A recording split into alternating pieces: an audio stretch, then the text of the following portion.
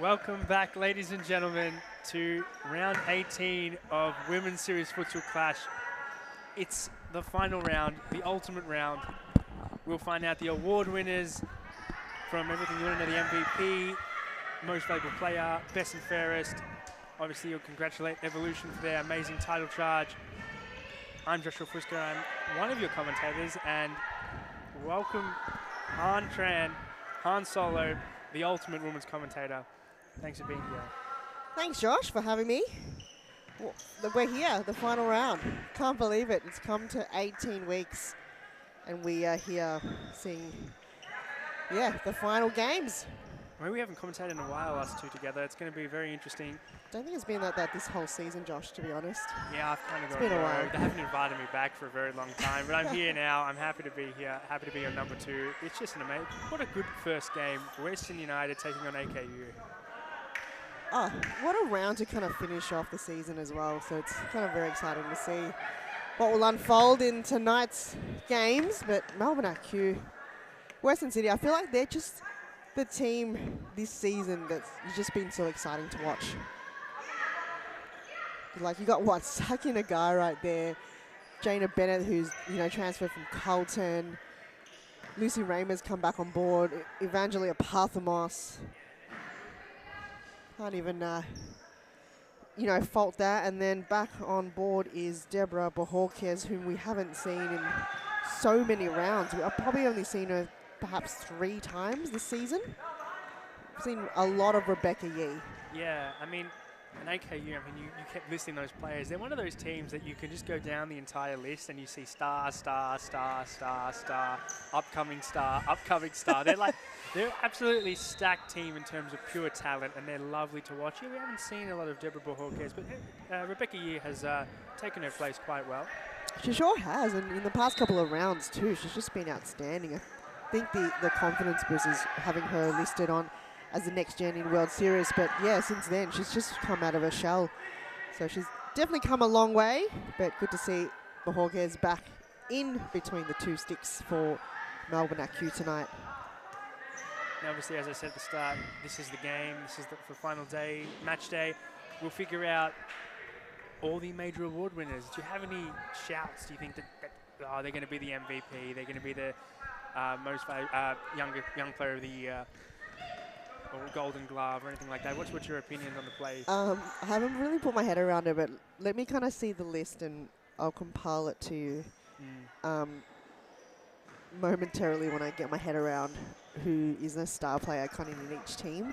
I probably won't be able to kind of give you an exact one, but that player right there, Jaron, will be on my list to be in a young youth player of the season. My goodness, but it's so many players.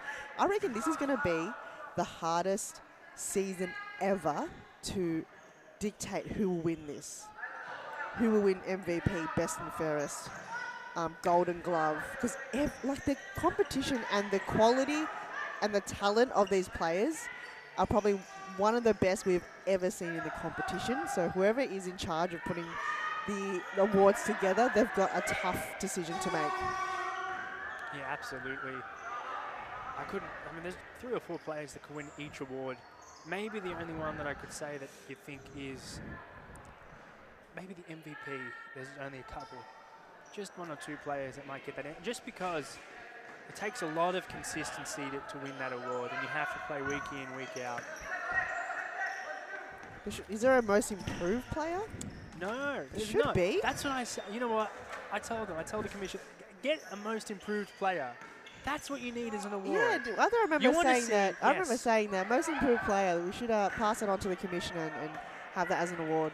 I think so, because you want to celebrate the players that took it to the next level. That made you go, wow, that opened your eyes to their talent. And there are a few players this season that you could say, bang, most improved player easily. Yep, we'll definitely forward our feedback to the commissioner and see what his thoughts are for that particular award. That maybe we'll just make our own, Josh. We'll call it. You know what? We'll call it. Screw the we'll make our own award. I think my phone's blowing up right now. Yeah, and then we'll call it. How about we'll just make our own commentary box award, unofficial award. The commissioner is on the sideline. I can hear you. I appreciate your feedback, and I think the women's have come a long way. So it's time we recognize those that need to be recognized, as we would tonight after the Future and Evolution game. We would be doing the awards presentation for most valuable player, Golden Boot, Golden Gloves, Women's Youth Player of the Season, Manager of the Season, and of course, Best and Fairest. That's our commissioner, but one thing we didn't hear was most improved, and that's, that's Most. It wasn't in my budget tonight, but I will look into it going into next season. Thank you, guys. Thank you, Joe, for the insight there. Hopefully you got that on the stream. But, well, you know what? I can't wait to see that. You know, you're going to obviously have your thoughts and your votes, but we'll just have to see at the end of the Evolution games. That's the third game, so after the 9:15, save there. But it's so hard to call it, Josh. You look about the season. How many talented players on there? I would say a lot of these players deserve a lot of the awards, but it just comes down to one. I'll tell you what, one of my picks for Golden Glove, if they had have played more games, Lara Al-Hayek. Oh, absolutely. It was just unfortunate she missed out on a few games, but That's it, she's injuries. just kept her team in the game on so many occasions. Look at how it is now. We are 0-0 and still no scoreboard, Josh, for quite some time. Can you update on how long is left? Without the scoreboard, look. If you can see from where we're sitting. No, 16 minutes left. I thought you meant update on how long we won't have the scoreboard for. No. I'm not going to go into that. But haven't got that information for you. That's all right. But yeah, 16 minutes. 16, all right. We'll just try to keep the viewers at home on how long we've got. So they're updated, but still 0-0 here. Western United and Melbourne AQ starting off the last round of the season, round 18. And then you've got Carlton up against Northern Phoenix up next, and the Fitzroy against Evolution, and the last game to close off the season is Preston against Eastern 1-0. So Noble Park United have a bye in the last round. Oh, Jaron again, and a big slip there from Bennett, but they continue on. And Raymer, gets tripped. Play on, says a referee, nothing called, and it's still Western United ball. So it's getting quite physical here already on the court there, Josh. Is that just, I guess, the game plan for both teams? I do think Western United is a team that likes that sort of physical, little bit of a push and shove type team. It's just they like to get into the heads of their opponent, and they do it very well. And when they do it successfully, they often win the game. Very tactical indeed. So I feel like AQ just have to maintain their composure and not let that happen, because if you do get frustrated, that's when the mistakes will come in, and that's when Western United will capitalise on it. So that's just the way it is, and I feel like AQ's brought in a debutante player also for tonight's match, being the last match of the season. As Western United looking to charge forward, but a big block there coming from Bohorkia, so coming out of her line, and it rewarded. Raha lines up, almost wanted to get a deflection, still live the ball. D'Alessandro manages to get it out. They have to get it out now. Quick play behind the ball here for Melbourne AQ, and eventually goes out of bounds. And on comes Miko Yamashita for Melbourne AQ, number 7, in there in the orange boots. And Amanda Raha normally has a pink boot. She's got brand new yellow boots. I feel like this is the season where everybody, or most players, have brand new boots on. It must be in something out there in ultra football or somewhere else that's got brand new boots this season, Josh, perhaps? I have no recollection of what I've could be never there. seen so many players from every team have got like fresh boots. So they're absolutely bringing their A game, and the substitute just coming on board, and her first touch almost resulted in a goal. So I think they've just caught off guard here, Western United. There's times where the defending lets them down a lot. Too many loose players in the front line, and it's kind of let them down. Their attacking is so good, but I feel like sometimes the defending just lets them down. That's something they need to work on coming into next season. Will be, I think everyone is looking towards that next season after Evolution kind of destroyed. Let's just be honest, they absolutely wiped the floor with their opponents this season. Just one loss an entire season is ridiculous. Well, let's take a break and we'll discuss more after the break.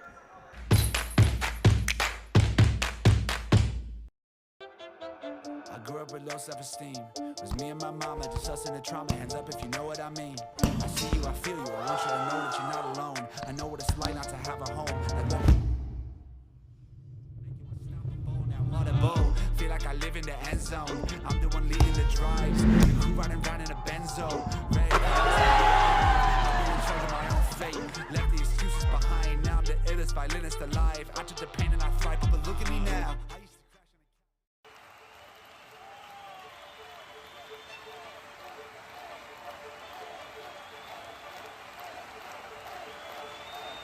A good futsal player has to be intelligent. It's the most important quality in a futsal player because... Right, we're back live. Timeout called there. And it's a crucial timeout because both teams unable to find a target to get them into a good position in front of goal. Still 0-0 here. And it's Melbourne IQ against Western United in the first game of round 18. Just about 12 minutes remaining in the first half.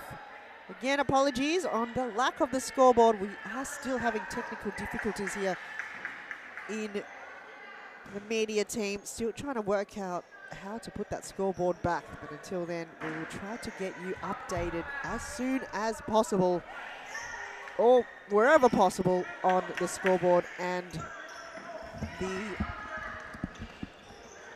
time.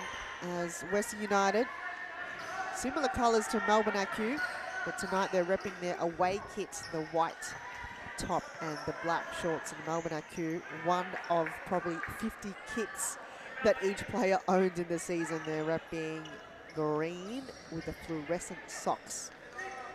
As they're on the move, not too much change since the timeout. We're here with Han Solo and Josh. Josh, well, you feel that it's building. It just takes a matter of the first goal to go in for the sense of urgency to build. The sense of urgency? Well, it's there, but it doesn't feel like the connection in the final third for both teams is where they need to be. They're not set up where they want to be. Well, maybe you could bring that down to it's the final game of the season and maybe nothing to lose. Yeah, you don't. When you haven't got anything to win, particularly, and nothing to lose, that intensity is harder to find. But I think you're right. When that first goal comes in, it changes you as a player. You don't want to lose that game as soon as that first goal. That brings that urgency. Oh, I've got to get it back. Don't want to lose it. Last game of the season. So maybe that first one changes it. Maybe. Until then, it just kind of looks like the game plan will continue on and they will apply that pressure. But it's futsal. I don't think it doesn't matter if it's the first or the last game of any season or where you are on the ladder. They will froth to the end.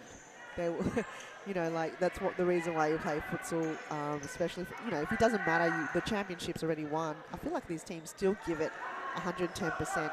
As Layla Abdul Latif always gives it 110%, getting tagged there with two players, but decides to give it away. So look at these players still playing like it's every Wednesday here, Josh. Wow. Absolutely. I mean, it's also a statement, I guess, for next season. I suppose you can look at it that way. Well, if you start off on the right foot now, maybe it can propel you forward for a better 2024.2. And it will be, especially in the second half of the year, it's always more entertaining as well.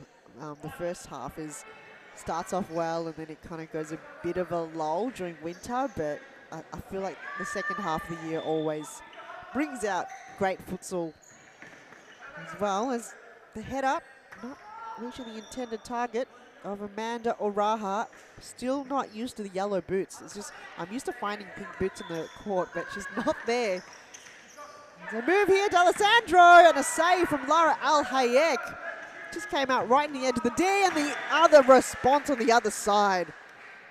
that's the counter-attack. I feel like there hasn't been a lot of counter-attack opportunities for both teams, and we just saw that then. That's how I feel like the first goal will come.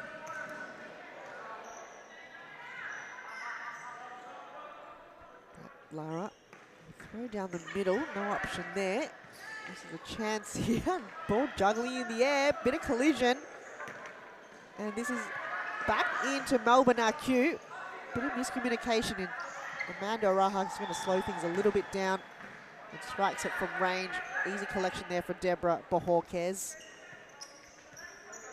Bit of physicality there coming from Lucy Raymer.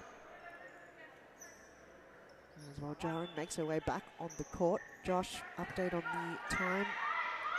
Just about 8 minutes 40. 8 minutes 40. Still 0-0. Rojaran to Amanda Oraha, but cut off there by Saki Nagai.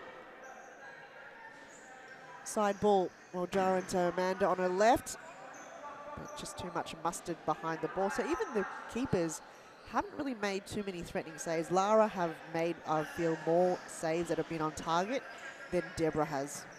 Yeah, absolutely. But again, I don't think there's been anything that's so threatening as you thought that was a goal.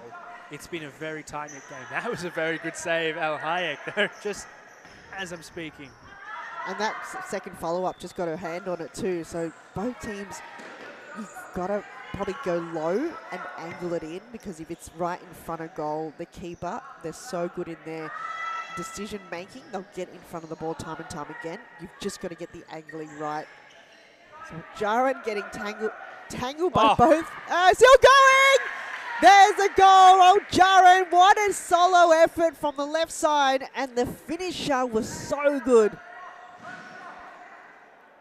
Josh, the game's on. It's game on. She is phenomenal, Jaren, the most possibly underrated player in the league. She is one of the best players. It's just so fortunate she gets to play with two of the other best three. The big three of her, Amanda and Layla. Just, she's the perfect teammate. It's just the complete package when those three are on the court, because they can control the ball and their movement are just so good. They hold the ball very well. That's what you saw there. When I was saying she was getting tackled by two players, she still manages to go past one and score a goal from it. So she's just such a reliable player. But yeah, as you mentioned, very underrated. So 1 goal to Western United and 0 to Melbourne RQ, and they might go again here. Femi just going wide. Deborah Bohorquez got it anyway. Nagai, Parthamos decides to go to Yamashita. There's a response and the equalizer from the newly debutant from Melbourne IQ, Miko Yamashita, number 7, scoring her first for Series Futsal Victoria. And she comes off straight off from scoring a goal. So it's game on. And Josh, just quick update on the clock. 6 minutes, it's 2-0. Oh, it's 1-1, sorry. 1-1, sorry. Oh, that's just a slip up. Oh, no. Not enough coffee today, I think. But that was brilliant from to find the space there and the pass that come through. Really can't miss that as a attacking player. I feel like a lot of new players that come on the court, it just takes some time to warm up to the game. You know, with any player, wherever you are, we've got, you know, star players coming from A-League and other competitions. Even though they know the game, it just takes time to kind of mold yourself into the court, because it's different to what you're used to. And once they do have that kind of comfortable sense of that this is futsal, it's just like phenomenal. You see some players like coming out of the shell, and that's exactly what Yamashita did there. First couple of touches wasn't the best from her. We saw her kind of struggling a bit, but once she kind of got that feel, it works out well for her. Well, it's also a very difficult game, and you know you can't just come onto the court and expect to be running past everyone. It's different, and the pressure from the players around you that they're going to put you under. You haven't got a lot of space at all. I mean, it looks like there's a lot of space on the court when you watch it from the TV screen, but there's really not. No, absolutely not. So yeah, adjusting that, then adjusting to your teammates, the chemistry you got to build, reading the play. So it's a lot going on in your head. And at first you overcomplicate it. I think you're thinking about it too much. But I feel like once, you get to know your players and read them well, it's gonna make you kind of, I wouldn't say a better player, but the nerves will ease. Layla again, she's moving away from the back. Well, Jaren got a foot on it. She's passing all the teammates. No. I feel like when she gets the ball, a lot of players just watch and see what she does next. They don't really react. Femi would have almost ran to the back post, but she decides to wait instead. Raha, they've been shutting that down. We see that again. A bit too predictable there for Western United.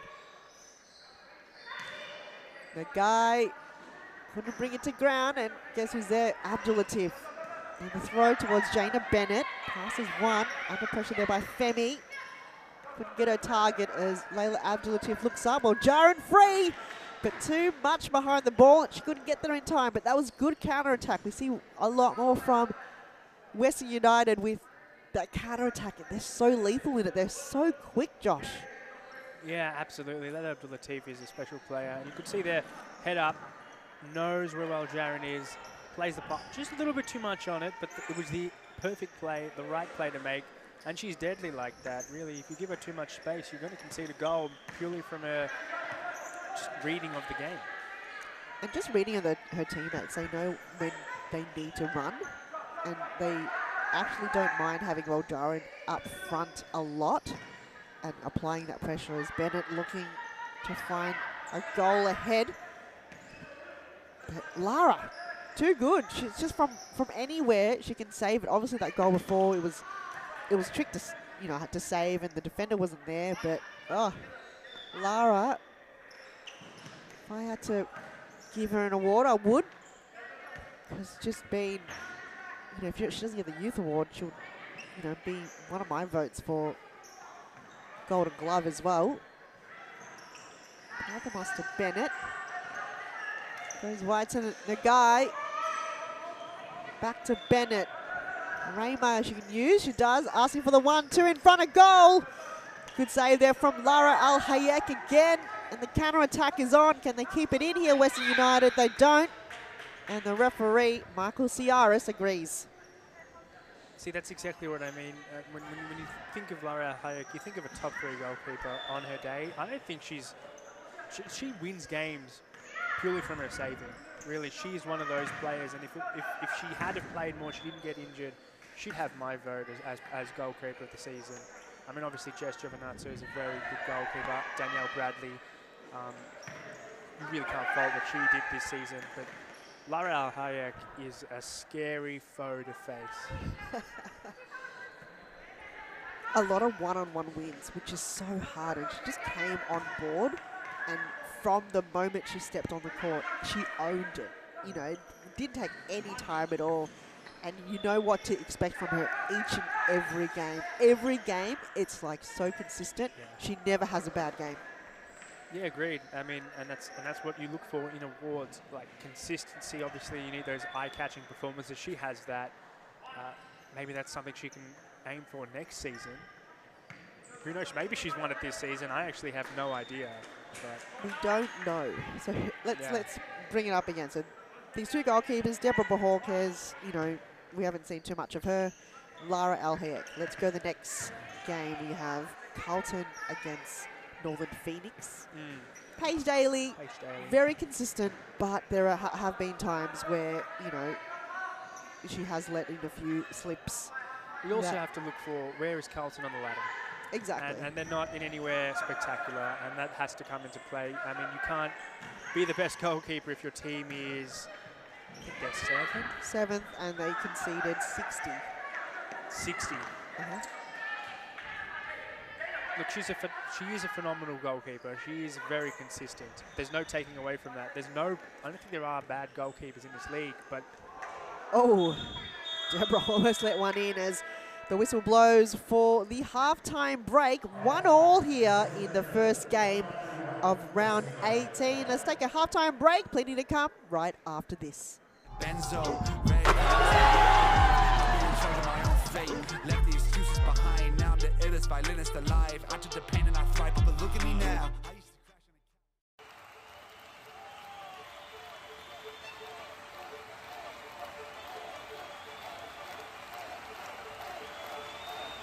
A good futsal player has to be intelligent.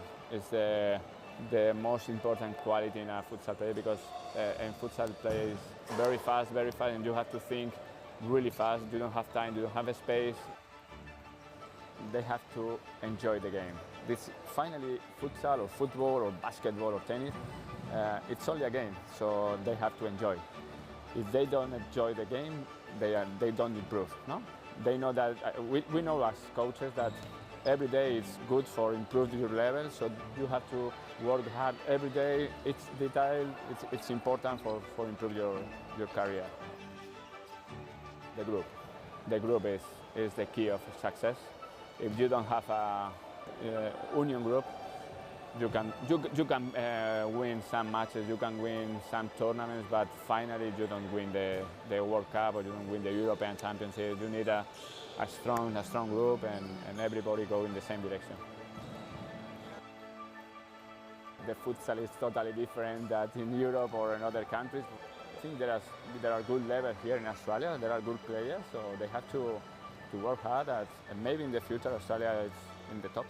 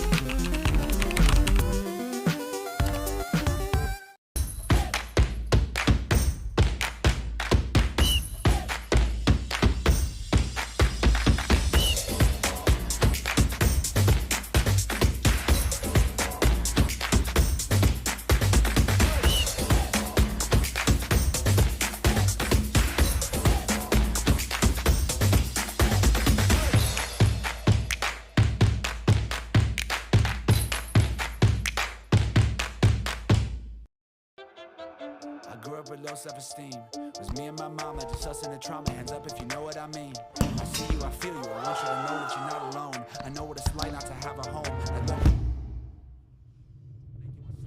Now on a bow, feel like I live in the end zone. I'm the one leading the drives. The crew riding around in a benzo. Red I'll be in charge of my own fate. Left the excuses behind. Now I'm the illest violinist alive. I took the pain and I thrive, but look at me now.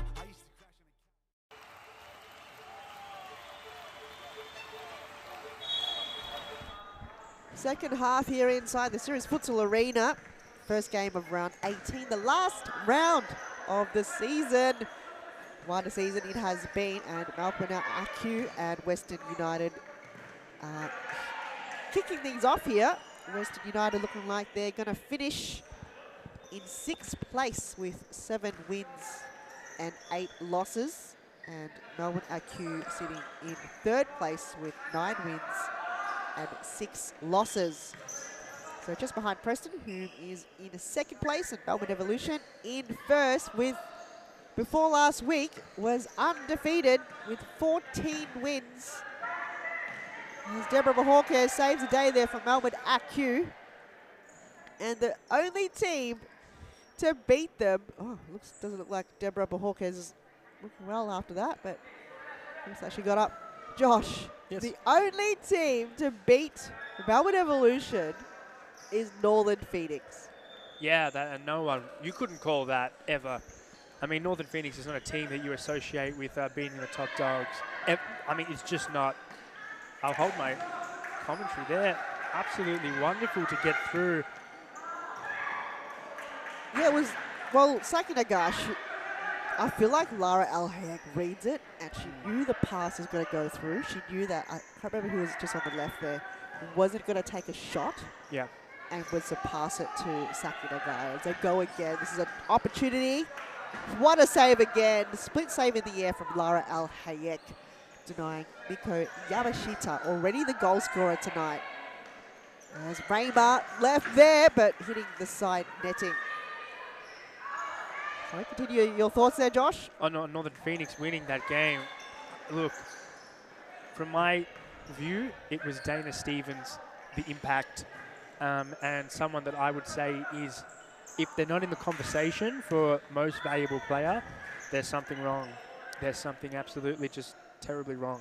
How valuable has she been for Northern Phoenix? Oh my goodness, there is no player that have made such a difference. We just saw that with Emily Koss for Carlton in the previous season, Yes. where she's come on board and just changed the entire game.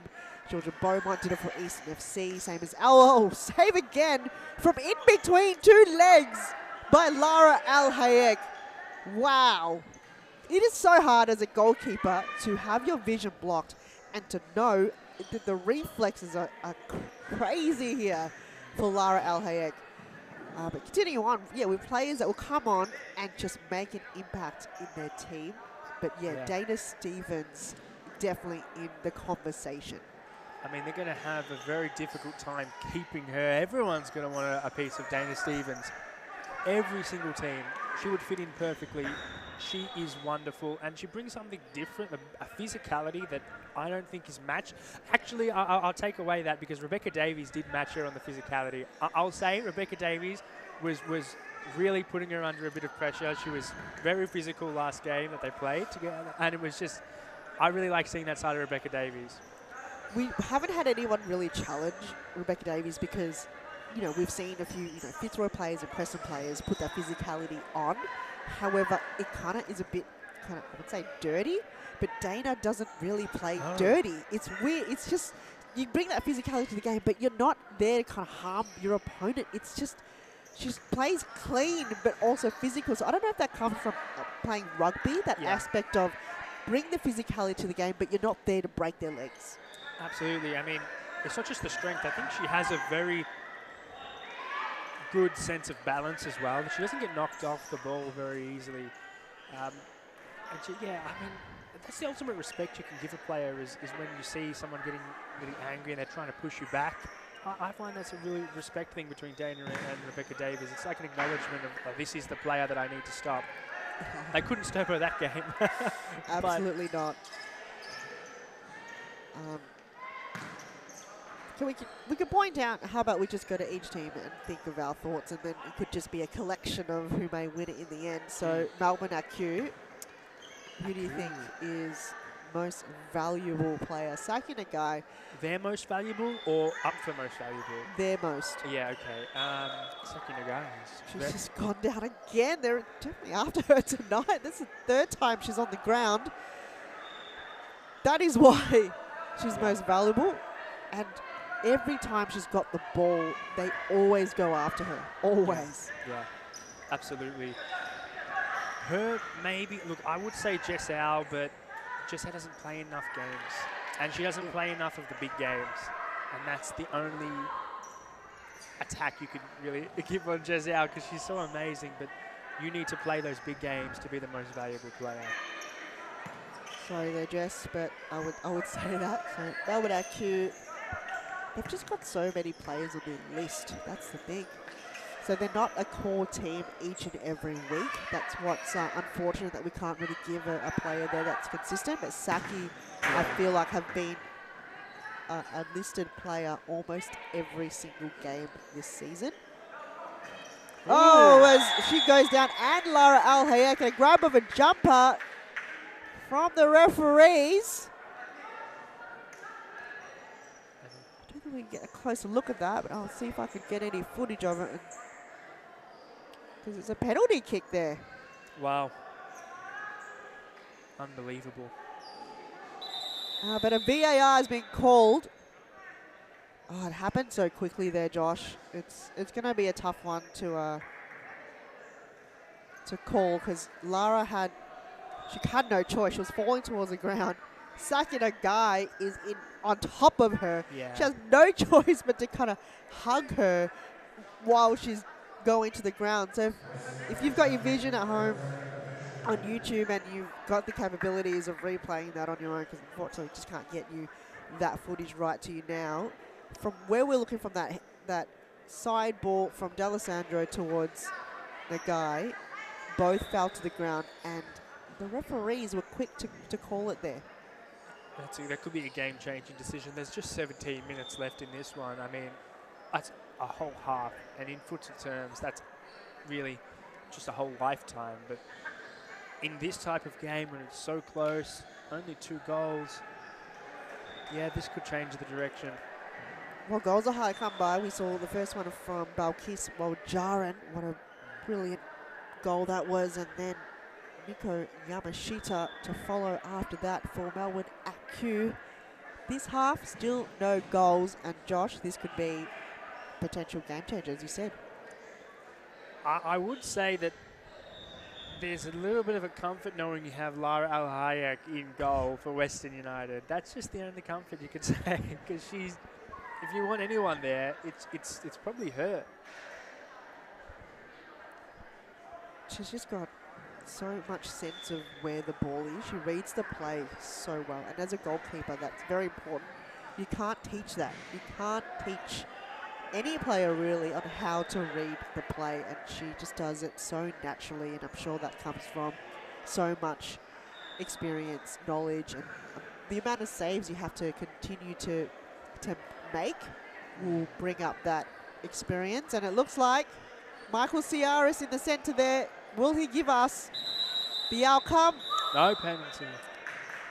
So Wait, apologies. Who challenged? Obviously, it's a penalty, isn't it? So it was an unsuccessful challenge, Yeah. and it's still going to be a penalty. So I feel like it was almost 50-50. No, wait, it's not a penalty. I was right the first time. Why did he point? Okay. We had this conversation the other week. They would point. Yeah, okay, obviously the no, because he said no. He said no, Yeah. but you think to yourself, is that no to the challenge or is that no to the penalty? Obviously it's no to the penalty, but it would be great if you could hear these guys and they could say no penalty. Maybe forward that feedback onto the commissioner, because he will make the rules.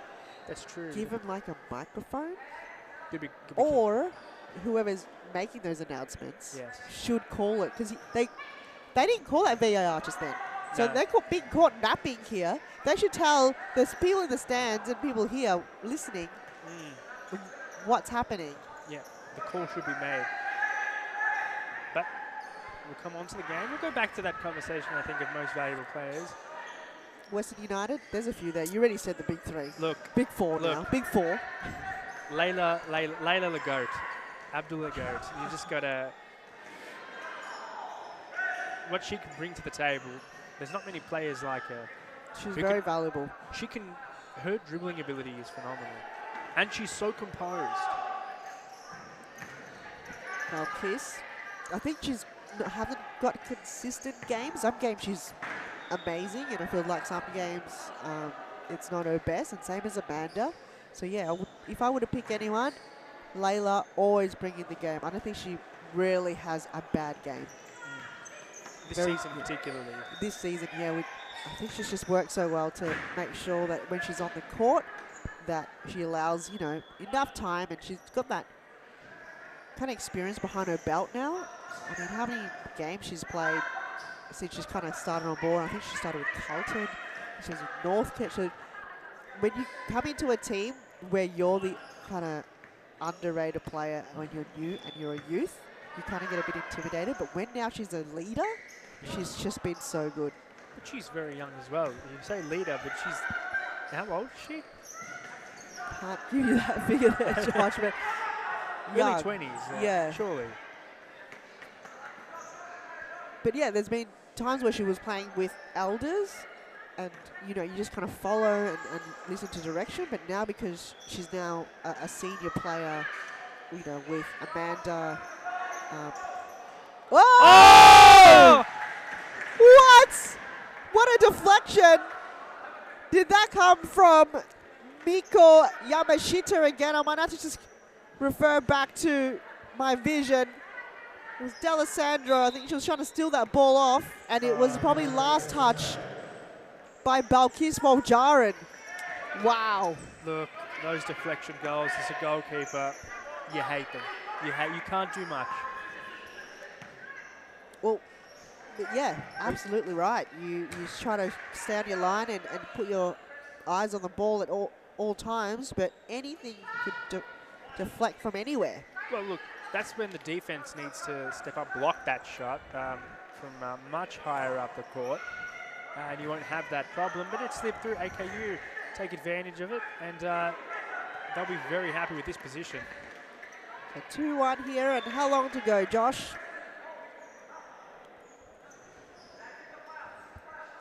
He's just left the building, Josh. Just 13 minutes. Thank you. Again, apologies on whoever's watching at home. It's the first game of round 18. Melbourne IQ in the lead. 2 goals to Western United 1.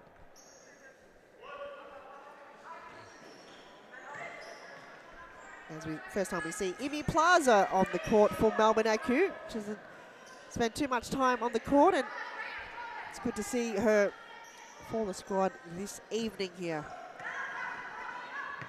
Well, Jared looking to find Abdul Latif with no success.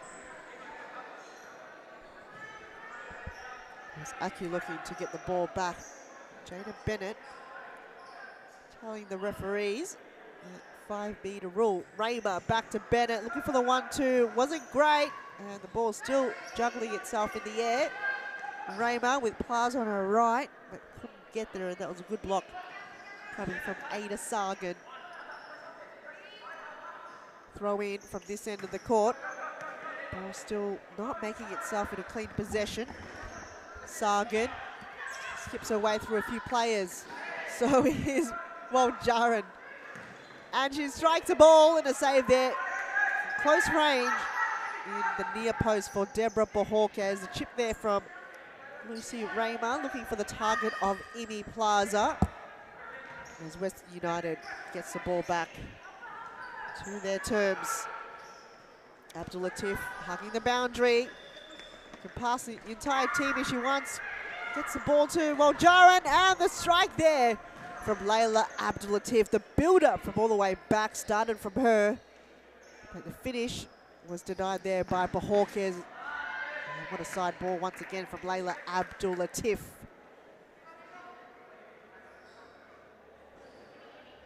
Thanks for joining everyone in the stream.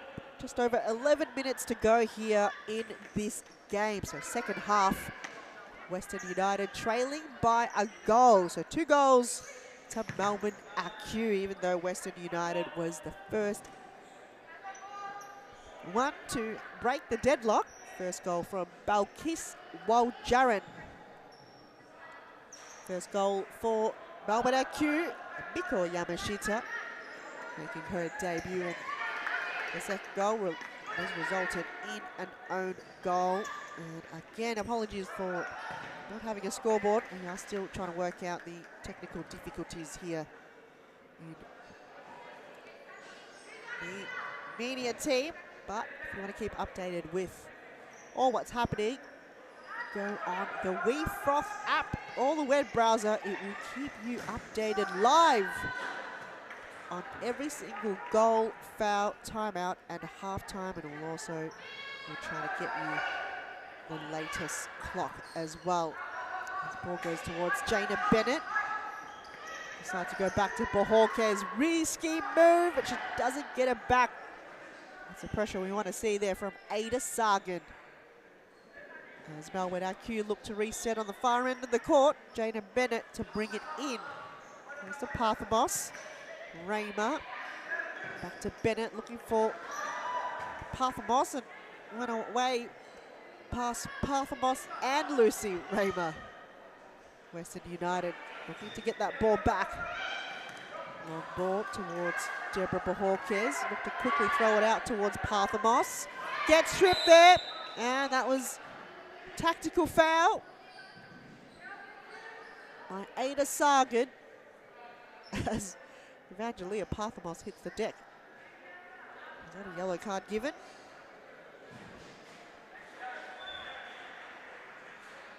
Michael Ciaris got the gloves on as Melbourne AQ calls a timeout.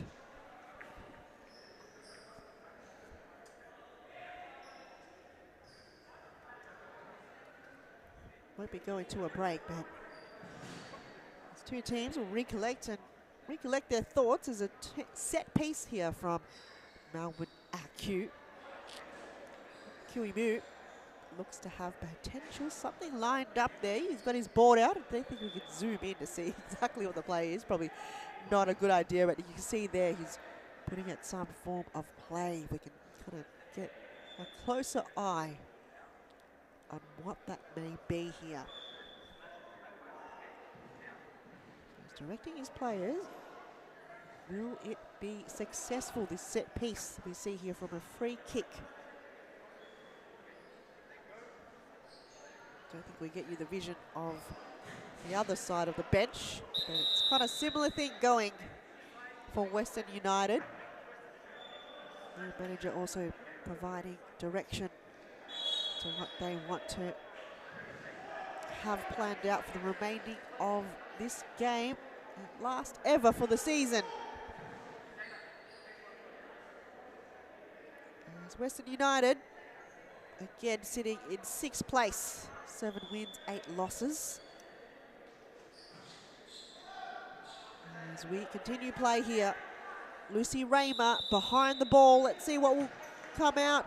A fakie and the follow through from Jana Bennett wasn't intended the way they want it to. So play will continue and it's still 2-1 here in the final game for Western United and Melbourne AQ for the 2024.1 season. As Bennett finds Parthamos to Raymer.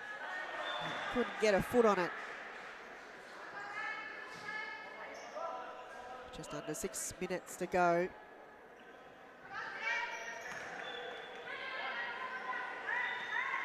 So we continue play, still 2-1 here. And if you're going to stick around for the rest of the night, as Raymer and Warjaran falls to ground, no foul call, but referee says play on. Carlton Hart. They are up against Northern Phoenix in the next game as Raymer couldn't get the pass towards Bennett as the counter attack is on. Mattea Cairns looking to provide more damage here towards Saki Nagai, who have just received so much artillery coming her way. As Miko Yamashita makes her way back on the court for Melbourne AQ. She's repping the number 7 this evening. The debutante already scoring a goal. Want to recruit Melbourne AQ in main in this season. It's Parthamos to Nagai and Raymer. Knew that was important. Looked up to the gods with an answer. Not sure another opportunity like that will come again as Parthamos looks to get rid of it. Hands providing a lot of opportunity there for Western United in the left flank. Nagai getting under pressure again and she falls to the ground. This time round, the referee will call a free kick. Melbourne AQ still in the lead. So, game right after this will be Carlton Northern Phoenix. Third game will be Fitzroy Evolution. And the last game to close off the season, Preston against Eastern 1-0 FC. As Nagai, not too much mustard behind it. Easy collection there for Lara Al-Hayek. As Mattea Cairns once again look to build up the play, but too much pressure behind it.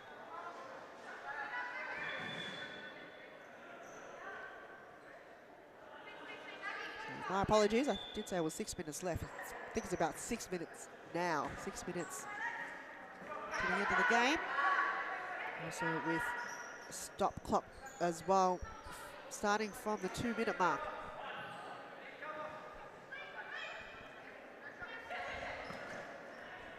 And there in the back post. AQ still in the lead, but things can turn around at any moment. Abdul Latif Finding Araha. That was the right idea, but I don't think Jaron is on the same page, or otherwise the strike from Amanda Araha wasn't accurate enough as Nagai, probably looking for a bit of artillery. Cutback wasn't on, looks up to see if there's a teammate, but Amanda Araha got there. Ball goes back to Rayma, under pressure. And this is a chance here, good block again from Lara Al-Hayek. But Miko Yamashita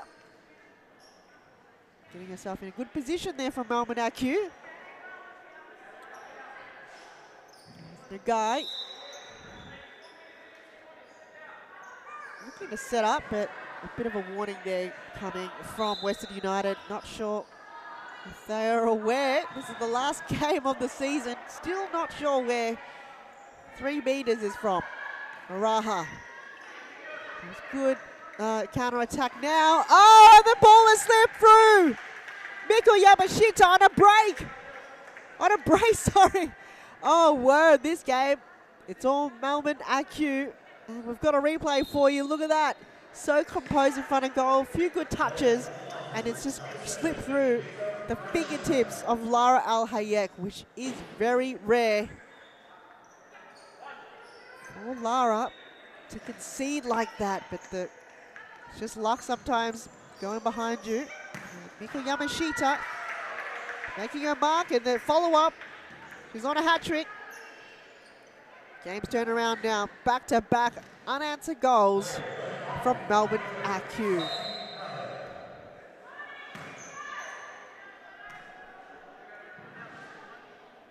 What a change in events here in the last couple of moments of the game.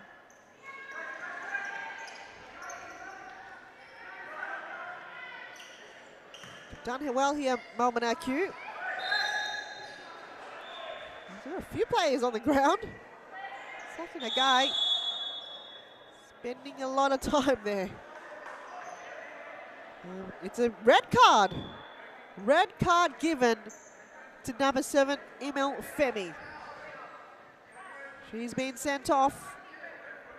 She's not too happy about it.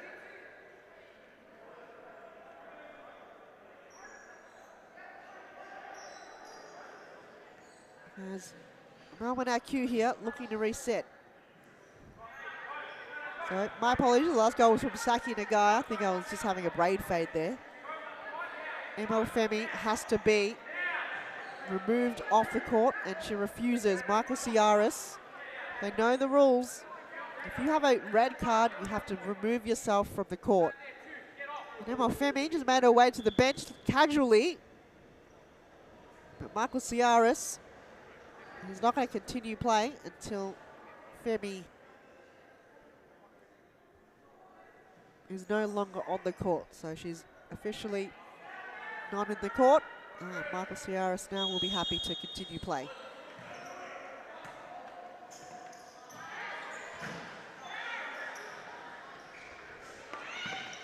So 4-1 here. And a red card. Western United down by a player.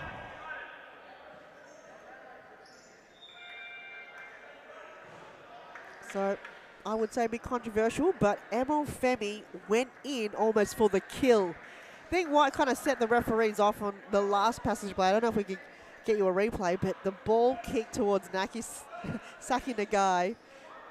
I think the referees just had enough and decided to send Emil Femi off the court. As we reach a timeout, hopefully we'll take you through a break, and we'll see you right after this. To work hard, and maybe in the future Australia is in the top.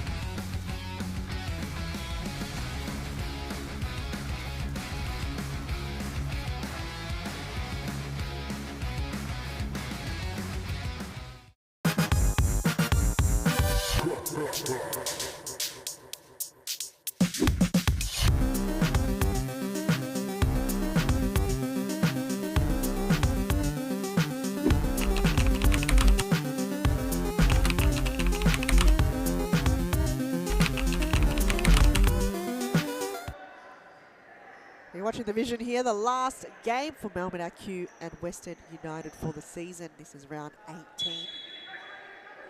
4-1 here, not long to go. As oh, what a strike that was coming from Layla Abdul-Latif. Even her managers and her bench are on their feet. They're up and about.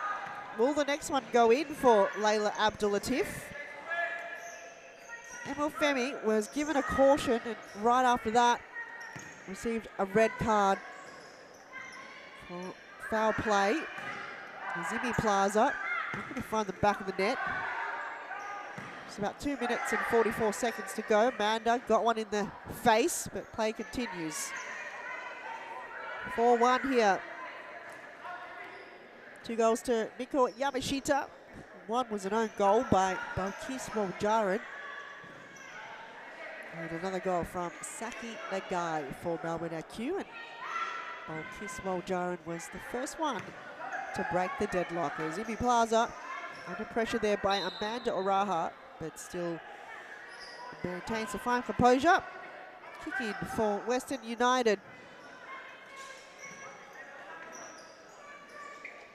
Layla Abdul-Latif looking to hug the boundary there, but nobody else to retrieve the ball in her side, so it's going to be a kick in on the far end. Carla D'Alessandro to bring it in. Bennett. Saved there by Lara Al-Hayek. To Rob Jarrett. D'Alessandro did well, but she still manages to get the ball out and still strikes it though. Wow. On fire tonight there, Balkis. How does she hold up the ball so well? Such a petite player. She manages to still find a way through her opponent. When it comes to play, that size does not matter on those occasions in futsal. It's how you bring up your foot skills on the court. Western United, just like Melbourne AQ, did recruit Anita Caro to their squad this season. Anita coming from Melbourne AQ, not here to play against her old teammates.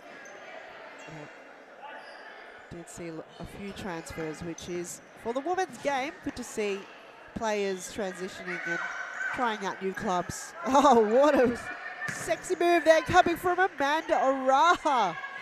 Very smooth. And she kind of gave it away in the last moment. Collection there from Deborah Bohorquez. Not long to go. I would say probably about 30 seconds left here in the game.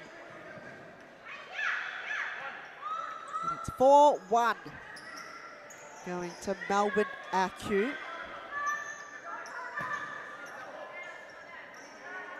As they get their 10th win of the season with only 6 losses. 108 goals scored. Just under Melbourne Evolution, and only 54 against. Compared to Melbourne Evolution, one of the most defensive teams ever. As Abdul-Latif, there's a back post, no, hit the post! Wow, prime opportunity. That probably sums up the night here for Western United. As Abdul-Latif, the pass was so perfect, but the finisher from Balkis, somehow it hit the post. Lara. Final kick of the season for Western United and these two teams. Congratulations to Melbourne AQ, finish off the season with a win. Don't go anywhere, folks. We'll have a player on the match interview after this, and it's Carlton against Northern Phoenix.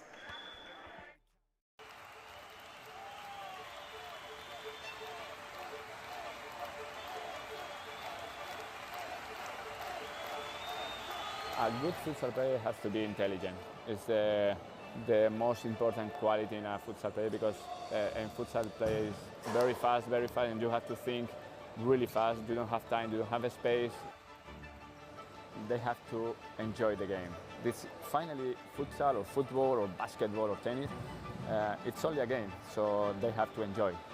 If they don't enjoy the game, they don't improve. No, they know that we know as coaches that every day is good for improve your level. So you have to work hard every day. It's detail. It's important for improve your career. The group is the key of success. If you don't have a union group, you can win some matches, you can win some tournaments, but finally you don't win the World Cup or you don't win the European Championship. You need a strong group and everybody go in the same direction. The futsal is totally different than in Europe or in other countries. I think there are good levels here in Australia. There are good players, so they have to work hard. And maybe in the future Australia is in the top.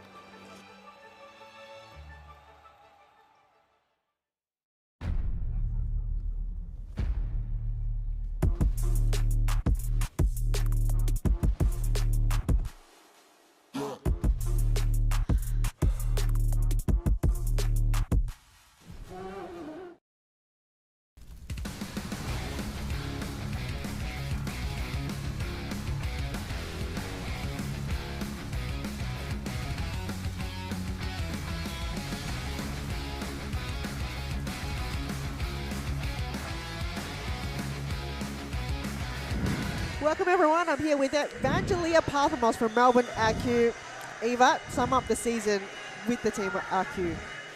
It's been a great season. Of course, some ups and downs with squad and commitment, but overall it's been an amazing season. We've had some great additions as well to the team.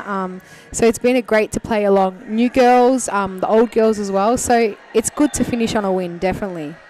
Talking about you have Miko coming in and scoring 2 goals. Wow. I know. I think it's a thing when you're a new player in ACU, you just always score. Like all our new players have been doing incredible. So it was really great to play with her out there as well.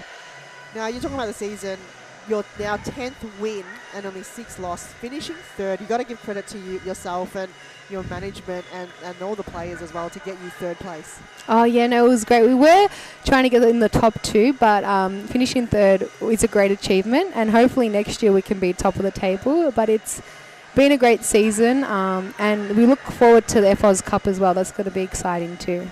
Oh, I can't wait. And you're going to be around, and hopefully some of your players will be there as well. Yes, fingers crossed. It's going to be really good. Hopefully we have a full squad, so it'll be really good. I can't wait as well. Again, thank you so much for your time, and I can't wait to see more of you in the next season. Thank you so much. Thanks, Eva.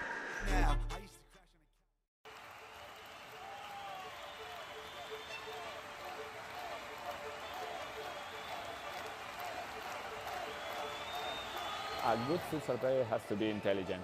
It's the most important quality in a futsal player, because in futsal play is very fast, and you have to think really fast. You don't have time, you don't have a space.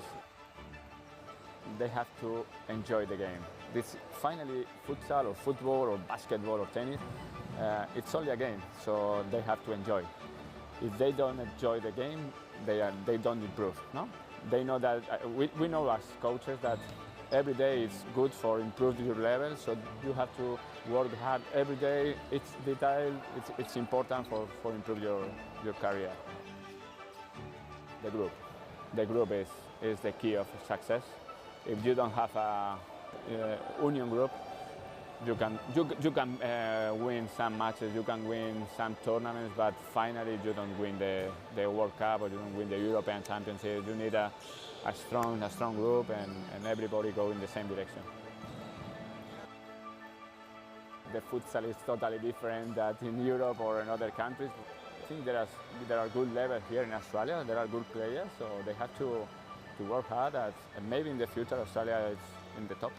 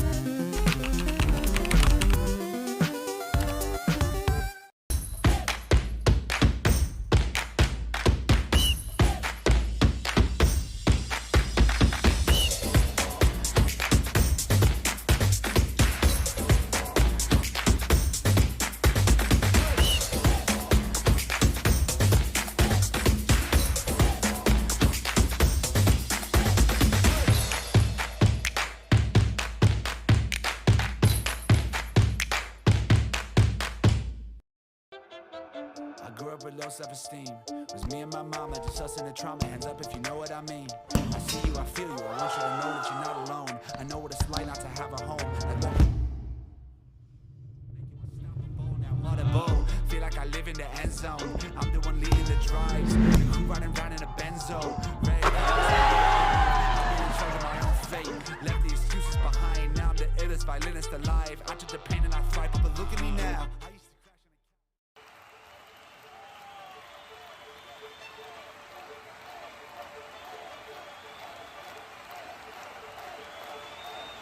A good futsal player has to be intelligent. It's the most important quality in a futsal player because in futsal play is very fast, and you have to think really fast. You don't have time, you don't have a space.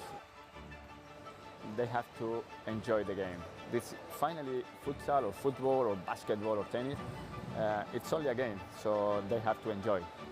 If they don't enjoy the game, they don't improve. No, they know that we know as coaches that every day is good for improving your level, so you have to work hard every day. It's detail, it's important for improve your career. The group is the key of success. If you don't have a union group, you can win some matches, you can win some tournaments, but finally you don't win the World Cup or you don't win the European Championship. You need a strong group and everybody go in the same direction. The futsal is totally different than in Europe or in other countries.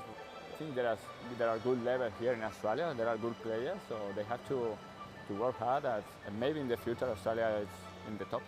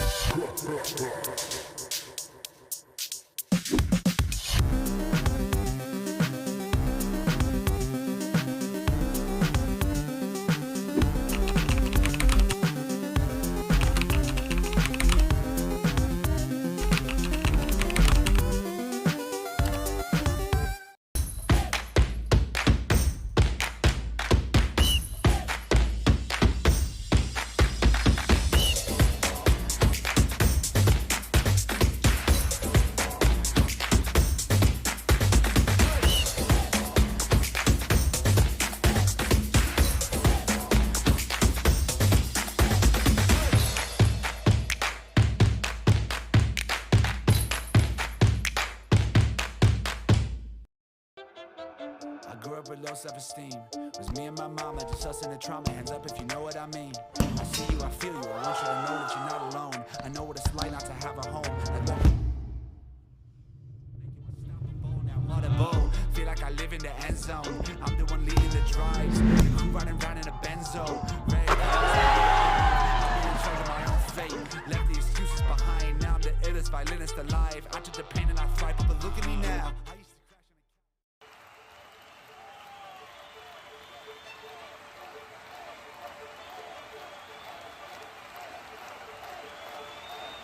A good futsal player has to be intelligent. It's the most important quality in a futsal player because in futsal play is very fast, and you have to think really fast. You don't have time, you don't have a space. They have to enjoy the game.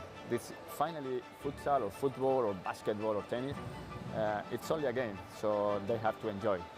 If they don't enjoy the game, they don't improve. No, they know that we know as coaches that every day is good for improving your level, so you have to work hard every day. It's detail, it's important for improve your career. The group is the key of success. If you don't have a union group, you can win some matches, you can win some tournaments, but finally you don't win the World Cup or you don't win the European Championship. You need a strong group and everybody go in the same direction. The futsal is totally different than in Europe or in other countries. I think there are good levels here in Australia. There are good players, so they have to work hard. And maybe in the future Australia is in the top.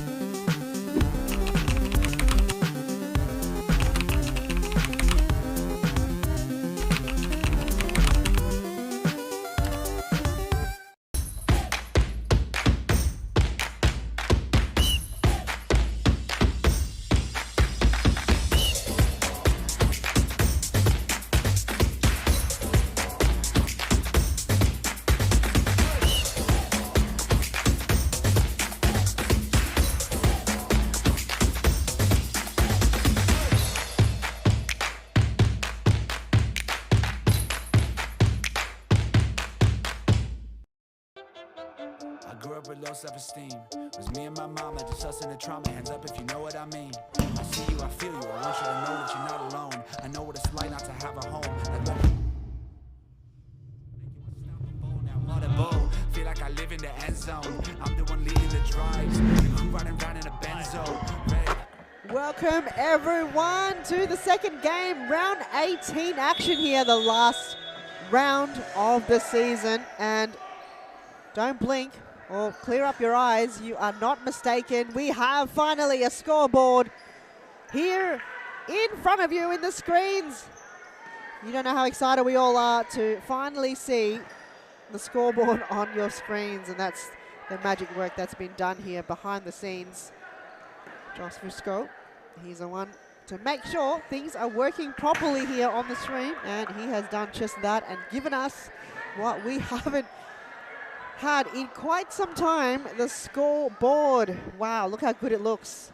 Don't know how it is that I have missed seeing the stop clock, the clock and the score, and I'm sure those watching at home have also missed knowing what the score is and how much time is left without us continue to tell you or not tell you. But wow, what an outcome it has been here. And to kick things off, the second game, Carlton Heart in their maroon colours against Northern Phoenix in their teal kit for this evening.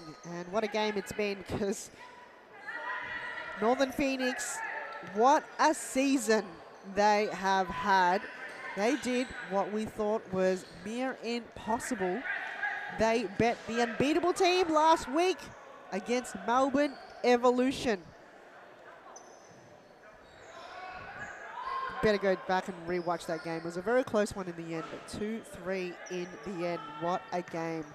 A very close one. And last round, I would say, one of the most craziest round I've ever seen in Series Futsal. So you've got Northern Phoenix beating the unbeatable team. I mean, how good that was. And the player that we talked a lot in the first game, not present in tonight's match. So they've rested Dana Stevens. She's currently not playing in tonight's game for Northern Phoenix, but she had played a key role and a key part in the season for Northern Phoenix. So for them, not to have Dana tonight, but I'm sure the other players that have been loyal and so crucial to a lot of their wins, like that player there, Quinn Yuen, the captain for tonight, also playing such a key role in the team's performance and all their winnings for this season. Shanley guarantee scoring a goal in every game she has appeared in, and the goal she scored last week was one for the Ages, the first one against Melbourne Evolution, and also scoring a second there last week. Miss Quinn got blocked there. Counter attack is on. Emily Tanaka hits the post. Wow, that would have been the deadlock. Broken earlier on here for Carlton Hart. The Post have seen so much action this evening. We saw it in the first game. Balkis Waljaran had a ball coming towards her in the back post, and the ball directed its way into the opposite post. Lara Gallagher under pressure there. Bit of a risky move. The ball, the counter attack is on. Neil Zamaya trying to get her left foot on it unsuccessfully. And then Northern Phoenix. Again, what a season they've had. And a handball, is it called? Nicholas Parthamos, the manager of Northern Phoenix, will call a VAR check for that possible handball inside the penalty area. So, I'm not sure if I give you some vision on it. It could turn things around, and it could be resulting in a potential goal. So quick on the VAR check. And it was from the last touch by Alana Shanley, which directed its way into the arms of Lara Gallagher. So it's going to be up to the referees to let us know if that last play is going to be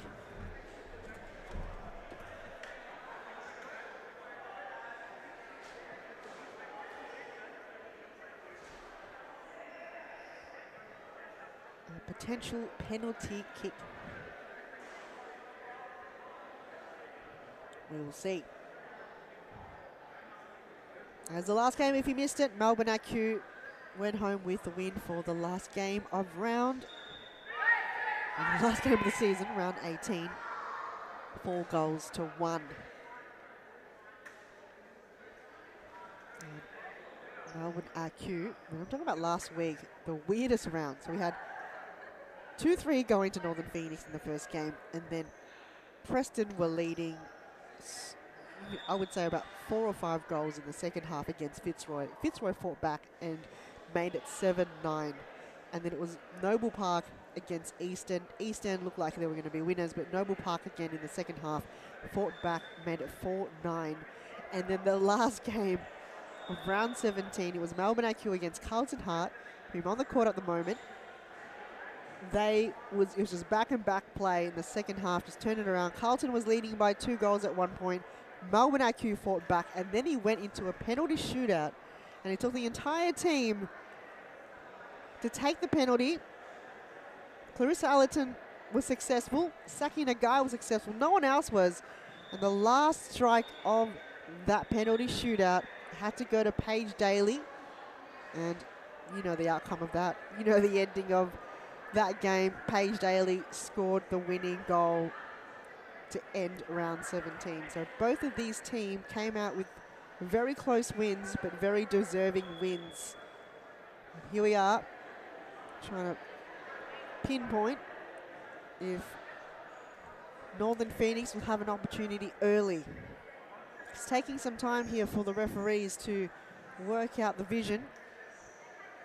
And it's probably taking a bit too long because this game just started, and already these players have warmed up. They've warmed up to the game, and yet we've had to now take a VAR stop.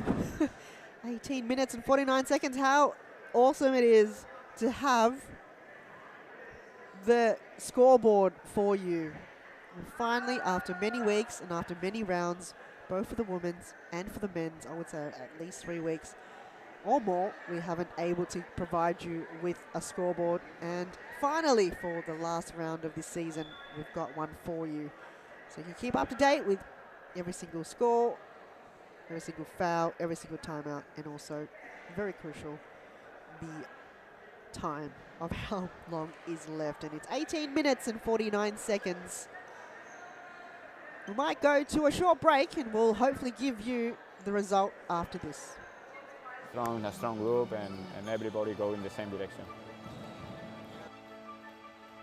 The futsal is totally different than in Europe or in other countries.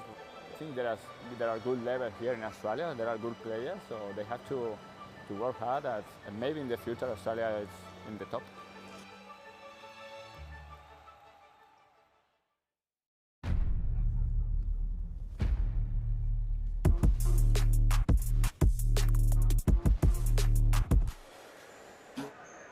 The referees have finally made a decision almost. Ben Cullen has got his whistle ready and he is inside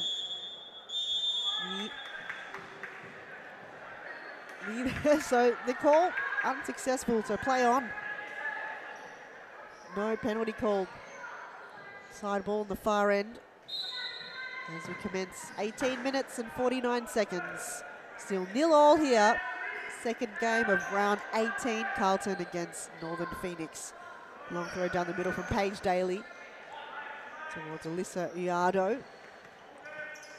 Did rest in the last game up against Melbourne Evolution as we saw Jess Giovanazzo come on board from Northern Phoenix. Paige Daly, I'm going to just go it short there with Allerton. Flick over the top towards Emily Tanaka. As Northern Phoenix look to reset the ball. Zamaya through the middle. And Christine Hanna. I think her brain was thinking ahead of her body. Gives the ball away as Allerton. Looking to go to the left. That was good from Anna DeWong. Didn't have her teammate on the same page. And Shanley looking to outmuscle Emily Tanaka. Paige Daly, very risky move on the back. So much pressure given towards Paige Daly. And she's also laughing it off. So you kind of almost think that this game really doesn't count. The season's over. The championship's already given to Melbourne Evolution.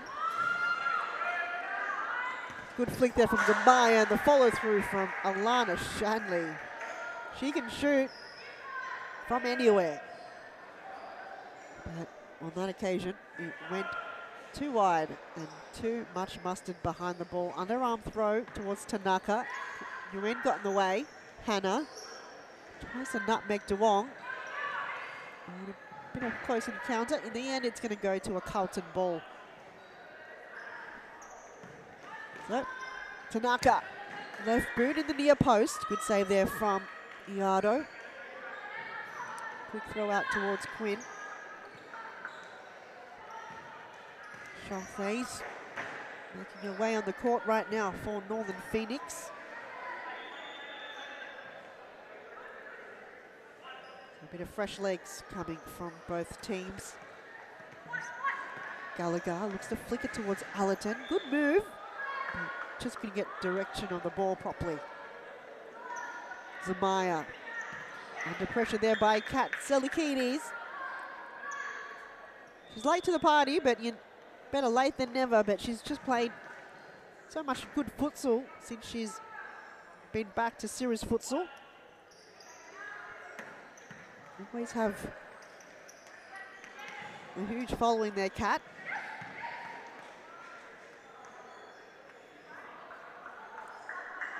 There's 15 minutes and 50 seconds remaining, still 0-0 here in the first half. Game 2 of round 18. Thanks for those tuning in to the YouTube stream. Facebook unfortunately hasn't been up, but YouTube still a better place to be. And If you've got any comments, please leave them. If you're supporting Carlton, if you're supporting Northern Phoenix, give a shout out. Oh, and not a bad strike there from Northern Phoenix as Iardo tries to get rid of it. And Shanley looks to get a toe on it. But yeah, put your shout out if you're supporting a player. If it's Kat Salakides, or is it just a player that just got on court there? Number 3, Isabella Chincotta. So Paige Daly, Amanda Shanley, Clarissa Allerton, and Alyssa Iardo. Feel free to give a shout out, or if it's just myself that you're shouting out to, appreciate the support, especially from Anne, and always big supporter of Carlton. Always showing your support, either here in the stands or at home watching.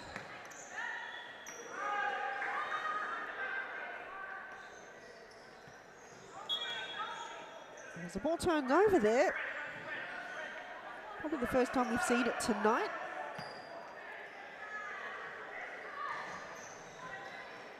Cotter couldn't get a toe on it. Ball goes back to Northern Phoenix. Shanley. Nguyen. Such a workhorse, but gives it away. Oh, a bit of a push there. Plays onto the referee. And the follow through. Wow.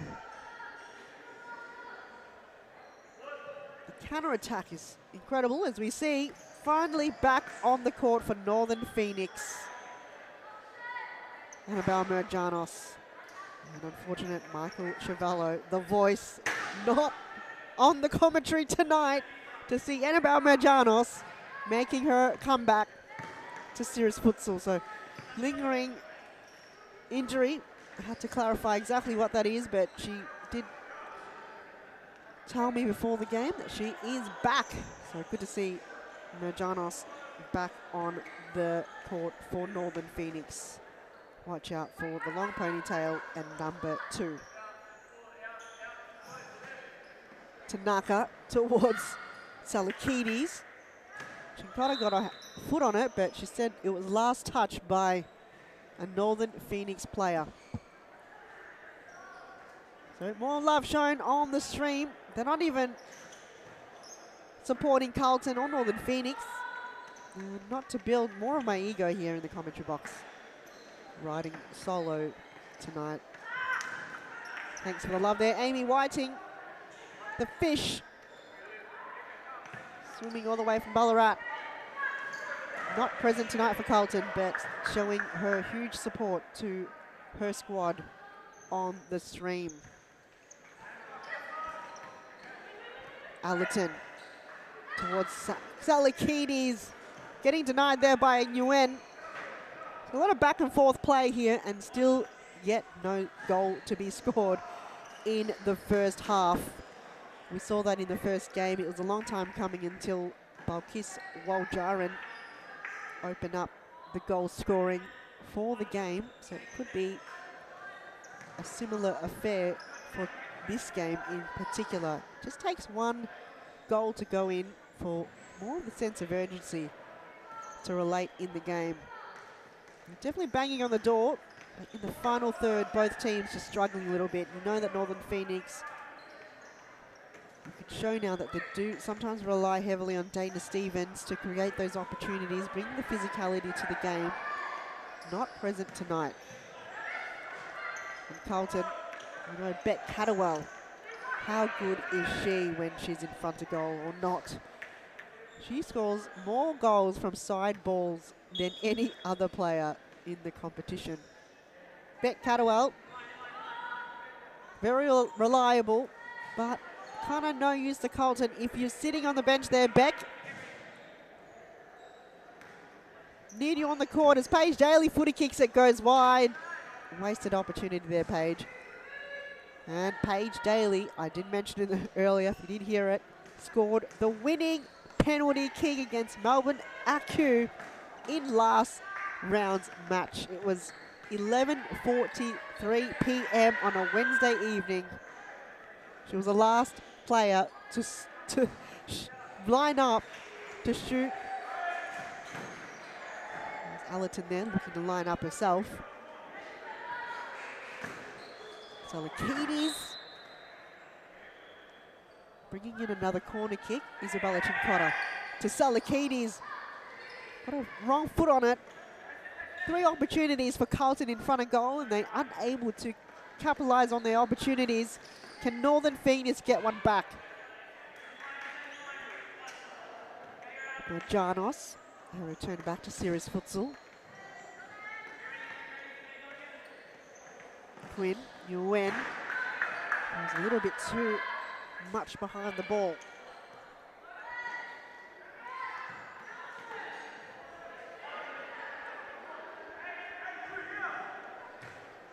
Big block, and Salakidis goes to ground. Came out second best out of that collision. We did see had a lot of physicality and fouls created in the first game. Even a red card was given for foul play by the referees.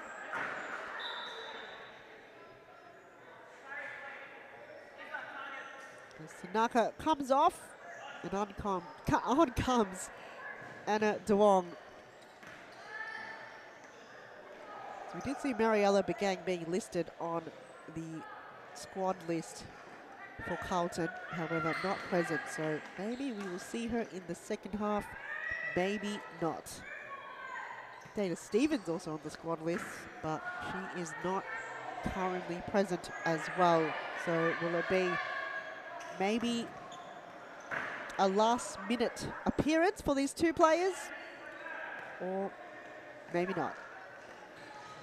Either way, game is still going ahead here, regardless of players not present. Duong to Salakidis. Looks to find Chincotta. Can she go? But a save there from Alyssa Iardo. The reflex and the timed save there. Got her team out of danger again. Salakidis looking to find Chincotta. The return ball wasn't there. Too many players behind it. Northern Phoenix are so good behind the ball. They know how to set up. We didn't see this in their first season. They looked a bit lost. But somehow, with a lot of hard work and training, look how they are structured now. Salakidis! There it is. She goes bang.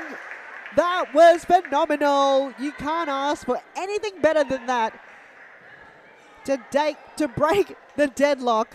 Look at this movement here from Kat Salakidis, and it was pinpoint perfect from the number 5 for Carlton. And she gets herself on the scoreboard. That was incredible. You have to see that again and again, the replay, because it doesn't get any more perfect than that. It was the way she curled the ball in. Chincotta had to time her pass, and Salakidis top bins. Makes it very hard for a goalkeeper to stop that. Thanks to our magician Josh Fusco to get our top vision replay there for you earlier.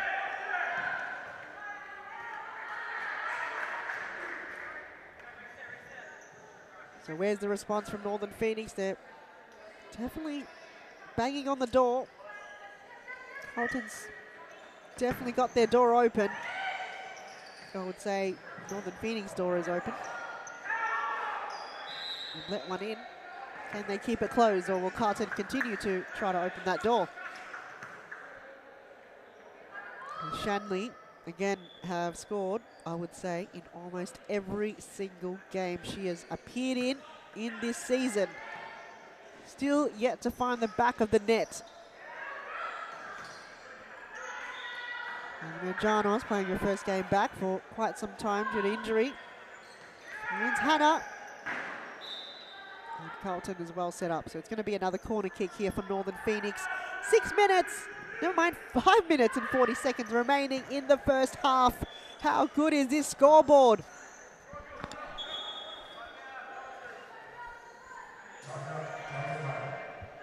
And Carlton Hard have called a timeout. We'll take a break. Plenty to come right after this.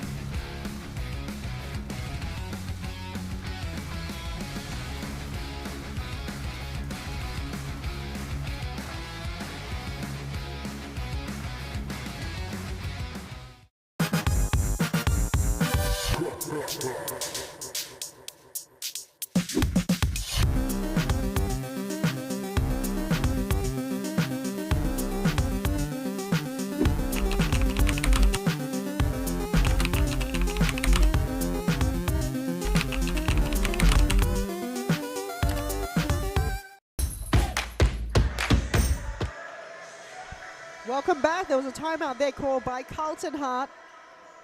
They're currently leading by 1 goal scored by Kat Zelikides. And we're just about underway here for a side ball. Carlton up against Northern Phoenix. What a season Phoenix have had. I would say, if they win tonight, will still maintain their position on 4th place on the ladder. The highest ever positioning we have seen them as Hannah looking to move to Naka. She shoves off her way there and draws in a corner kick for Northern Phoenix. Turnover is on. Duong to Tanaka. Back to Duong and the last touch. So close. Goes wide. Northern Phoenix looking to track back, but Carlton got the upper hand. They've got a lot of fresh legs here. Duong to Allerton. Her first season returning back as well after some time off. It's good to see old players or players we haven't seen in quite some time back here in the Series Futsal arena.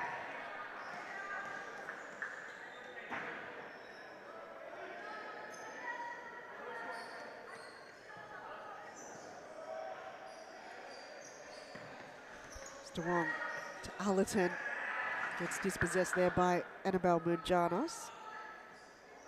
Side ball for Carlton. So we've seen a lot of returning players, and we also have seen a lot and many new upcoming players here in the Series Futsal arena in the competition, and hopefully we'll see a lot of those players returning for the next season, the second half of 2024.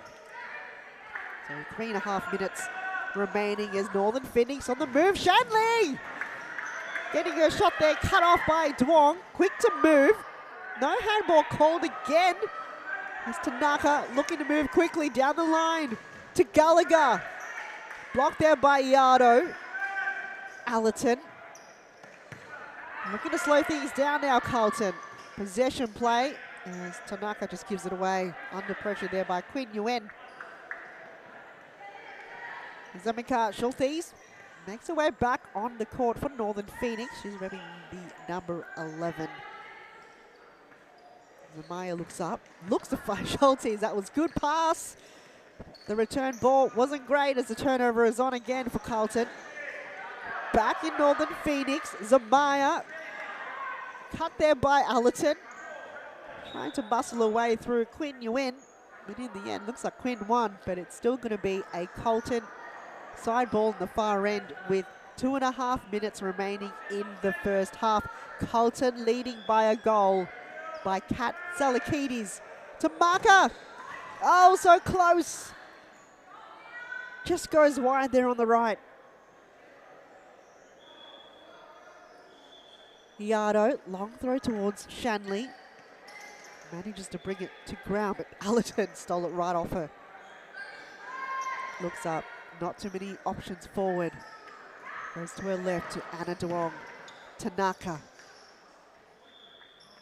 Iado, easy collection. Goes to her left. Under 2 minutes to go in the first half. First game of tonight. Melbourne Acu going home with the win against Western United. And to kind of finish up this season, up next, Melbourne Evolution against Fitzroy.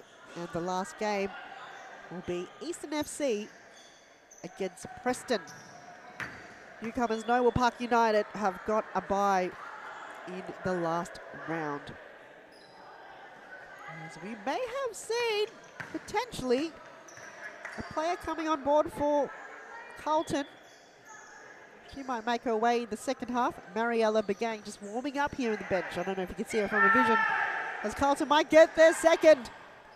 Kat Zelikides probably should have passed it back towards Emily Tanaka. Wide open in front of goal, but decides to go on her own. That would have been quite sweet and icing on top of the cake to come into the halftime break. Goals are very hard to come by here, especially in this round. Carlton can't give it away like that. I'm sure they'll find a way. As Gallagher looking there. Oh, the pass towards Katla Selikides. Cut there by Iardo. Zamaya. Got a few players loose. Looks to find Yuen. Can she go all the way? Good pressure coming from Carlton though. And Paige Daly bops up. Katsalikides quickly apologises. A lot of players probably needing this well-deserved rest. There's 10 seconds remaining in the half. Last passage of play here and a well-deserved break for both teams coming into the second half. There's the whistle. More action to come after this break. It's Carlton 1, Northern Phoenix 0.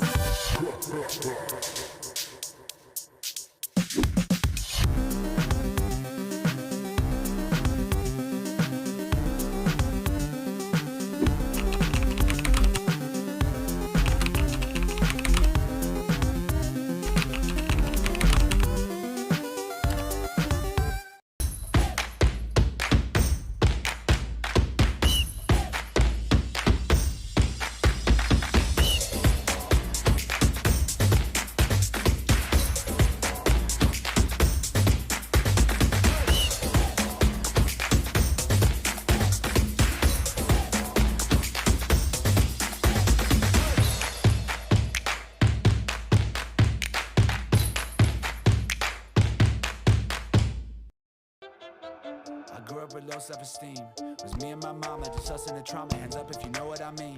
I see you, I feel you. I want you to know that you're not alone. I know what it's like not to have a home.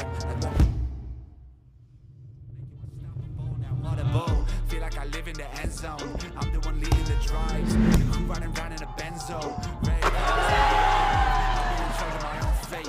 Left the excuses behind. Now I'm the illest violinist alive. I took the pain and I thrive, but look at me now.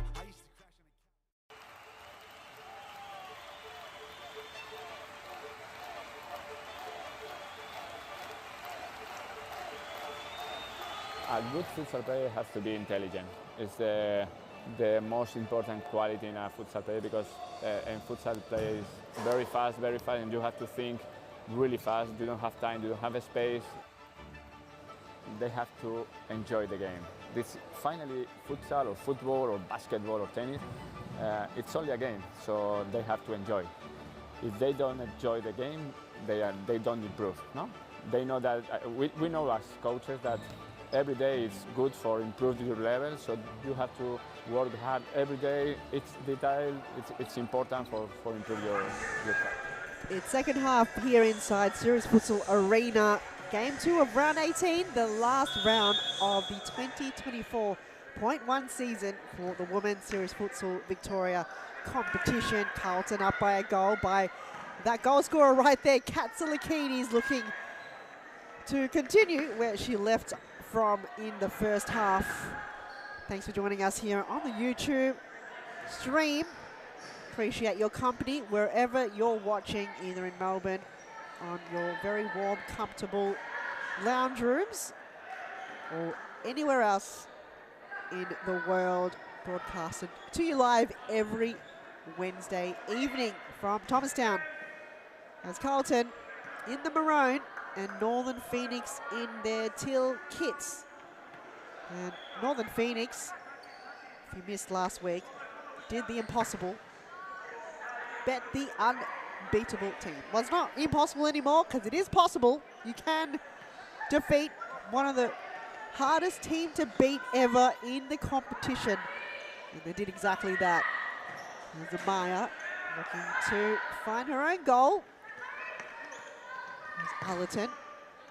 Finds the run in on the right flank from Kat Salakidis. Looks like it was last touched by Lida Zamaya, so it's going to be a corner kick for Carlton. Mariella Begang, number 17, making her first appearance here in the game in the second half. So better late than never there for Maz Begang. So good to see her join the squad into this evening's last ever match of the season.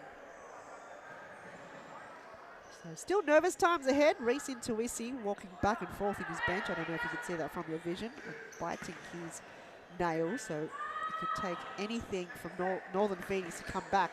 Carlton have to continue their formation and can't let balls like that slip away. Very frustrating times here for Carlton. Not on to the start they intended. And a side ball for Northern Phoenix. Schultes to bring it in. Zamaya could go on her left. Blocked there by Tanaka, who's been such a recruitment for Carlton.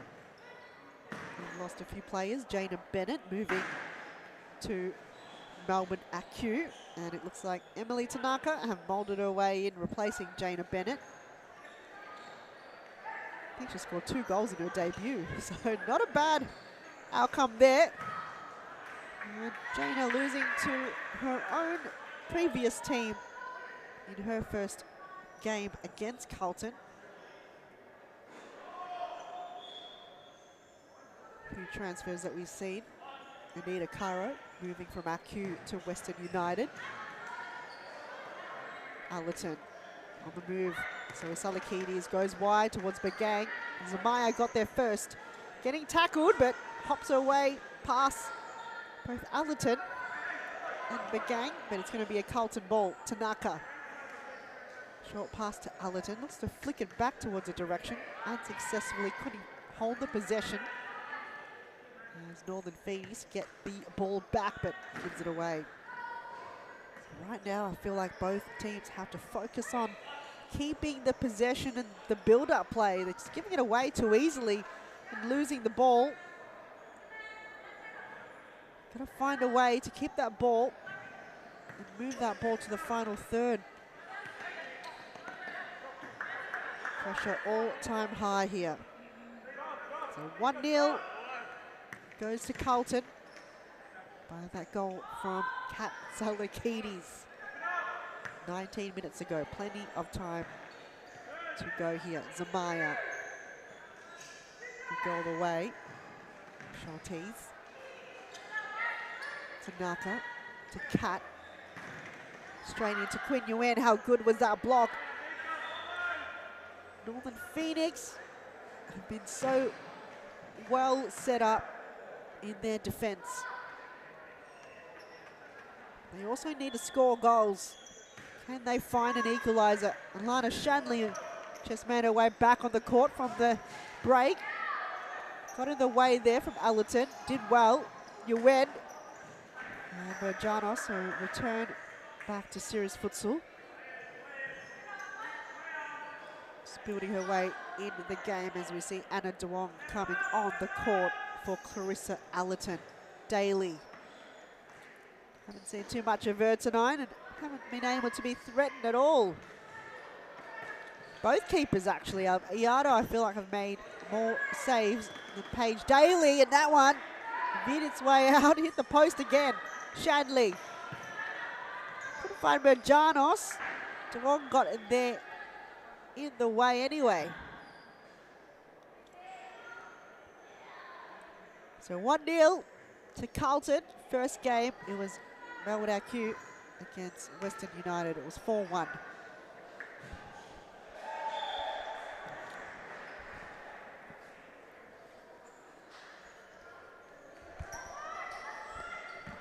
Zamaya. Couldn't find the pass towards Shanley as the counter-attack is on. Good block again from Quinn Yuen. How good has she been the entire game, keeping Phoenix defense in the game? Duong, and guess who's there? Gets dispossessed by Yuen. This could be resulting in a goal. Zamaya, open goal! There it is. There's the equaliser. Northern Phoenix are fighting back. We saw a build-up. We sensed a goal was coming from Northern Phoenix. Look at this from Zamaya. It was a block there initially, but Zamaya came up, left boot without a doubt, stayed composed, and it had to be accurate. Northern Phoenix on the scoreboard here in the second half. Can the comeback be on?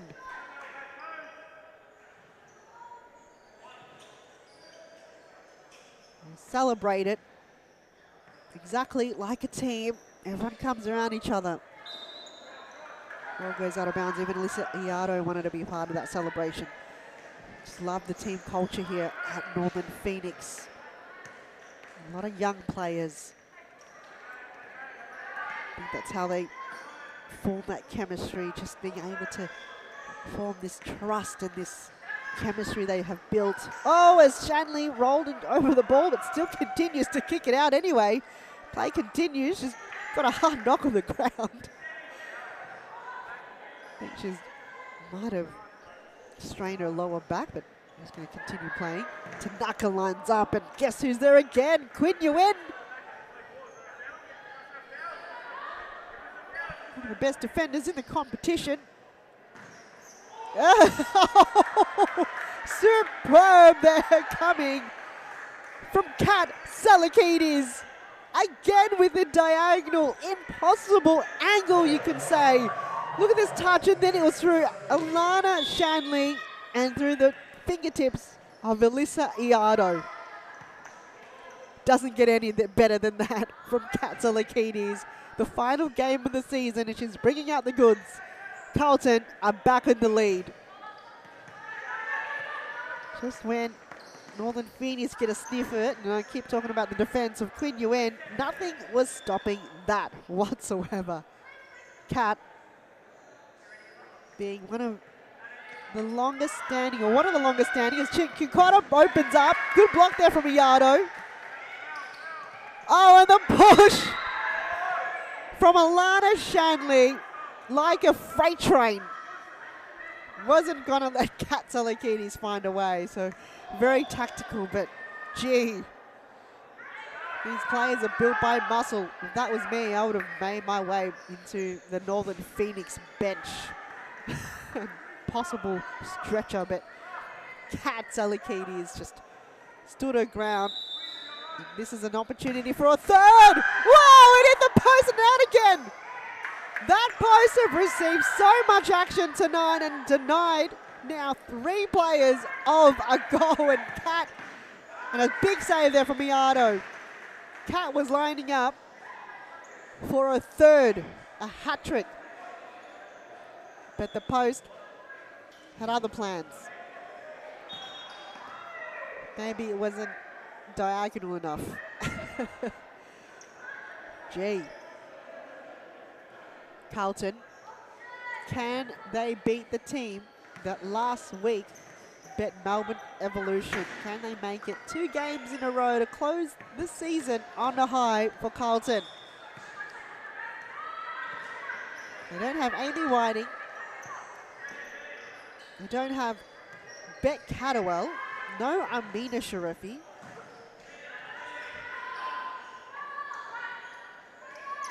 No Carla Archibald.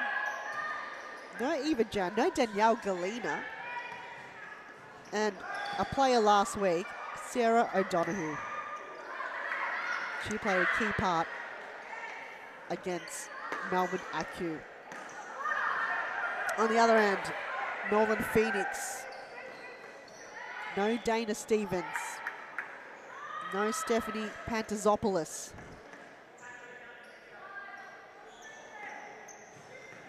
No Alana Hartiger. And Ayla Robertson. As Clarissa Allerton makes her way back on the court. 12 minutes and a bit change remaining in the game. Carlton got the lead back after Northern Phoenix score 1. Tanaka got Allerton on her right. Allerton, can she get the cup back? And a save there from Alyssa Iardo. What a game she's had. keeping Northern Phoenix in the game with the amount of saves she has made. Not easy ones either. The only two she let through was from Kat Talakidis, and I'm sure a lot of players and goalkeepers find it hard. We find it hard to stop those particular goals coming through. Paige Daly. Tanaka tries to find Allerton. The cut back has to be on. Northern Phoenix well set up again behind the ball. Zamaya looking to out-muscle her way against Anna DeWong. And Carlton reset the ball. Paige Daly to bring it in. Underarm throw. Asking a bit too much there from Clarissa Allerton.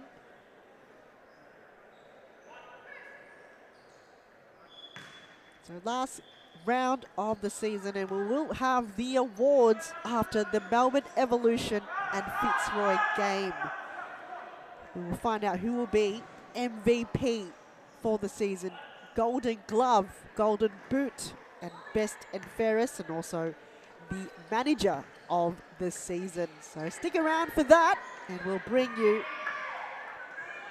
the award winners after the next game, which will be Fitzroy up against Melbourne Evolution. It's going to be a hard one this season. I had a conversation with Josh Fusco, and it was hard. We really couldn't really put anyone, because this season it's tough. There's a lot of players out there who have been valuable, and for Northern Phoenix, we got our vote to Dana Stevens, who is not present in tonight's game. Oh, a push there from Quinn Yuen towards Isabella Chincotta, and she danced her way through the boundary towards Ben Cullen, the referee. But no free kick has been given. Golden Glove, that's a tough one to call. We were talking about Lara Al-Hayek. The amount of times players have made their way in Team of the Week also play a part.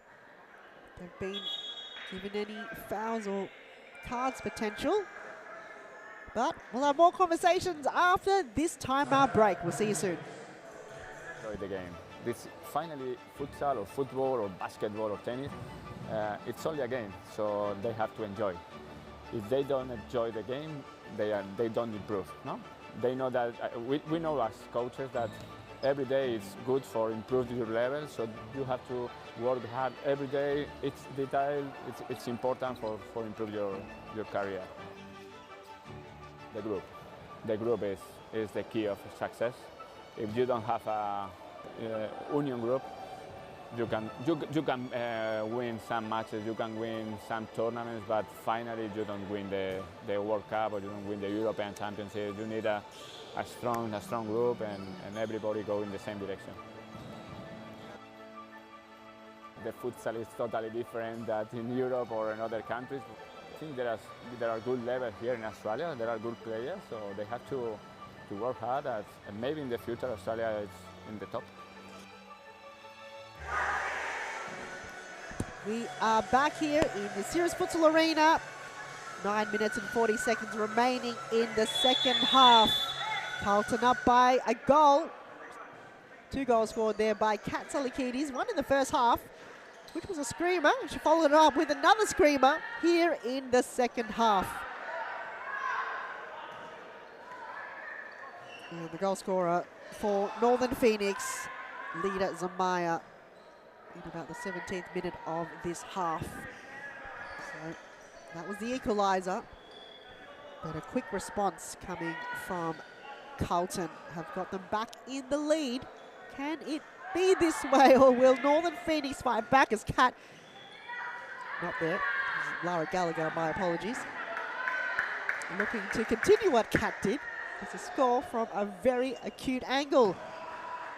Thanks for your company on the live stream on YouTube, wherever you're watching.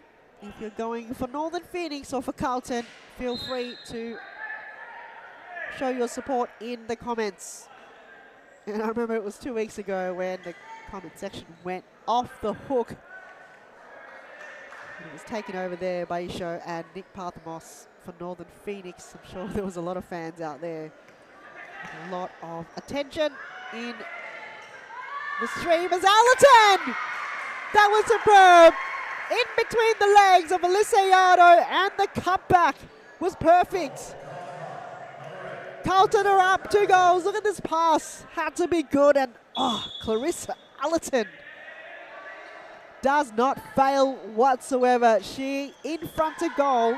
That touch, undeniably, so good, and she almost follows it up with a second goal. So Carlton now have a 2-goal buffer thanks to number 8, Clarissa Allerton.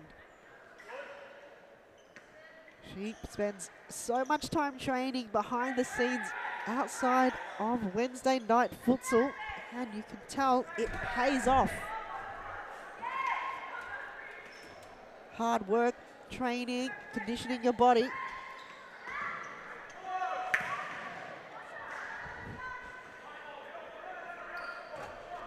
Does give you reward like that in front of goal, ensuring that your body is in top-notch shape. So I know anyone else in the competition works harder behind the scenes than Clarissa Allerton.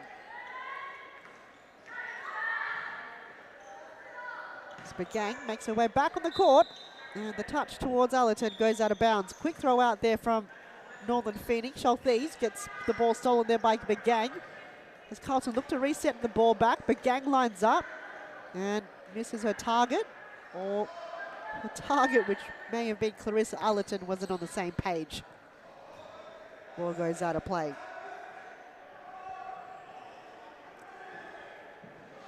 There's more people in the stream building up more of my ego and the already big head that I have here on my neck and shoulders. Thank you so much, Amanda, again, for your huge support throughout the season.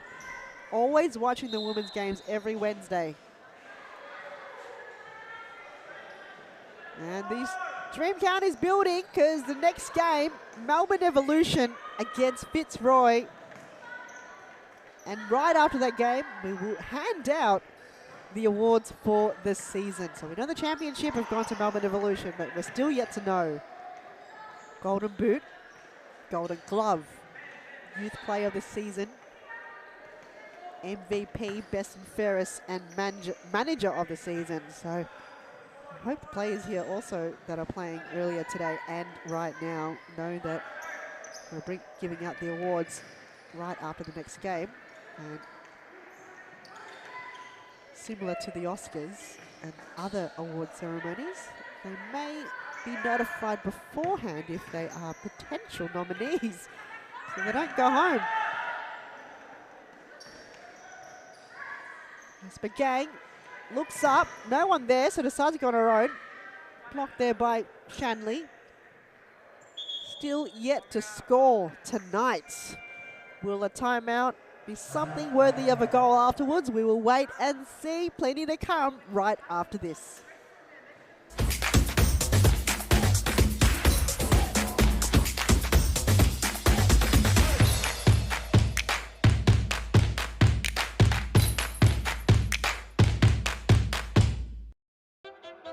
I grew up with low self-esteem. It was me and my mama, just us in the trauma. Hands up if you know what I mean. I see you, I feel you. I want you to know that you're not alone. I know what it's like not to have a home.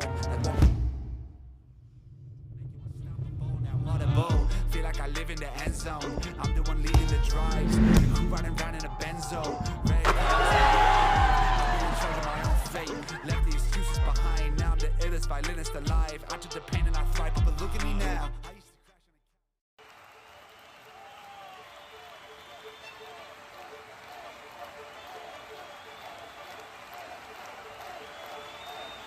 A good futsal player has to be intelligent. It's the most important quality in a futsal player, because in futsal play is very fast, and you have to think really fast. You don't have time, you don't have a space.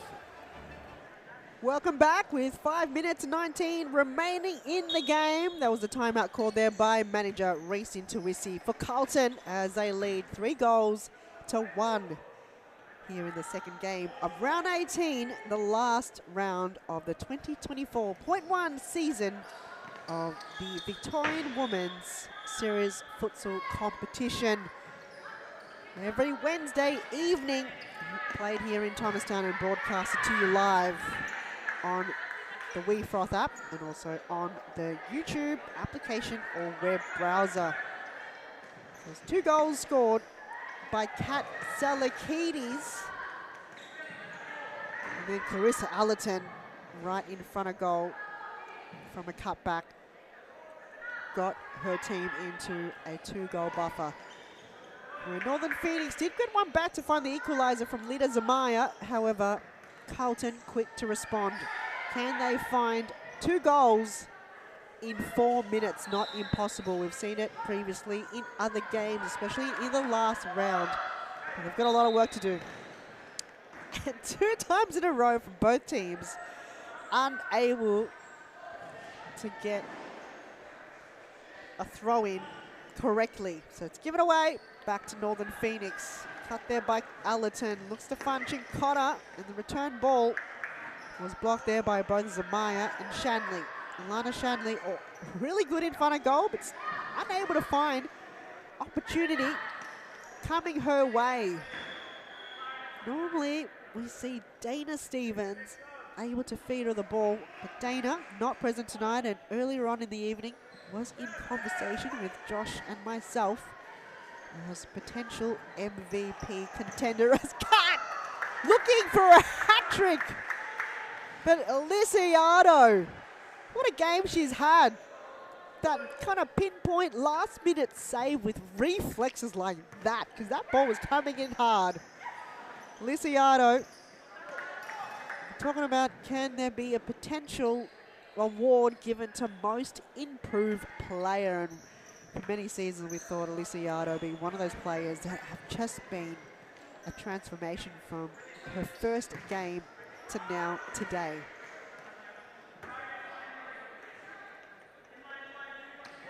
As Queen Yuen looked to find Shanley, couldn't bring it to ground as the ball gets stolen there by Chincotta and Allerton. Can she get the returning ball back to Gallagher? Into the back post, but it goes wide. 2.5 minutes remaining. Carlton still in the lead. 3 goals to 1. Second game of round 18. And I'm still picking my brain on why this season have been cut short. Normally it goes to about 20 or 21 rounds, but this is by far one of the shortest seasons we have seen for Series Futsal Victoria. The men's, they're continuing on to 21 rounds. They're still continuing on. Men's games this Friday. Don't miss it. And the FOS Cup, with more of that announcements coming in throughout the week, we'll have a FOS Cup after this season. Oh, how good is that going to be also? Love a good cup. Oh, Anna DeWong, what a block there from Hannah. Had to slow it down, no options forward. Go short to Kat Salakidis. Back to DeWong. Dispossessed there by Yuen. Alana Shanley mops up, but Kat got it back anyway. Well, the physicality right now from both teams, knowing that there's only a minute and a half left. And an utmost high is Kat. Getting blocked there by Hannah. You have to ensure that she doesn't get a clean shot at goal, because that's where she's dangerous throughout the game, is those tight angles. She had 2 goals from it. I'm sure she will continue to find her way there as Hannah with the turn. Zamaya, sorry. The follow-up wasn't there. She knew it too. I think they're just having a little bit more fun now and knowing there's only a minute left in the season. What a season they have had, Northern Phoenix, and we keep saying the amount of teams they have bet. They bet top 4 teams, and they did what all the teams couldn't do this season, is win against Melbourne Evolution, and they did exactly that last week. 3-2 in the end. So if you haven't seen that game, definitely go back. I definitely spoiled it for you. One of the biggest games of the season, and Northern Phoenix finishing 4th, top 4. After this round, it will be 10 wins and 6 losses. Only 50 goals conceded and scoring a total of 86 goals. As Iado had to outstretch there, even though Clarissa Allerton there lurking in the back post. 54 seconds remaining. Carlton A lot of work to be done, but they're still a team that will continue on fighting. They're finishing off this season 7th place on the ladder. Actually, they might move up to 6th place because Western United just got defeated there in their first game against Melbourne AQ. So Carlton might move up to 6th place with 8 wins and 8 losses. So a very even season for them. A lot of work to be done, but they've brought in Emily Tanaka. So hopefully they might build up chemistry and perhaps more recruitment coming into the next season as we count down 29 seconds to go in this game. The last moment and passage of play for these both teams in this season. Carlton, I'm sure, will be happy with the win tonight against a team that did beat Melbourne Evolution.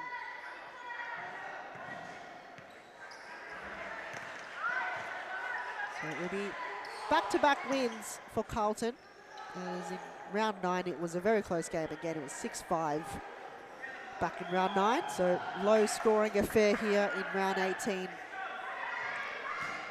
7 seconds remaining. Last passage of play for this both team this season. Carlton, 2 goals to Kat Salakidis, 1 to Clarissa Allerton, and Lida Zamaya, the only goal scorer for Northern Phoenix. We will take a break. Player of the match interview coming after this, and also stick around for Fitzroy up against Melbourne Evolution.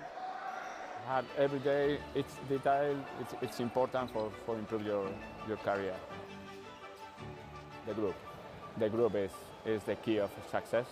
If you don't have a union group, you can win some matches, you can win some tournaments, but finally you don't win the World Cup or you don't win the European Championship. You need a strong group and everybody go in the same direction.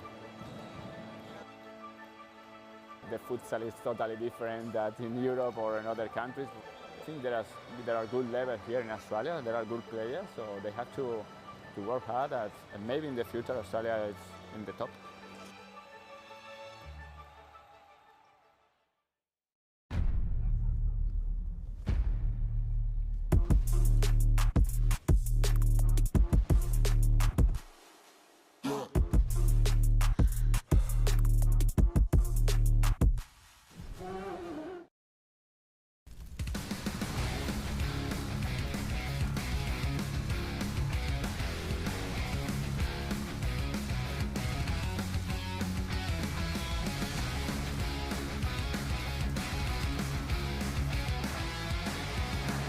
Thanks everyone for sticking around. I'm with player of the match, Kat Salakidis for Carlton Heart. Kat, just sum up the kind of the season that you've had so far. I wasn't here for most of it, Yep. but you know, it started off a bit up and down, but I think like now through with the training and putting in good effort, team culture, we're just soaring up now, building it gradually. So yeah, it's a good way to finish the season. It sure is, and you've come on board obviously late in the season, and then this game, scoring 2 absolute crackers. I think the only way you can score goals is at a very cute angle. Yeah, I was saying that before. All my goals are right in the corner, like really small corners. I don't know how I do it. It's just a fluke. Almost got the third from that set piece. That hit the post. We thought that was going to go in. So did I. I wish it did, but it's all right. That's right. It's still got your team in the lead, though. Were you kind of almost freaking out at one point when it was 1-1? Not really. I kind of knew we had it. I just thought it was going to come, which it did. So, yeah. Just love the belief from Carlton. You never kind of die until the last moment. Is that kind of part of your culture? Yes, for sure. Now, last week, probably one of the biggest games you had. I don't know if you were here for that. Yes, I was. Penalty shootout at 11:40 p.m. on a Wednesday evening. Paige Daly. Oh my God, my heart was racing that game, but thank God we got that win. Oh, I'm glad to. I think a lot of supporters out there for Carlton definitely was watching it and holding their breath for that moment. Yeah, so was I. I was standing there like so nervous, but Paige pulled through. Well, congratulations again for a terrific win to end the season, and all the best for next season. Thank you so much. It's Katsalakidis from Carlton, and up next it's Evolution and Fitzroy Tigers. See you then. It's only a game, so they have to enjoy. If they don't enjoy the game, they don't improve. No, they know that we know as coaches that every day is good for improving your level. So you have to work hard every day. It's detail. It's important for improve your career. The group is the key of success.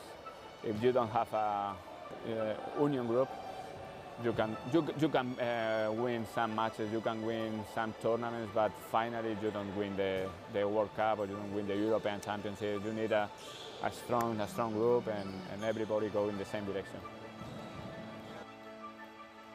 The futsal is totally different than in Europe or in other countries. I think there are good levels here in Australia. There are good players, so they have to work hard. And maybe in the future Australia is in the top.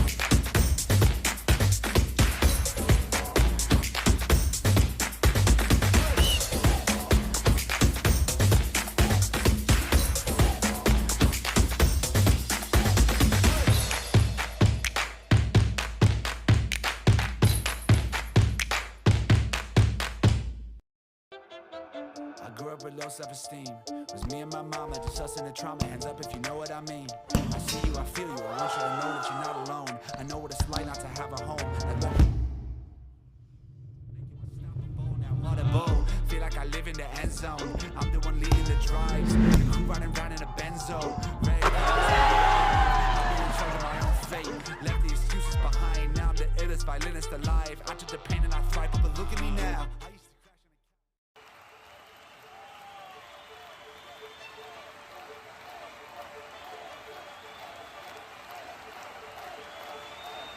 A good futsal player has to be intelligent.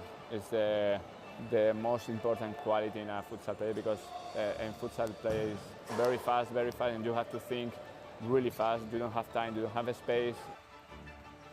They have to enjoy the game. This finally futsal or football or basketball or tennis, it's only a game, so they have to enjoy. If they don't enjoy the game, they don't improve. No, they know that we know as coaches that every day is good for improving your level, so you have to work hard every day. It's detail. It's important for improve your career. The group is the key of success. If you don't have a union group, you can win some matches, you can win some tournaments, but finally you don't win the World Cup or you don't win the European Championship. You need a strong group and everybody go in the same direction. The futsal is totally different than in Europe or in other countries. I think there are good levels here in Australia. There are good players, so they have to work hard. And maybe in the future Australia is in the top.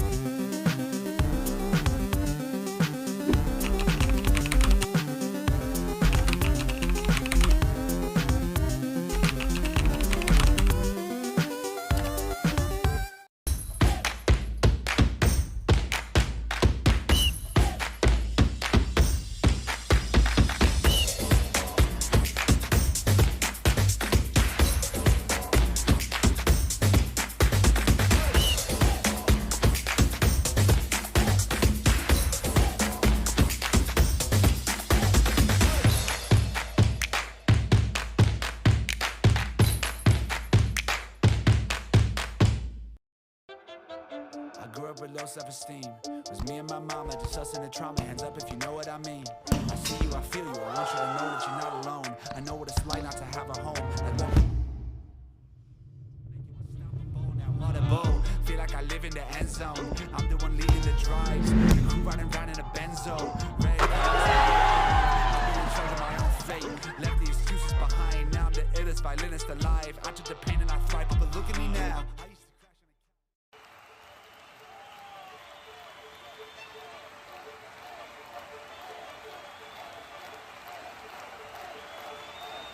A good futsal player has to be intelligent. It's the most important quality in a futsal player because in futsal play is very fast, and you have to think really fast. You don't have time, you don't have a space.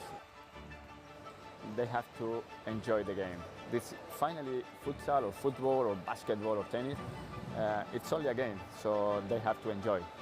If they don't enjoy the game, they don't improve. No, they know that we know as coaches that every day is good for improving your level, so you have to work hard every day. It's detailed, it's important for improve your career.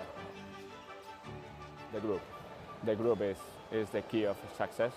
If you don't have a union group, you can win some matches, you can win some tournaments, but finally you don't win the World Cup or you don't win the European Championship. You need a strong group and everybody go in the same direction. The futsal is totally different than in Europe or in other countries. I think there are good levels here in Australia. There are good players, so they have to work hard. And maybe in the future Australia is in the top.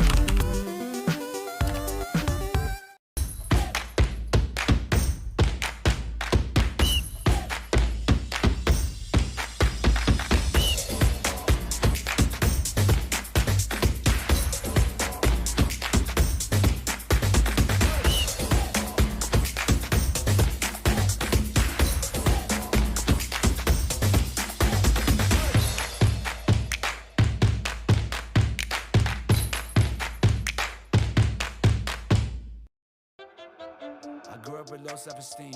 Was me and my mama, just us in the trauma. Hands up if you know what I mean. I see you, I feel you. I want you to know that you're not alone. I know what it's like not to have a home. Feel like I live in the end zone. I'm the one leading the drives. The crew riding round in a Benzo. Red I'm in charge of my own fate. Left the excuses behind. Now I'm the illest violinist alive. I took the pain and I thrive, but look at me now.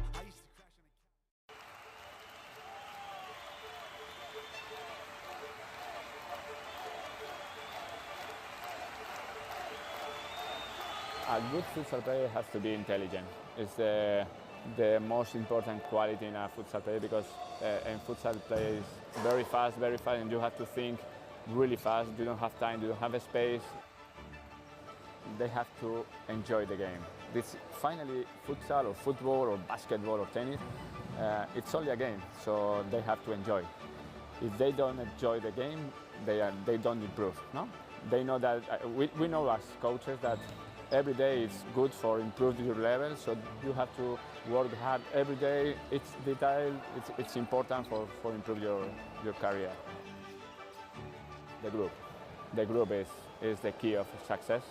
If you don't have a union group, you can win some matches, you can win some tournaments, but finally you don't win the World Cup or you don't win the European Championship. You need a strong group and everybody go in the same direction. The futsal is totally different than in Europe or in other countries. I think there are good levels here in Australia. There are good players, so they have to work hard. And maybe in the future Australia is in the top.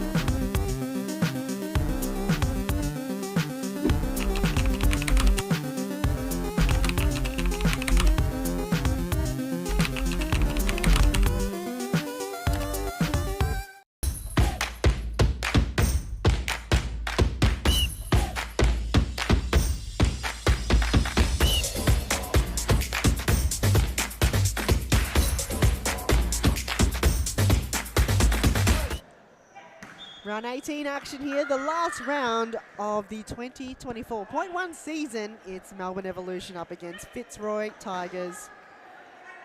And Melbourne Evolution, the champions for this season. That was given to them 2 rounds ago, being a team that was unbeatable until the last round, when Northern Phoenix did what a lot of teams weren't able to do, was to defeat the likes of Beck Davies, Mary Hugh Beek, Danielle Bradley and Nikki Galanos. And Fitzroy, not the best season we've seen from them, but nonetheless, they still able to be top 5 with 8 wins and 7 losses. 95 goals for them and only conceding 46. And the ones keeping it as low as possible. So the second team to be low scoring is Fitzroy, 46. As you see, Sophie Williams looking to start off this game early. We did see in the first 2 games, it was quite some time until we saw the ball make its way to the back of the net. The first game, Melbourne IQ against Western United. Took a while for the first goal to come along. That was from Balkis Weljaran, but that so far was the only goal from Western United. Melbourne IQ went home with the win to close off the season for them. And what a season they've had. IQ finishing 3rd place on the ladder. And the last game, Carlton against Northern Phoenix. And second time this season, Carlton were able to defeat Northern Phoenix, with the star performance coming from Kat Salakidi, scoring 2 cracking goals from very difficult angles. As Mary Hubik looks to line up. Oh, there's the opener from Beck Davies. RD10, the captain of Melbourne Evolution, getting the first ever goal in this game. What a very bizarre celebration we just saw from them right there. But there is the opener. Look at this, Galanos. Dama Georgie almost left it behind, and the follow through from Beck Davies was superb.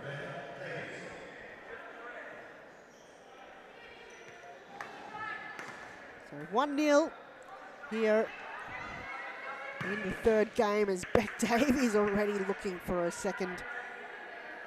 As you probably notice on the pitch, or on the court right now, Fitzroy only have 3 players on the field.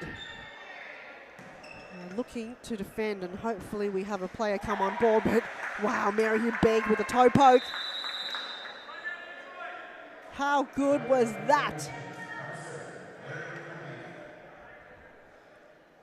See this movement coming from Evolution, though it is from one less player from Fitzroy, and it's already a disadvantage. Mary who big toe pokes it in the near post.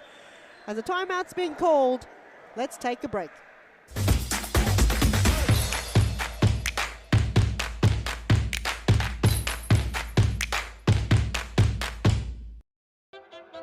I grew up with low self-esteem. Was me and my mama, just us in the trauma. Hands up if you know what I mean. I see you, I feel you. I want you to know that you're not alone. I know what it's like not to have a home. Audible. Feel like I live in the end zone. I'm the one leading the drives. The crew riding round in a benzo. Red I'm in charge of my own fate. Left the excuses behind. Now I'm the illest violinist alive. I took the pain and I thrive, but look at me now.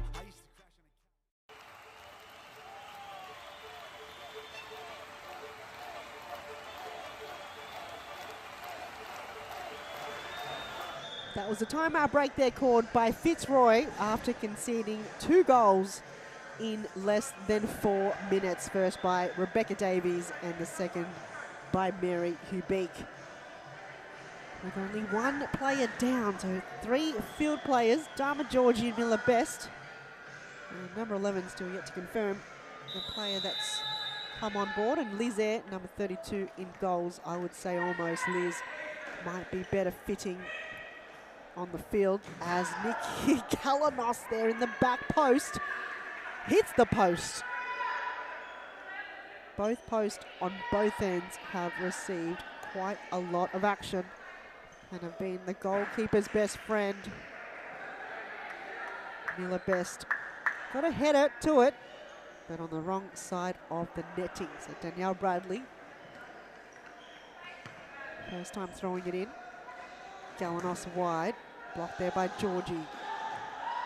Big to Davies, passes one, goes left, oh, and the back heel from Nikki Galanos. What a finish. It's a one-way slide, and it's going on the way for Melbourne Evolution. Let's watch the replay. We didn't see the assist there, but that was the turn almost of the season in slow motion. So it was already in slow motion, and Evolution already continuing their form. Showing no mercy here against Fitzroy, who are down 1 field player. The game and the show must go on. And Lizaire looking to waste as much time as possible. 18 minutes in. And Evolution, the champions of this season, already 3 goals up.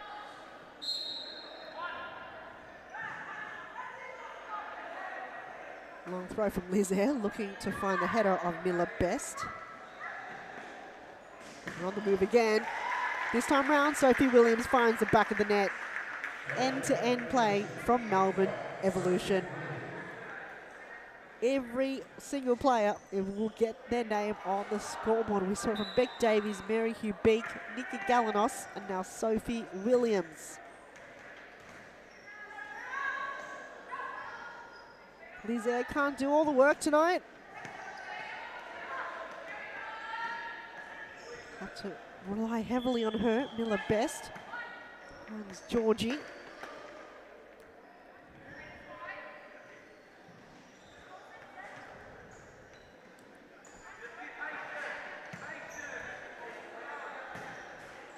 Greta Jowett-Smith. Played a terrific game last week. It's going to be a corner kick. Evolution can almost play against each other. They've got 4 on the bench tonight. Fitzroy just unable to bring in players for the last match of the season. Jowett-Smith looking to find Hubeek in the D. Bringing the physicality to the game. Couldn't finish. Miller Best asking for it. Long run down the middle. Danielle Bradley straight into the breadbasket. Hubeek looking to find a way past Dharma Georgie. Goes back to Williams. Davies. Back to Williams. Blocked there by Miller Best.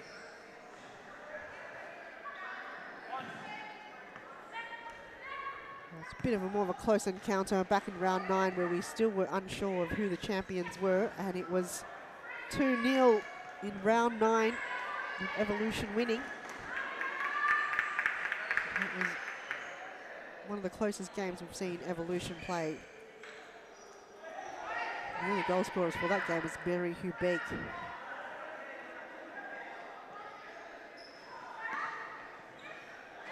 Davies to Williams. Jared Smith with the follow through towards Mary Hubeek. Beck Davies now lurking in the D. Couldn't get a clean possession on it. Thanks for everyone on the stream, wherever you're watching on YouTube and on the WeFroth app. Appreciate your company here in the last round of the 2024 season Women's Series Futsal Victoria competition. As right after this game, we will be giving out the award for the season. As Liz Eyre, she said she thought she had 4 seconds, but Michael Ciaris already counting when Liz did not have the ball. Very bizarre there. I don't know why he's just being a bit strict on that and just let Liz continue doing what they're doing. But Beck Davies get her second from that misfortune from Fitzroy. Beck Davies repping the armband. Stays composed right in front of goal. Indirect free kick. Mary Hubeek to Beck Davies and Liz Eyre. So we see Molly Burke with the pink boots and her signature pigtail hairdo, returning back to Series Futsal here on the last game of the season. So she was missing for a few games, but good to see Molly Burke back on for Evolution. Number 3, look out for her. And she is on the ball, looking to find Jarwood Smith, but she misses there on her left.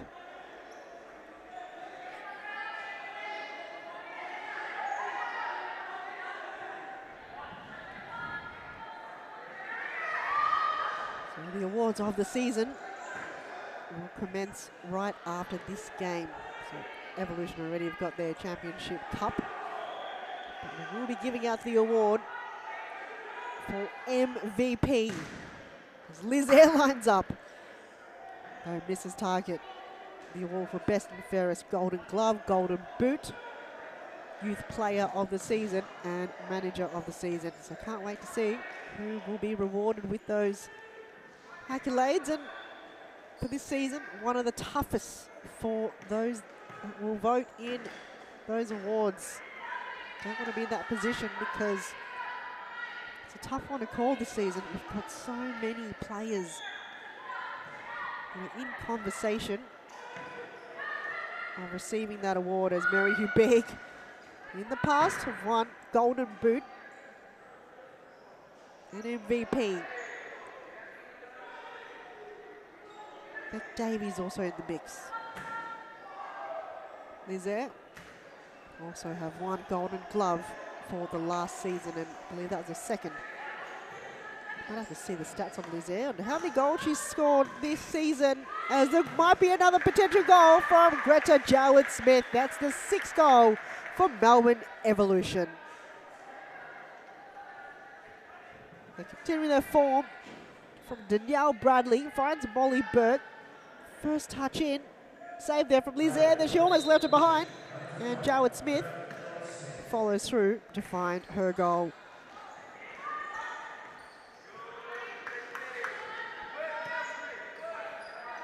So this season, 6 goals to Liz Eyre. So she hasn't, if she scores tonight, it will be the highest score she's ever had in a season with 7. So she's done 6. Did 6 in the 2022 season. 6 in the second half of 2022. 5 in the last season of 2023, the second half. And 6 goals this season. So if she scores tonight, Lizette, it will be her highest ever. So the average is 6. Can she make it 7 as being one of the highest ever goal-scoring goalkeepers in the women's competition? I feel like the other player would be Tin Fanua, another outstanding goalkeeper. I think we've seen one appearance from her this season. I think she played for Preston up against Fitzroy, I believe. But I could be completely wrong. And we did see Tin Fanua on the court. So 10.5 minutes remaining in this half. Melbourne Evolution still leading by 6 goals. And can't believe your eyes, it is the scoreboard which we have finally fixed. Got you on the screens for quite some time. It has been missing for about 4 weeks now, and we finally got it up, and we can see how much time is left. And a timeout's been called by Evolution. We'll take a short break, plenty to come right after this. In a benzo, ready to I've been in charge of my own fate. Left the excuses behind. Now I'm the illest violinist alive. I took the pain and I thrive, but look at me now. I used to crash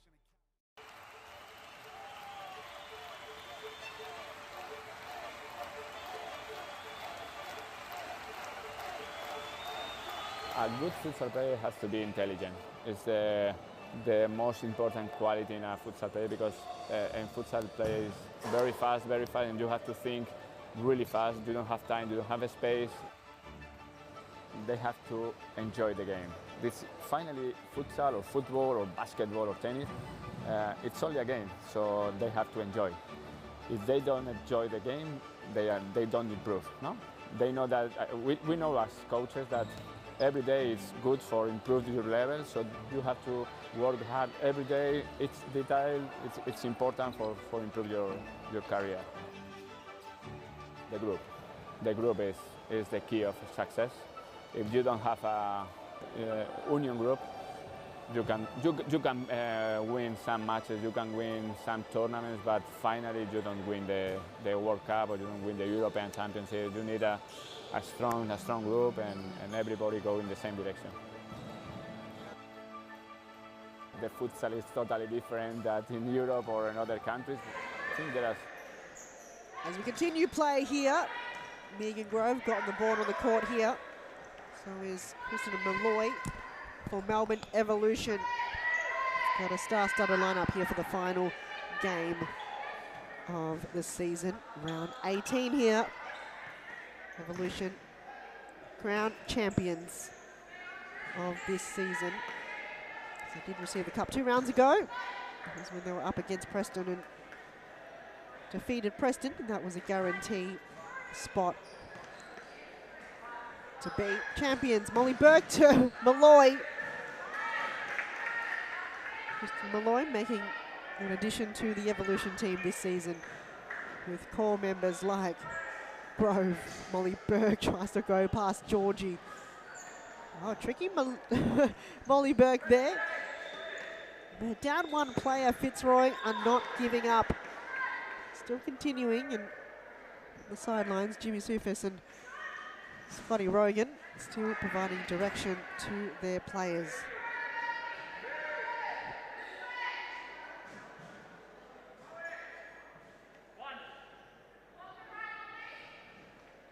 Mila Best, cut intercepted there. And a save from Lizaire and continued block there from Dharma Georgie. So 6-0. Still for Evolution with 8.5 minutes remaining in the first half here. So Mary Hubeek, she's on 35 goals in this season. I don't think anyone would be above her.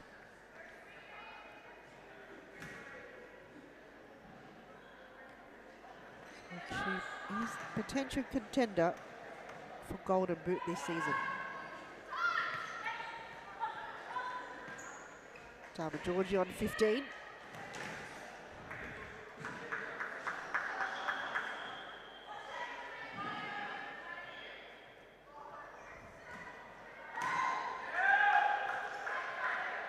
Ubik lines up and a save there from Lizaire.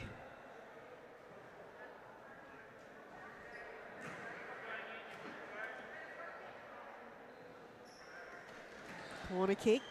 Ubik to Molly Burke. Goes across there and bringing other players. Alana Shanley, very close to being contender for Golden Boot. 20 goals this season. Ubik on 25. Currently on 26 is Megan Grove, making her way inside the D, but cut off there. As we see the addition of Danny Galluccio on the court for Fitzroy. As near post save wasn't the way intended for Lizaire, as Molly Burke gets her first for this game. 7 goals for Revolution, 0 for Fitzroy. Here's Malloy looking up, finds quite an open Molly Burke, and she just turns her body. It's pure luck there that Lizaire didn't save there in the near post. So that's unfortunate for Fitzroy, but it's all game on for Evolution, as now they're up 7 goals. Where is the response for Fitzroy? Will they find a goal in this game? Lizaire working overtime tonight. We see another addition to Fitzroy, so they've got one on the bench. Number 8 could be Keely Lockhart.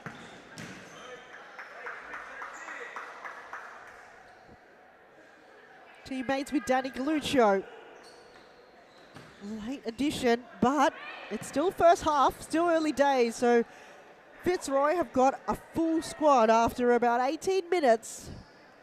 They've got 5 players on the court right now, so they can kind of build up some structure here and perhaps bring up a bit of more pressure in their defense and not let Liz do all the work as last line of defense. So that was good steal there from Lockhart. Good first touch. Galluccio to Best. Goes long to Dharma Georgie. To Best, lines up. To now Bradley, have to get her finger on it just in case. Brings in the first corner kick for Fitzroy tonight. A lot of players on contention for Golden Boot. So many high-scoring individuals this season. When you talk about Mary Hubik on 25, Alana Shanley on 20, Layla Abdul-Latif from Western United on 20 goals, Balkis Waljaran on 20, Amanda Raha on 15. Williams back on the court, Davies finds Grove. Williams on the left. Passing so sharp here for Evolution. They practice that in training. Maintain possession. As Grove unfortunately gave that away.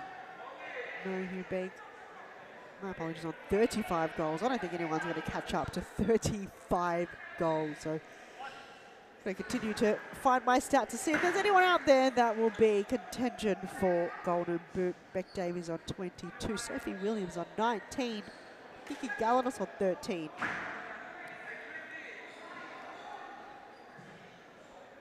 What a solo individual effort from Mary Hubig. This ball's going to make its way back here to Lizaire. She's got 4 seconds. Michael Ciara is showing no mercy. Lockhart. Evolution get the ball back.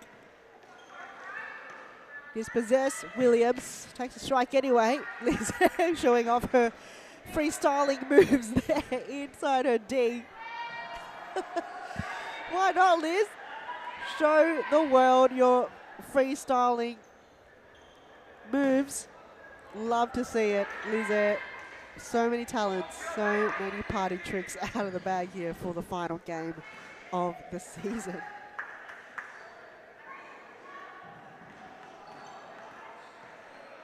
Jessal, she hasn't played too much games as well, but got 8 or 12 goals to her name.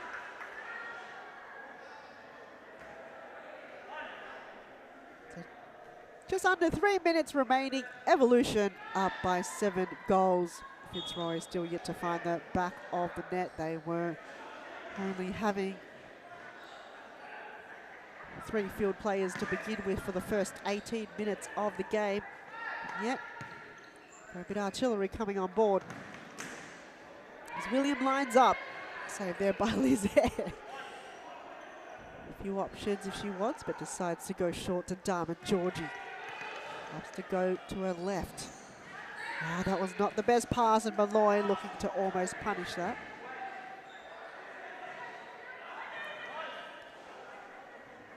Corner kick, Davies line up! It was very fast, but unfortunate for her, very wide.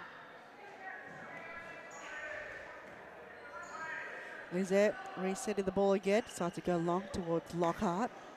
Blocked there by Mary Hugh. Good Shepherd. Ball goes wide to Williams. Davies to Hubig. Look to back heel it. Already seen that already from Nikki Galanos.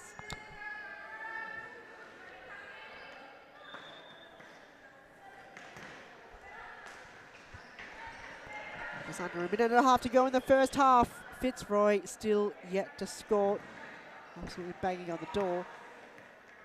Hasn't opened yet. Big. And Evolution find their 8th coming into the halftime break. Big again. Sophie Williams looks to mop up. Couldn't find the direction. Less than a minute. It's Evolution looking to be back on winning terms, which for them, I was talking to Moe Fatia last week here in the commentary box. He did not know what it was like to lose a game. So for a team that was winning the entire season, and Nikki Galanos, that looked good. In front of goal, very composed. As they do find their 8th coming into the halftime break, that was right in between Dharma Georgie and Lizaire. Lizaire out of her line, working overtime tonight up against Melbourne Evolution, which the last time these two teams versed each other was in round 9, and it was 2-0. As Lizaire got a fingertip on it, quick to apologise. And this could be it for the halftime break. The whistle blows. It's Melbourne Evolution 8, Fitzroy 0. And champions here, you need a strong group and everybody go in the same direction.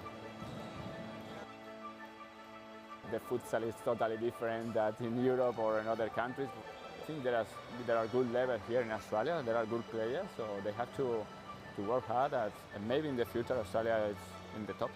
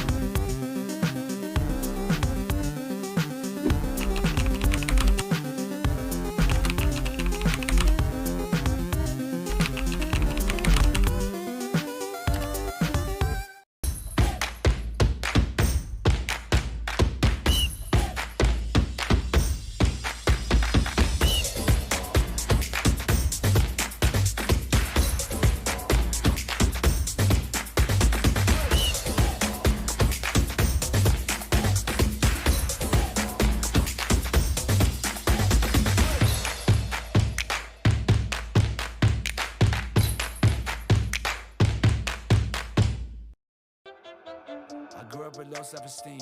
Was me and my mama, just us in the trauma. Hands up if you know what I mean. I see you, I feel you. I want you to know that you're not alone. I know what it's like not to have a home. Feel like I live in the end zone. I'm the one leading the drives. The crew riding round in a benzo. Red I'm in charge of my own fate. Left the excuses behind. Now I'm the illest violinist alive. I took the pain and I thrive. But look at me now.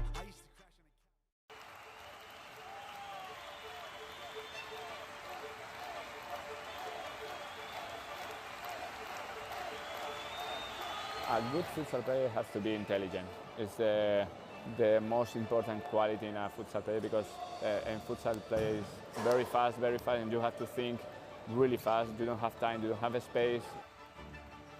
They have to enjoy the game. This finally futsal or football or basketball or tennis, it's only a game, so they have to enjoy. If they don't enjoy the game, it's halftime here in the Series Futsal Arena. Melbourne Evolution up 8 goals to Fitzroy 0. The crown champions finishing off where they left off. Back-to-back wins is on the horizon for them against Fitzroy, where they did defeat them 2-0 in round 9. And well, Fitzroy come back with perhaps a comeback, which we did see very closely in the last round. And Fitzroy almost did just that to come back. Could have been potentially a little bit too late at that point, but nonetheless, it's not impossible. It's mounted that Evolution have almost reached the top. Fitzroy chasing after them right now, trying to climb that mountain that looks like it's almost impossible to climb. But we have seen crazy things here in the futsal arena, and we did almost see a comeback as well, as Preston were leading by about 4 or 5 goals in the second half, and Fitzroy came. Oh, as you big denied a goal there from Lizaire, but that was very close. Corner kick here for Fitzroy. Best. Going to use Lizaire. She lines up again, but too much mustard behind the ball.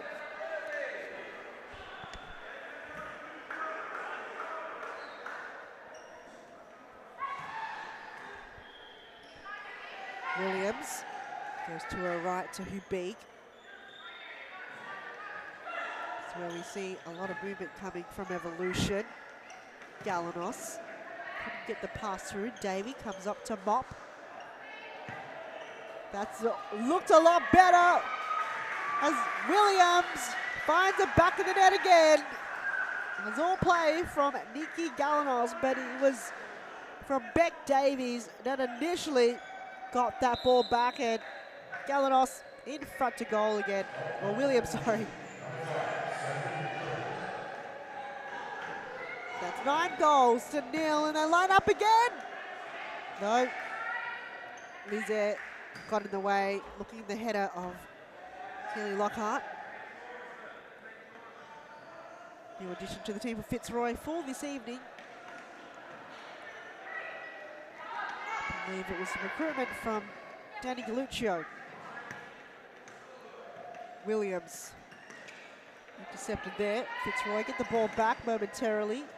Miller Best got a few options. Decides to go to her right.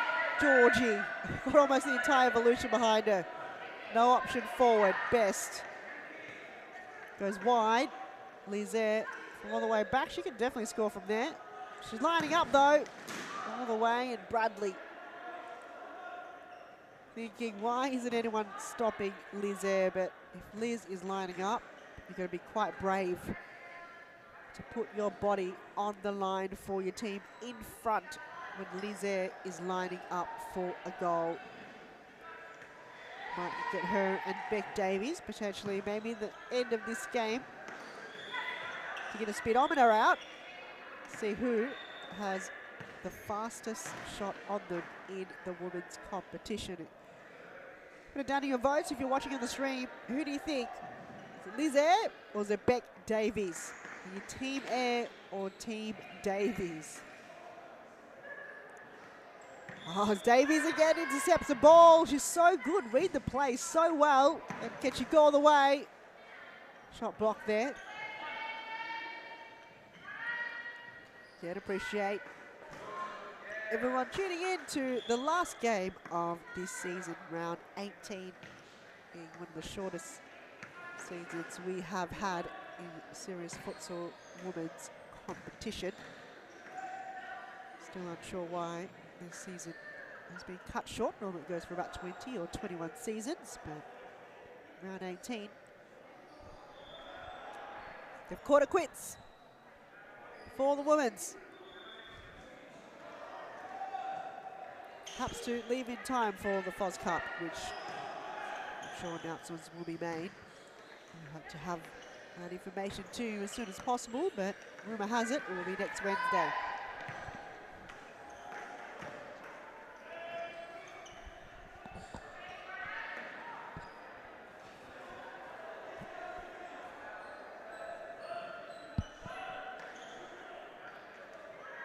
There's Davies. Finds Williams, and there Hugh B couldn't get the final touch. Keely Lockhart on the counter attack. Ball goes wide. So Fitzroy got to be a little bit more accurate.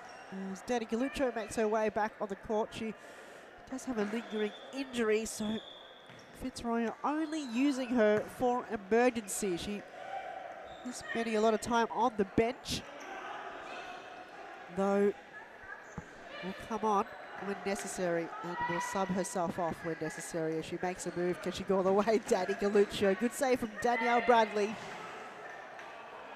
Wasn't too much behind the ball, but Fitzroy putting themselves in opportunities like that. Galanos. Back to Williams.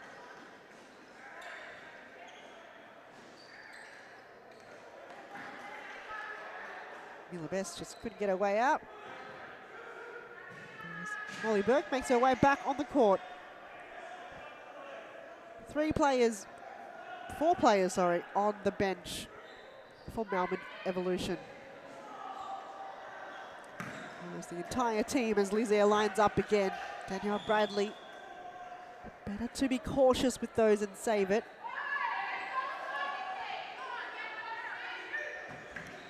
Then let it slip in. Eubank draws in another corner kick here for Fitzroy. Papatsiaris directing Evolution players to move back.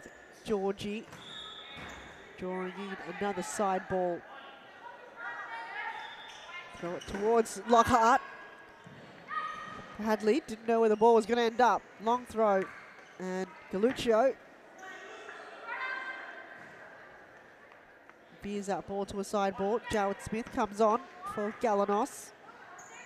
Eubank to Jarrett Smith. Mila Best did just enough to put her body there. Well done as she draws in a side ball. Davies waiting patiently. Jarrett Smith chose to go towards Molly Burke. Lizaire, she's got no one in front of her, lines up. On target, there is the goal for Fitzroy. Dani Galuccio. Her signature move. Look at this celebration for Liz. She's lost it. She's gone out of the court. She is praising herself. Don't see the vision, but I don't know if that goal was going to give to Dani Galuccio or Lizaire.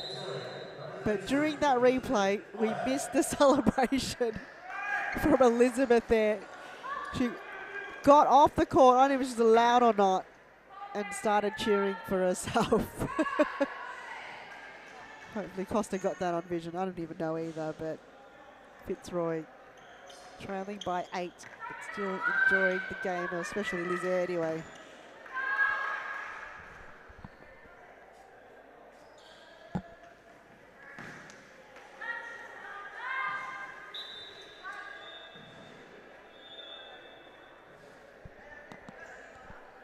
So 14 and a half minutes remaining. Fitzroy so far keeping it equal, meaning only one goal has been scored for either teams in this second half. So if only Fitzroy had this list from the beginning of the game, it would have been a much closer game than this. But they were down one field player for about 18 minutes in the first half. Come back slowly on, and Lizette is enjoying more time on the game. Pressure from Mary Hubig. Miller Bess, oh no, Danny Galuccio running back towards goal just in case Liz loses the ball. Quick throw out towards Jarrett Smith. Molly Burke on her right, didn't get there. Lockhart goes back to Lizette, directing her players to go long, looking for a similar goal we saw before. I think she'll continue to do that. I would too if I was Lizette. Just continue to feed that ball towards goal and hopefully there's a deflection. Good intercepted there coming from Diamond Georgie, but the follow through towards her back from Killy Lockhart wasn't the way she intended.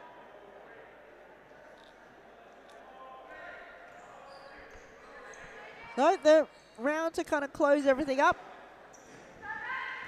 Acu coming home with a win 4-1 against Western United. Phoenix, even though they bet Melbourne Evolution last week, couldn't come home with the win against Carlton Hart. This game still unfolding as we go, 12.5 minutes, 9-1. And then the last game to close up the season, Preston against Eastern FC, the final game commencing at 10:30, and let's hope it doesn't go to a penalty shootout that will go into the late hours of tonight, which we saw last round. It went to about 11:45 p.m. as Davies, wow! As Mark Chavallo said, it's Daviesville. What a cracker goal that was. Just the angling and the build-up from low to high. No one could do it better than Beck Davies. She makes it look way too easy in front to goal. Liz Air looking to header it out. Why not? She's going to get a headache after this, Liz. You don't know how high the ball is. The futsal ball is a lot heavier than other balls that you use. As that is textbook play coming from Evolution from the back line. Danielle Bradley to Mary Hubig, and the back post to Greta Jowett-Smith. It's a one-way train. And just over 11 minutes to go. Evolution up by 11 goals to Fitzroy 1. That's why they're crowned champions, and that's why they've been on top of the ladder for the entire season almost. Unbeatable until last round. But until then, no one was able to beat a side that's just so disciplined in the defence. So hard to score against. They only conceded 14 goals in the entire season. How about that for a stat? Don't think any team in the history of serious futsal, as Mary Hubig gets another, only conceded such a small amount of goals as Hubig to Jowett-Smith there. The returning ball back in front of goal from Mary Hubig. As Lizette just comes out of her line.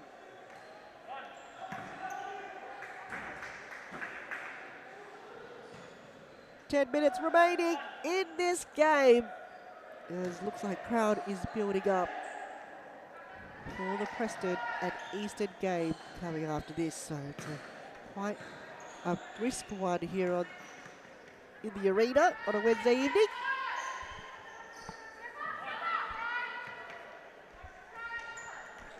Liz Airlines up again. Tries to chip it towards Killy Lockhart. I don't think the referees are liking Liz Air tonight at all. Don't look like it hit the ceiling on our end, but the referee calls it that it hits the ceiling.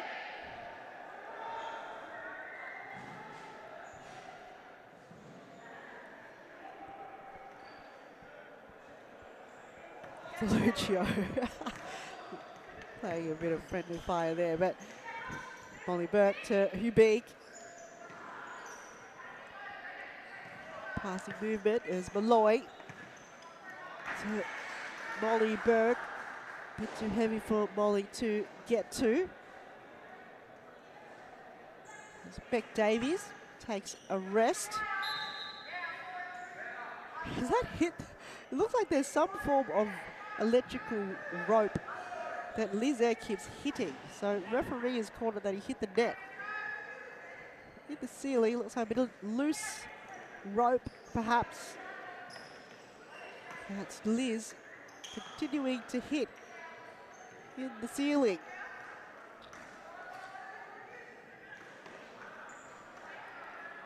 Big. Looking for a bit of direction there. Jarrett Smith gets dispossessed by Lockhart. She can go all the way. On target though. Easy collection.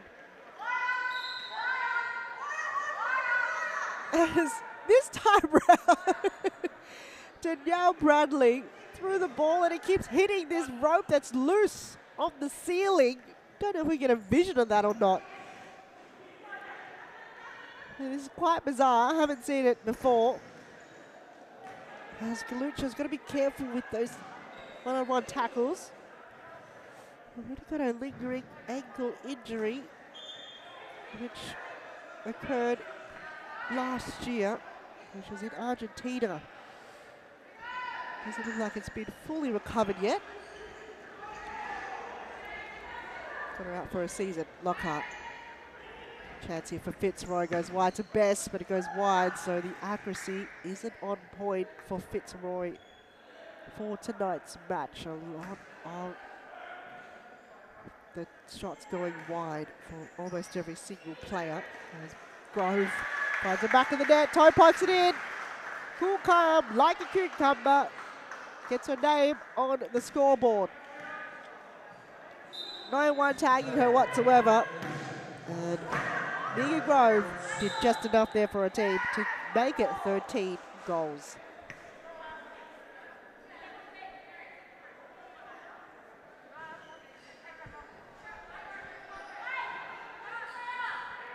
On a kick here for Fitzroy.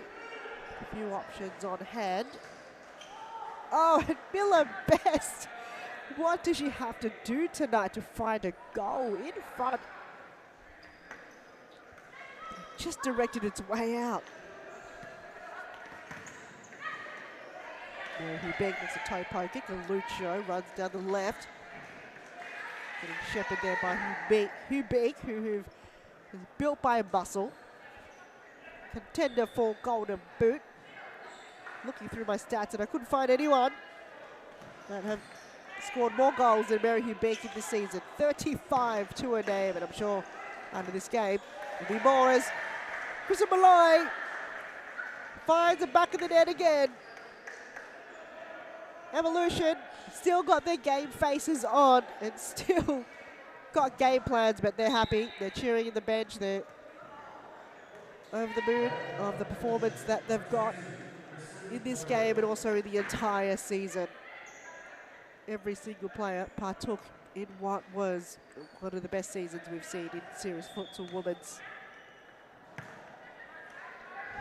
And we'll just have to see next season who will come out and be contention for beating a team like this, who have been unstoppable from the get-go. 2 championships to their history. And they may get 3. Evolution, back-to-back champions. Not impossible. Definitely on the cards for next season. Can't wait to see how that will unfold in the second half of the year. So 14 goals to Evolution and 1 to Fitzroy as we count down 4.5 minutes to the end of the game. And still 1 game left. Eastern FC against Preston.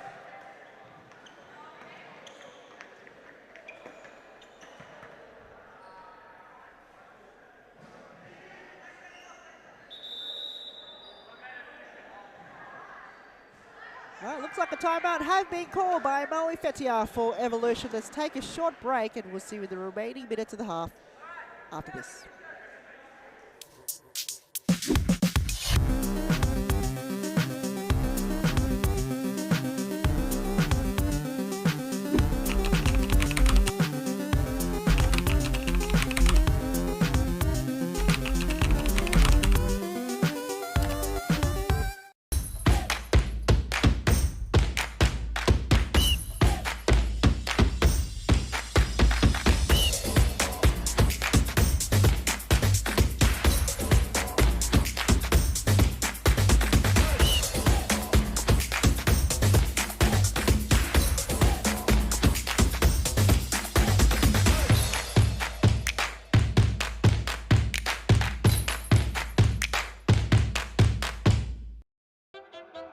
I grew up with low self-esteem. Was me and my mama just us in the trauma. Hands up if you know what I mean. I see you, I feel you. I want you to know that you're not alone. I know what it's like not to have a home. Feel like I live in the end zone. I'm the one leading the drives. The crew riding around in a benzo. Red I'll be in charge of my own fate. Left the excuses behind. Now I'm the illest violinist alive. I took the pain and I thrive, but look at me now.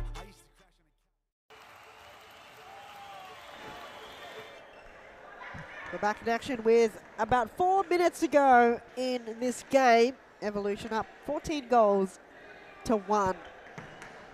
As the Crown champions continuing their form. What a round it's been to close up the season. But still ahead, the awards to be given out after this game and also the closing match to end the season. Preston against Eastern FC. What a season it's been, and what a hard one for the whoever's putting together the votes for the MVP, best and fairest youth player of the season and manager of the season. Hard to come by. Normally it's on a vote system, and I'm sure it is by every match. Will it be similar? Normally we give out these awards at the end of season presentation night. However, don't look like there's going to be one for this season. Long throw from Liz Air, but couldn't find the connection of Miller Best. Lockhart being grabbed. Play on as Davies look to find Malloy in the back post. She's asking for a corner kick. And they will get it here, Melbourne Evolution.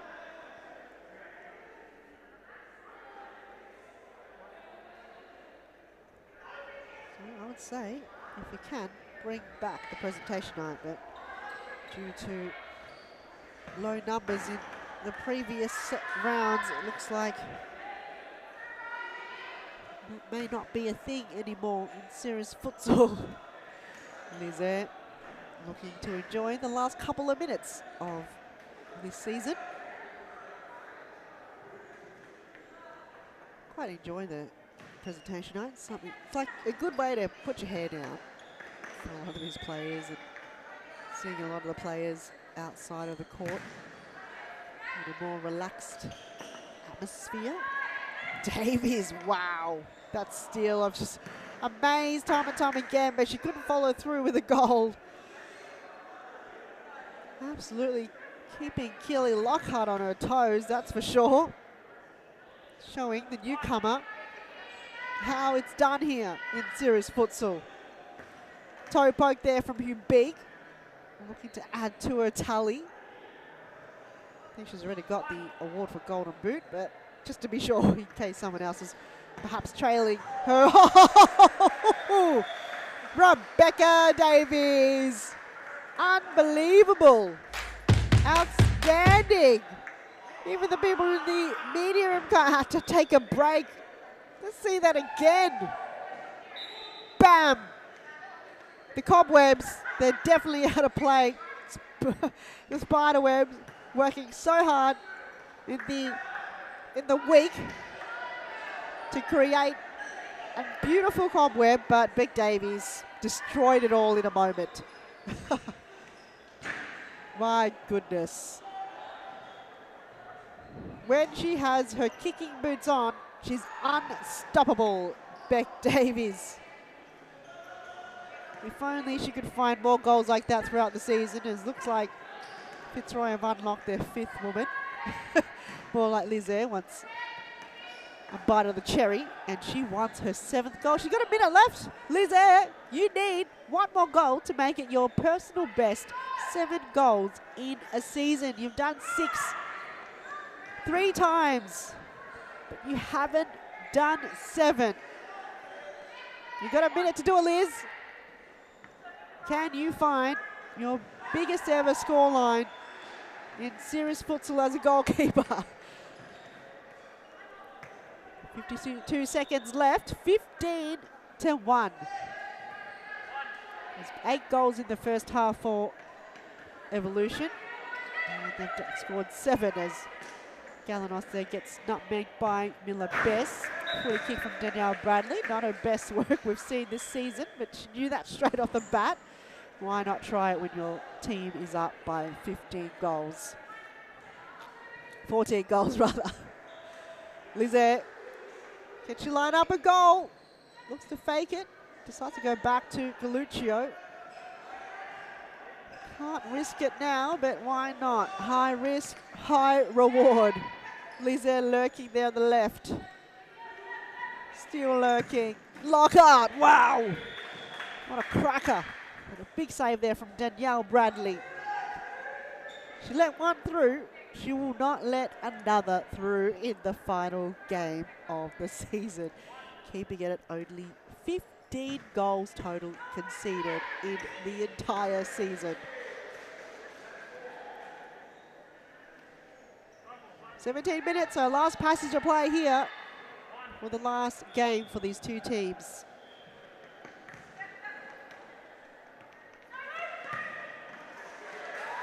Sophie Williams having such a party down there, Evolution. 12 minutes ago, or 12 seconds ago, what am I saying here? Lizaire, can she find her 7th goal? She's got almost the entire team surrounding her, denying her that chance. Had a free kick given in the last kick for Beck Davies this season, and she's given it away. Still 2 seconds left on the... No, never mind. It's the end of the game. Thanks for tuning in. 16 to Melbourne Evolution, 1 to Fitzroy.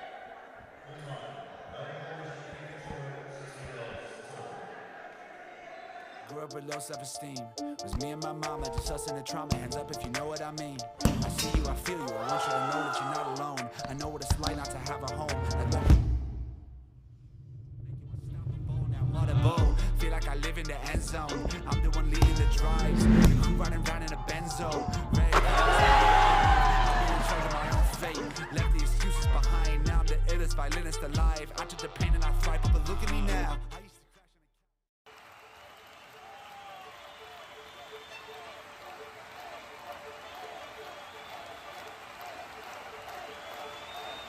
A good futsal player has to be intelligent. It's the most important quality in a futsal player, because in futsal play is very fast, and you have to think really fast. You don't have time, you don't have a space. They have to enjoy the game. This finally, futsal or football or basketball or tennis, it's only a game, so they have to enjoy.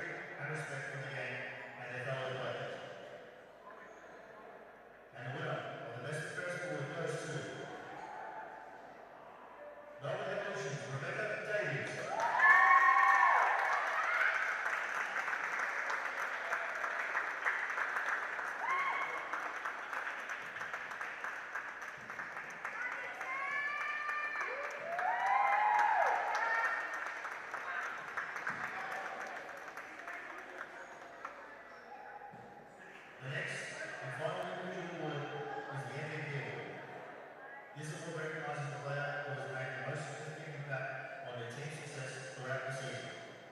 The MVP is typically the player who has shown exceptional skill, leadership, and overall performance, making them invaluable to their team's achievements.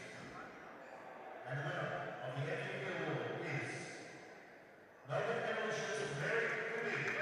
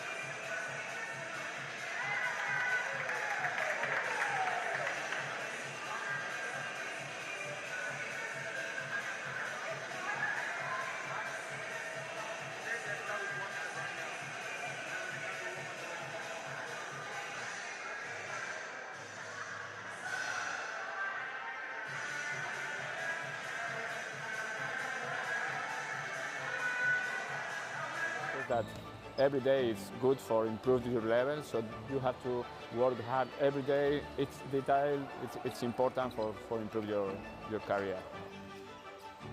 The group is the key of success. If you don't have a union group, you can win some matches, you can win some tournaments, but finally you don't win the World Cup or you don't win the European Championship. You need a strong group and everybody go in the same direction. The futsal is totally different than in Europe or in other countries. I think there are good levels here in Australia. There are good players, so they have to work hard. And maybe in the future Australia is in the top.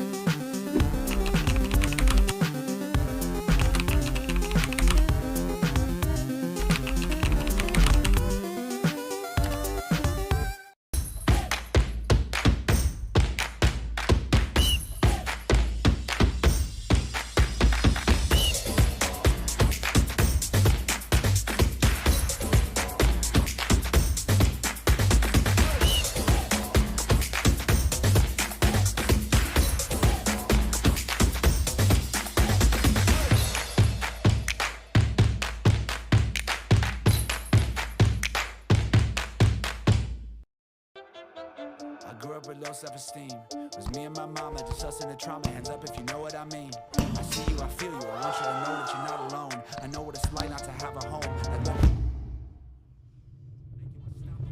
Audible, feel like I live in the end zone. I'm the one leading the drives. The crew riding round in a benzo. Red I'm in charge of my own fate. Left the excuses behind. Now I'm the illest violinist alive. I took the pain and I thrive. But look at me now.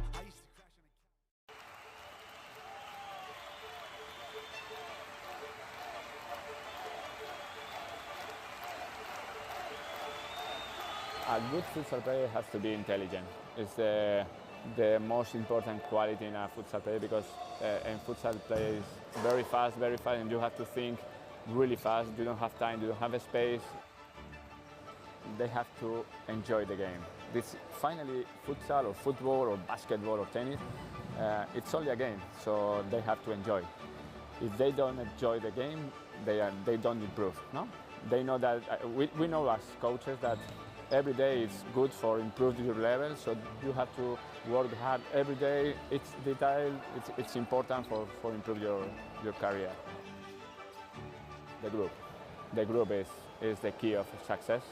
If you don't have a union group, you can win some matches, you can win some tournaments, but finally you don't win the World Cup or you don't win the European Championship. You need a strong group and everybody go in the same direction. The futsal is totally different than in Europe or in other countries. I think there are good levels here in Australia. There are good players, so they have to work hard. And maybe in the future Australia is in the top.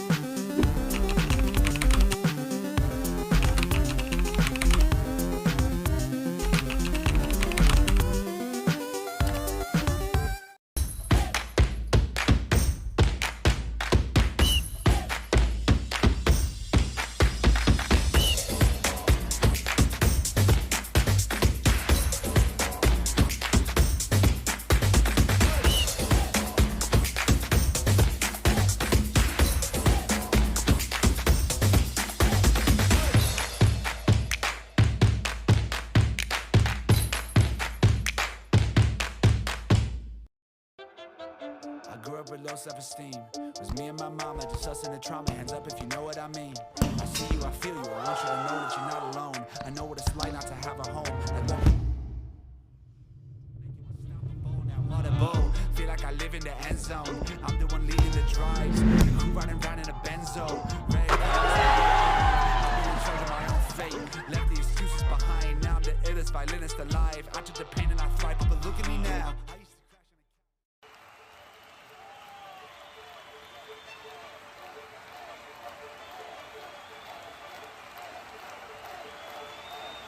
A good futsal player has to be intelligent. It's the most important quality in a futsal player because in futsal play is very fast, and you have to think really fast. You don't have time, you don't have a space. They have to enjoy the game. This finally futsal or football or basketball or tennis, it's only a game, so they have to enjoy. If they don't enjoy the game, they don't improve. No, they know that we know as coaches that every day is good for improving your level, so you have to work hard every day. It's detail, it's important for improve your career. The group is the key of success. If you don't have a union group, you can win some matches, you can win some tournaments, but finally you don't win the World Cup or you don't win the European Championship. You need a strong group and everybody go in the same direction. The futsal is totally different than in Europe or in other countries. I think there are good levels. All right, ladies and gentlemen, welcome to the last round of the Women's Series Futsal 24-1, and the last but not least with a huge game in store today with Preston taking on Eastern 1-0 with the first three games being a bit of a washout. Will the last game of the night provide some entertainment with some class players already? And joining me today, who will join us in just a sec, is Han, the one and only Han. So. Sorry, Mo, we're just trying to get some form of team sheet, just waiting on Joseph to provide us, who will be here, but I'm sure you know a lot of the Preston squad, and I'm just going to keep my eye on who is in kit right now on the bench in the pink, Ayesha Attic. Her long return, I'm keeping a close eye on her. Yes, well, just a bit of a funny thing, just when she subs on, just have a look at the name that's on her back. It's a bit funny, her name, so you're just going to have to wait and see for that one. But I'm sure today's game should be a great end to a great season, especially for me. This has been a really fun season, huh? So, in net today for Preston, you've got one of the rising keepers in the league, so Emma Olsen. You've got in front of her Karina, with her two flankers being Leah and Taylor Halabi, the captain. And up front, I've got the one and only Catherine Ian Edith. And on the bench, as always, you've got Jamie Sultana, Claudia Damazi, Steph Galea. And already, Leah Cartonos, who's making her one of her rare appearances for Preston this season, has gone absolutely bang. So for a long-term steward of Preston, that's a really good goal. And that means a lot to her. She must have the best stat in the competition. Comes on board and scores a goal in every game that she appears on. So Leah Cartanos, why not? Normally repping the number 8, but 27 tonight. So I feel like having different numbers on could be the winning sign for you to get a goal. Yeah, I think it is. And with me playing mixed league with Leah, so every Thursday, she always tends to score a few goals every week. So this is really good to see it now on a Wednesday. Leah, best stat in the competition, why not? Probably better than my stat a while ago when I was stepping on the court and scored a goal. So. Oh yes, I think I remember that game as well. That's for the Amazon, so. Oh dear, Preston already on a terrific start. Where is the defense for Eastern? They're just on the back foot at the moment. Yeah, and the Eastern squad today looks a little bit depleted as well, because their star player today, Linda Sawa, does not seem to be in attendance. And will that impact them negatively, you think, Han? Oh, you know, you know how Linda works. You know, she played so good last week against Noble Park United. You know, they scored 9 goals in that game. Obviously, we know Noble Park are new to the scene, but without Linda, there isn't much opportunity in the final third. So they're going to work a lot harder to create those chances. So I just feel like, so with this Preston team, they've just got to do stuff like that. Take the ball from the turnover and try to score as quickly as possible. They're very quick, and Preston, they've got so much blueprint behind them. They know they have the direction of Taylor Halabi and Karina now too. They'll just, you know, have that direction and be that senior leadership that, you know, you see them time and time again. So as long as they know what they're doing, their role, they can direct their teammates to do exactly what they need to. And for me, it's actually really good to see Preston so at least have 6 of their regulars here today. Because usually they'll only have 3 or 4 and then the rest are just part-timers, where today they seem to have a full squad today. Could be perhaps the late fixture that they've got in. Oh! Ooh. Good shot there, and Emma, so Olsen sticking to the task today. But all the excitement for this game, as you said beforehand, is the return of Aisha Addick. Well, until I see it, I will believe it, because it could just be, you know, her warming up. It's not familiar to see her, I mean, you know, again, until I see it.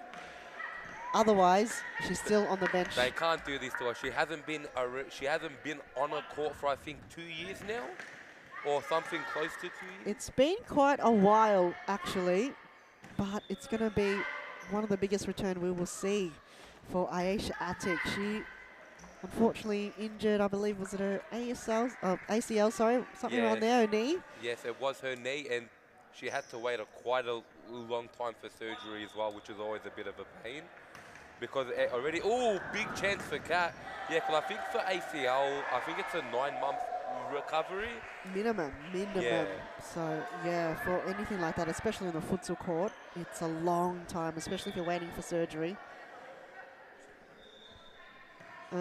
You know, yeah, especially for surgery, it's that and rehab, especially for a goalkeeper. The amount of time you spend on your knee doing those saves, it's a lot more taxing than a field player. But either way, it will be good to see her return back to serious futsal. Oh, and now Steph Galea is about to jump on the pitch, and we all know how electric she can be. She is honestly one of my favourite players to watch. She's just so exciting, and you know what to come from her every time she comes on the pitch. The style, it's very unique to Steph Galea. Yeah. Because she always seems to have the ball just on a string. It's on a string for her. Like, I remember when I've had to coach against her, I've said, girls, just press her and hope she turns over the ball. She can read you like a book. So, yeah, very hard to dispossess Steph Galea. And then you see Miyata, also number 8, on the court for Preston. So, goal-scoring powers for both Preston right now. Ooh. And Claudia Damasi, don't forget her on the court. I know, like, she's just casually popped up with, I think, it's the 8-goal game it was this season, which is a feat very few people will ever do. Oh, how good is Claudia Damasi? But she has mentioned time and time again, she has weak knees. So you'll see her on the ground a lot because, unfortunately for her, can't keep her balance. Except the thing is, she loves to play on the floor anyway. She's always sliding for the ball, for a tackle, for something. So I don't think she minds it too much. Such a workhorse, Claudia Damasi, and very humble. She never wants to receive credit for all the hard work she does. Always puts herself last in front of her teammates, so such a team player. I know, exactly. And I feel like that's what Preston is, because they've all been together for years. They're playing in serious football, but I think, but for them it's just a bunch of mates who come and play together on a Wednesday. And they've actually done really well. So I think this is their second season, so in a row coming second. So they're so close to that final hurdle. It's the second season in a row where they've come close.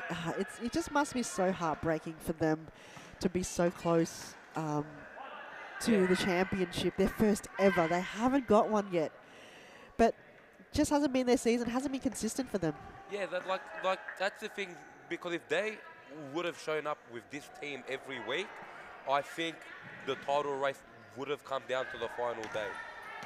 And especially Steph, when she shows up, you just know that any game is not safe when you're playing against her. Great run. Oh, is that a penalty?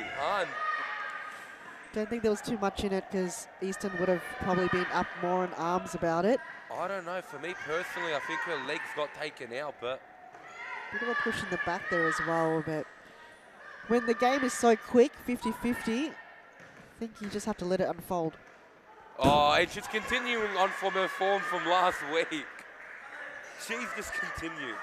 Asuka Miata, undoubtedly one of the biggest signings for Preston this season, but it might overturn. This is a late VAR call. And is that for the penalty? I don't know, Moe. Oh, don't tell me they've gone all the way back for the penalty. That's crazy. Oh, wow. Dear. It's a bit late. They should have called it a lot sooner, but... Oh, no, I think that's a clean tackle. Oh, wait, can we get another replay of that, please, Josh, when you can? Everyone waiting, but that looks like a really tight call.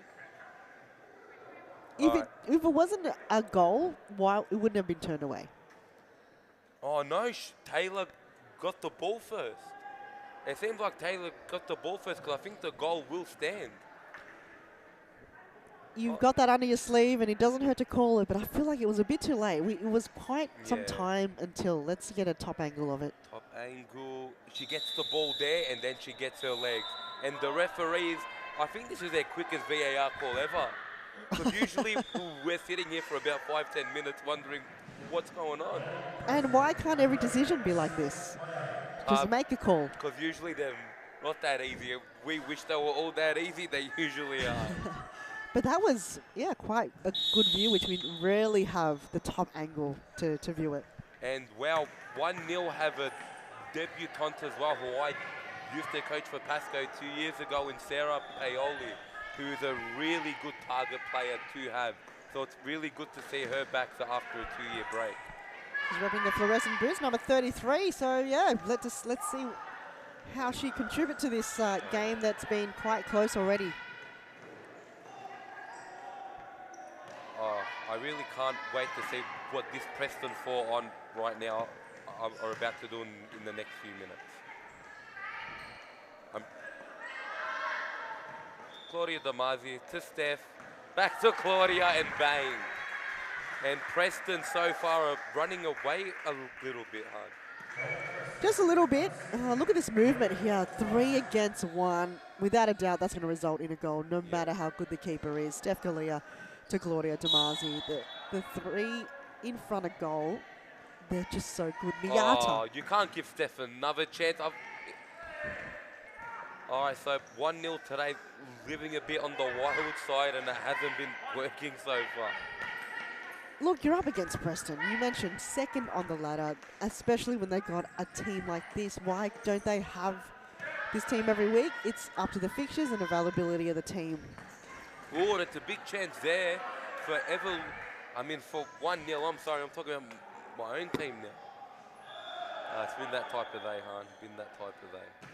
Everything is evolution in your eyes right now. Yeah, nothing will shade you away from evolution. But no, I get it. I would be saying evolution too if I got the championship. Ooh. So Emma Olsen saved with her feet. Her feet are lightning fast. I think we were talking about it last week, but some of the split saves she makes are just incredible. It's some form of technique. It requires so much practice and training to perfect it because it's all muscle memory now. You don't even have to think. You just do. And especially because they're shooting from 2 to 5 meters away, it's got to be so instant. And all right, at 3-0, I think if 1-0 can just slow the game down and score the next one, they're still giving themselves a shot. But they can't be giving Damazi that much space. Because even though she didn't punish him that time, she eventually will. They're just going to apply the pressure and press right now, 1-0. Just stick to simple futsal, which they can do. But with these new addition and new players, they're just warming up to the game. They're really not familiar with, you know, their surroundings. But I'm sure in the second half they will bring up a lot more opportunities. So, with it being the end of the season, I really feel that, like, we'll give a bit of a review for 1-0. I feel like they've come leaps and bounds from last season, but they've still got a long way to go. But from last season, the improvements that Oster's made, that the team's made, it's just shown that you can go from a team that's losing by a lot to a competitive team in just a matter of months. It's just consistency. That's all. We know it. You saw it from Phoenix. It comes down to consistency. We've seen it. You have to have the core, same, you know, group of players that come in, week out. That's how you build the chemistry. Exactly, because so even though now that 1-0, they are 3-0 down, so you can see that they are passing it around, they are trying to move it at the minimum, and I'm sure Costa, so even though he would be disappointed that they're down, he's glad that they're still fighting. And that's a great tackle there from Sarah, whose brother, funnily enough, plays for Thornbury in the men's division. There you go. So, bit of a family fair here in Futsal Oz. All in the family, because, yeah, if you've got one player playing futsal, why not bring a few of your family members into the mix? Tullamarine, they're State League 1, I believe. Yes. Tullamarine, yep, playing on a Sunday afternoon. Is it down in Brunswick still? No, so everything's here now at Oh, the Series Futsal Arena. there you go. Yeah, it used to be on a Sunday afternoon. I remember I used to go down to Brunswick and see a lot of those games. Oh, those were chaos though, because it was 12 to 12, and me who had to work the counter, it was just chaos for 12 hours. You're glad that they've moved here. So glad. Oh dear, but look, few promising stars, you know. Liv Trianta, number 63, she's did that big run there, but she can't do it alone. There's a lot of individual players that you're going to merit, but they're just going to work as a team here, 1-0. And yeah, and I feel like Stella Nissen as well, she's had a really good season. So Annabelle, so Hosking, so they've got the players, they just need the time. And yeah, more for next season, Moe. yes, and okay, and it's so good to see that the scoreboard is backing up and running today. You don't know how excited we were when we, particularly Josh, were able to uncode it all, because it took some time. We're still racking our brain, but we managed to get it up. And yeah, we're so over the moon that it's back on. I know. And someone who was speaking to Josh yesterday, the amount of stress he went through to get the scoreboard working, you would never believe. Well, I'm sure Josh is all relieved here. The man behind the scenes to put all this broadcasting together for you, and we finally got a scoreboard on the screen. Yes. It's weird that you don't know what you got until it's gone. Exactly. Who would have thought that a scoreboard is such a vital component to a game? I don't think it was, like, imagine watching a game back then when there was no scoreboard on your screen. You wouldn't know, like, especially in games. That's like playing outdoor these days. You wouldn't know. Yeah, it's kind of like playing so outdoor for like a State League 5 team. You never know unless you go to ask the ref. Yeah, exactly. It's so frustrating sometimes. Because you could put a timer on yourself, but it's the overtime. You don't know the stop clock, when it's going to end. Yeah, because you don't know if it's going to be +5, +10. +1, doesn't. Yeah, you don't know. Oh, imagine if it's +10. That's even more frustrating. Oh, +10. That happens too often, and I can't imagine having to run around for 10 more minutes than I need to. If it's Mary, fine, she'll probably love to run for an extra 20. But Sure, me, yeah. nah. As soon as that 90's done, call the ref, I want to go and recover. Absolutely. So, Easton, credit to them. They've been able to shut down that last goal that we had from Preston, and Preston just finding it a little bit harder to find the back of the net now. Ooh, but they're getting the chances, Preston, but now I think that Easton said, let them have their chances. As long as we're set up, it's going to be a lot so harder to score.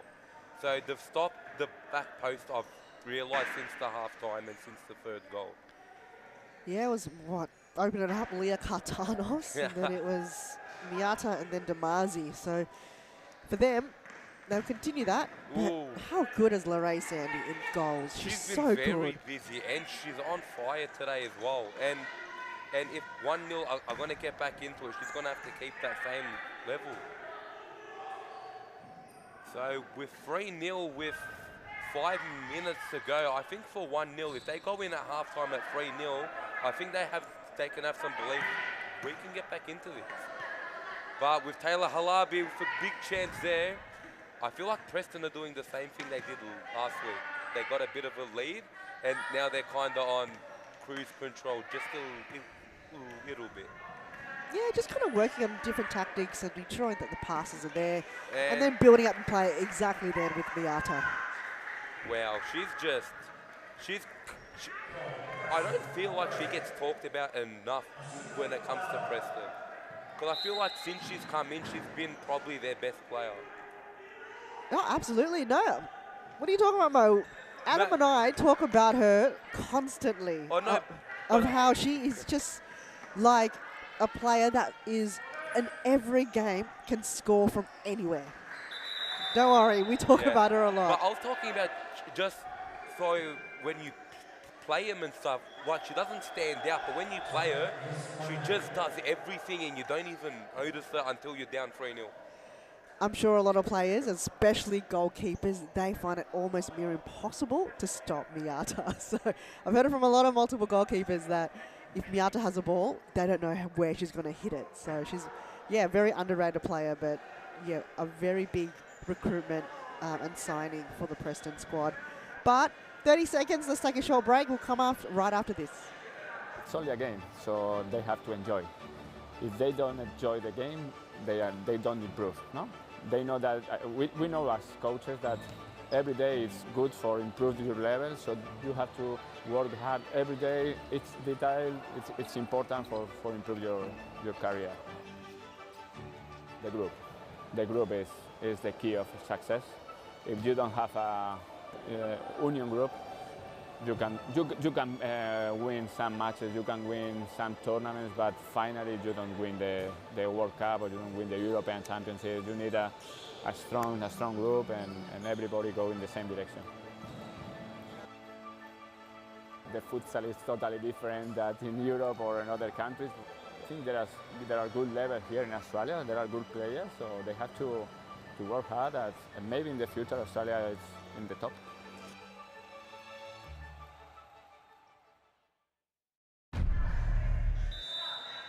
We're back. Final game of the season, and Preston up against Eastern, leading by 4 goals. My apologies, 4 goals. Where did they come from? Did we miss something? Yeah. It's when was it Miata who scored the absolute banger in the top corner? Twice? Yeah. Oh my God. Oh, and Damazi again, and Lorraine Sandy at the end of this game, her hands are going to be stinging. She's got gloves on, so she's fine. A lot of goalkeepers don't wear gloves. I think she's the only one. I know, but hey, there's some of the best wear gloves. Like Mazen, he used to get tormented for it, and now he's one of the best. You know what? I don't think gloves really matter too much. I think it's more just for like throwing the ball, more than anything. Hands of steel, that's what I call it. Yeah. Or wrist of steels, because I don't know, I feel like gloves do have an impact on absorbing the ball going towards you. Maybe I'm just too. Oh wow! If Preston score from this, but they turned a bit into too much, so into FIFA there. It's the last game of the season. We've seen it in a lot of these teams. They're just bringing everything they got. Oh, great save, Lorraine Sandy. Well, Preston ticky-tacking too much here. I know. It's just 1-2, 1-2, 1-2. Oh no, we have to shoot. Oh, look at them. They're just smiling. They're just having a lot of fun. You know, they don't have the championship. It's the last game. They're playing against 1-0 at 11 p.m. on a Wednesday night. I would be in the same mood as them. Yeah, to be fair, I can't blame you on that one. So would I. And We won't get all penalty. That's what I was hoping that it won't happen. I don't want to be here again. Yeah. Quarter to 12 p.m. here on a Wednesday. But you know what? For that type of game last week, I'll make an exception. I'll make an exception. But never again, please. Never again. And can we make sure that the penalty shootouts don't go past 5, please? Last week, I think we had about, what was it, 9 each? And Miata there, just off the crossbar. Oh, wow. Whoa, Lorraine Sandy. Why not? She's shutting it down. I know. She's pretty much that last stand in between Preston and scoring goals at the moment. So I really feel like the 4 in front of her really are going to have to start protecting her a little bit more. And can they get one here quick to fire back? So, when do we think Preston's number 2 keeper will be jumping on hard? What's your prediction? Aisha Attic, again, I will see it when I believe it, or believe it when I see it, but she's in kit. She might see in the second half, but she's not warming up. She's still in a hoodie. Aisha Attic has been away for, what, 2 you said 2 years? That's a long time in futsal, considering we play 2 seasons a year. So she's missed out on 1, 2, 3, 4 seasons. Wow. That's a long time. That's a lot of futsal. But lucky she is young. Do you remember how she injured it? Was it Yes. during serious futsal? It was or in at social league. Social league, right. Which makes it, oh, that's a great shot by Sarah, an even better save. But yeah, she funnily enough did it in social league, in the league you expect to do it to league. Because Aisha Attic throws her body on the line. When you see her, for a lot of players that, you know, or viewers that have just come on board for serious futsal, Aisha Attic, she is so entertaining to watch. She flies in the air, dives, she does everything, whatever it takes to stop a goal, whatever it takes. Very entertaining to watch. But I don't know if we will see her. I really hope so, because she's been telling me the whole week, Mo, watch on Wednesday, watch on Wednesday, watch on Wednesday. So she's soaking it up a lot. So I bet she will get time.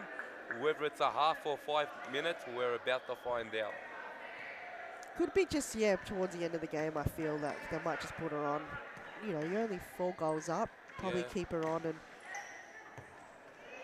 keep Emma Olsen on is what I meant. Yeah. And Aisha Attic, maybe Jamie Sultana is reserving her for the final moments of the game. But we'll see. Probably, but knowing Aisha, she barely warmed up anyway, knowing her, so she's just going to jump on anyway. Well, it's halftime and Preston up 4 goals. Will the return of Aisha Attic come up after the break? We will see. Don't go anywhere. One leading the drives, the crew riding round in a benzo. Red I'm in charge of my own fate. Left the excuses behind. Now I'm the illest violinist alive. I took the pain and I thrive, but look at me now.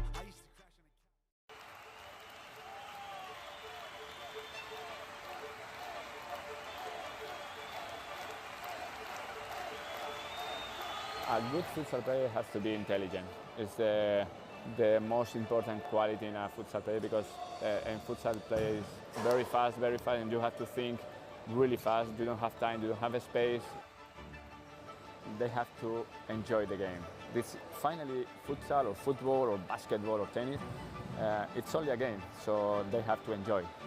If they don't enjoy the game, they don't improve. No, they know that we know as coaches that every day is good for improving your level, so you have to work hard every day. It's detail, it's important for improve your career. The group is the key of success. If you don't have a union group, you can win some matches, you can win some tournaments, but finally you don't win the World Cup or you don't win the European Championship. You need a strong group and everybody go in the same direction. The futsal is totally different than in Europe or in other countries. I think there are good levels here in Australia. There are good players, so they have to work hard. And maybe in the future Australia is in the top.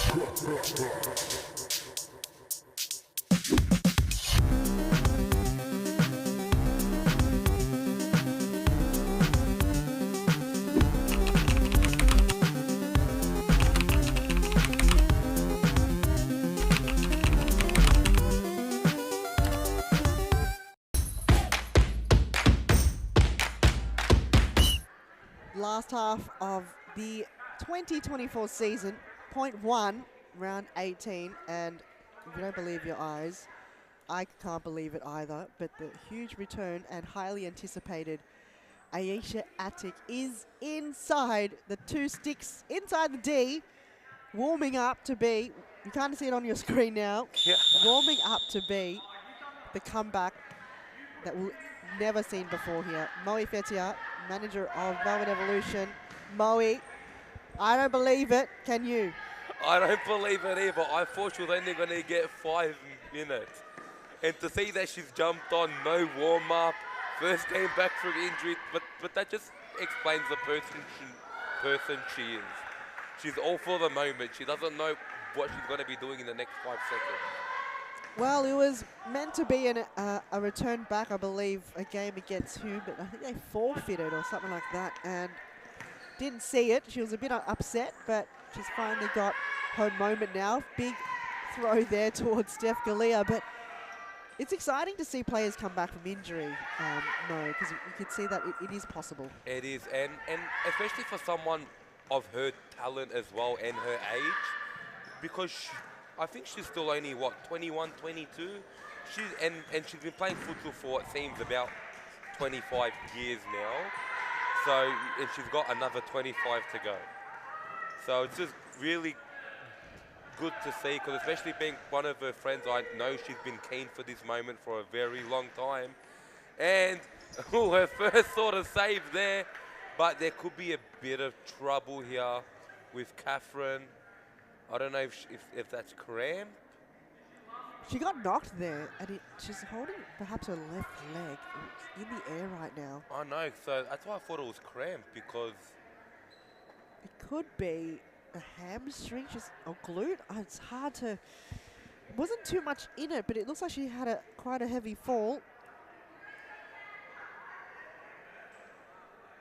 She came off, almost second best from that collision.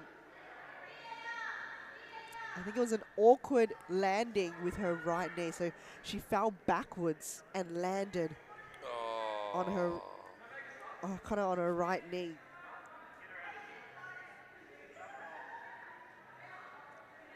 Ooh, I think it was a knee on knee, or maybe just a corky. But she is up on both legs, so that's always a positive sign to see. But futsal, you know it. I'm sure a lot of her teammates know it's the simple things that, can cause so much big injury. We saw with Aisha Attic, you mentioned it before, she got her ACL done from a social game. Yeah, and the funny thing is, I think she went to, I think for the social game, I think she only jumped backwards and her knee just. So it's always the most random movement.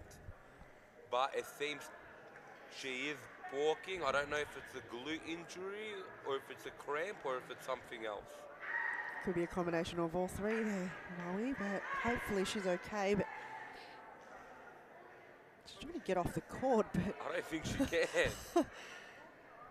don't think there's any opening on the far end, and she's asking for assistance, but it looks like she's in quite a lot of pain. I don't know if they're... What's going on here? They've just carried her over the barrier. That's not something you see every day. I mean, Aisha Attic's going, come on, why aren't you helping her? She's clearly wanting to go over the barrier. They're all just watching her struggle, and she came along to help him out. But, oh, gee. Preston to help her sister out. I know, it's always the final game of the night, always the final game. Moe, it's just how it is. It's a late one. I don't think futsal's allowed to be played past 10 p.m, but it seems to be. But in futsal tradition, we all know 10 p.m. is just the start of the night. I might should do a Michael Chevallo and just leave.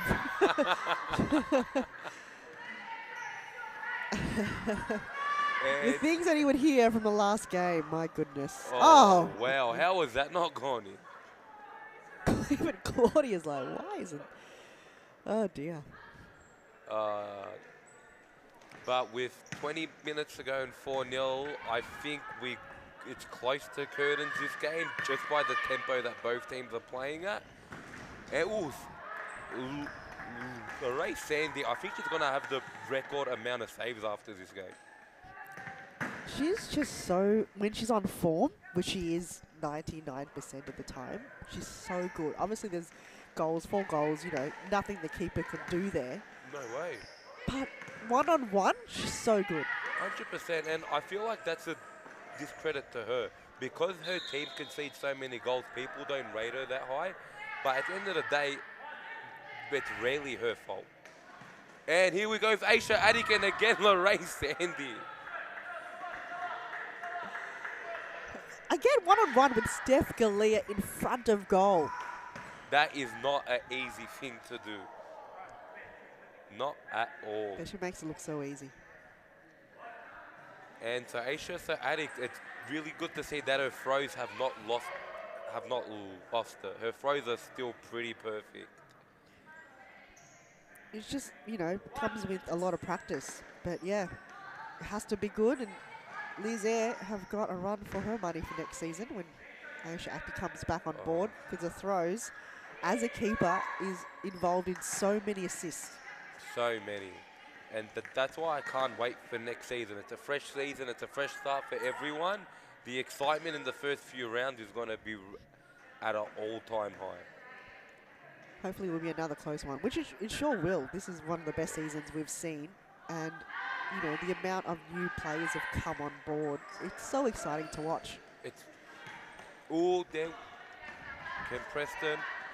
It's a link up or no one at the back post there. But, yeah, like we've had a lot of teams this season. Like Northern Phoenix have stepped up leaps and bounds.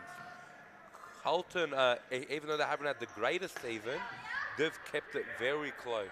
And with 1-0 and Noble Park coming from humble beginnings, hang on to your seats for next season. That's all I'm saying. There's going to be no seats left here, Moe, after what happened last round. My goodness, if it's going to be every round like that. Oh, but you know what? I don't think that my heart can take another last week. Oh, and a chip from Damazi off the bar. I want every game to go down to the wire. Down to the last second. Last kick. If every game but for Evolutions can go like that, I'm a happy man. Because commentating them is the best, but when you're involved in them, my heart is just pounding for the 46 in it. And here we got Kinsera Paoli. Ooh! She's got a very good kick on her. And I actually subbed herself off. Oh, okay. What is going on? She hasn't made a single save. Oh, no. Oh, and it's an incorrect sub as well. So Emma Olsen gets the yellow card. Oh, you've seen it here before. Goalkeeper Emma Olsen. Got a bit excited there. Just when you thought you've seen everything that there is to see, there's that. And it can only happen here at 10:40. I mean, the 10:15 games. Ooh! And Steph Galea, who recently just turned 30, so she's still got another 5-10 years in her current form.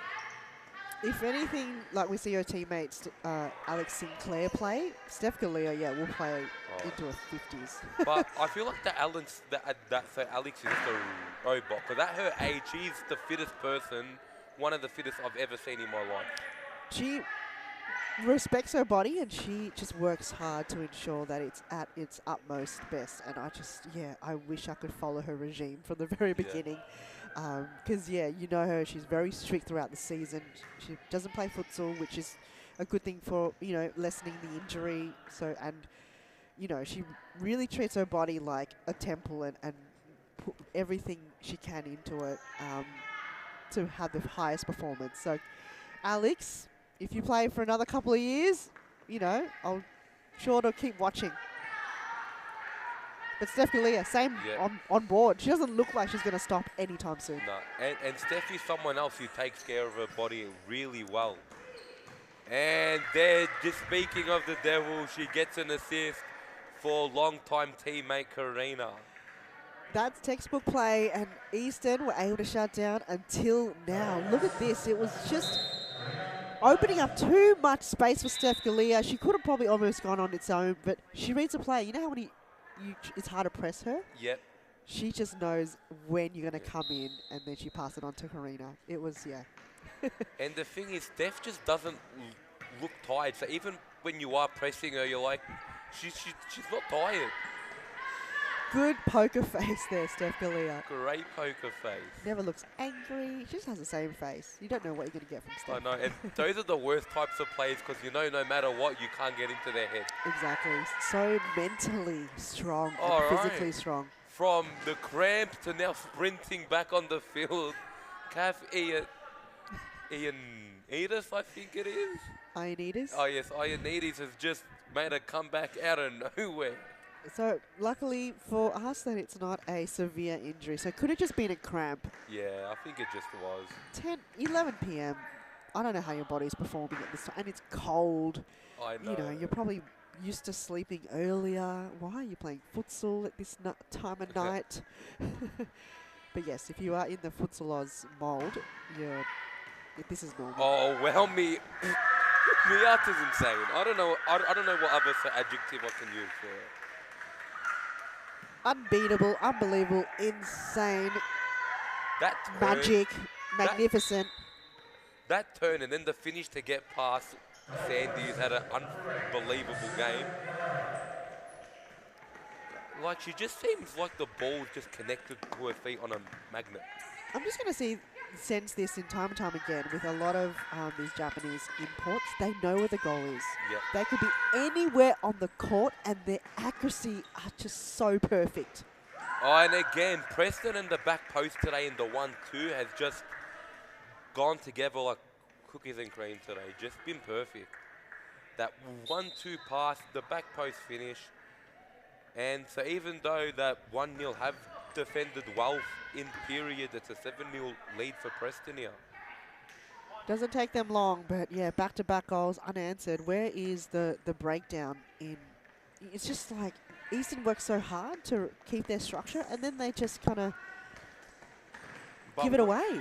But when Preston are passing like that, I can understand. But then every time that they've had a chance to counter-attack, that pass to start their counter-attack just has not been there tonight.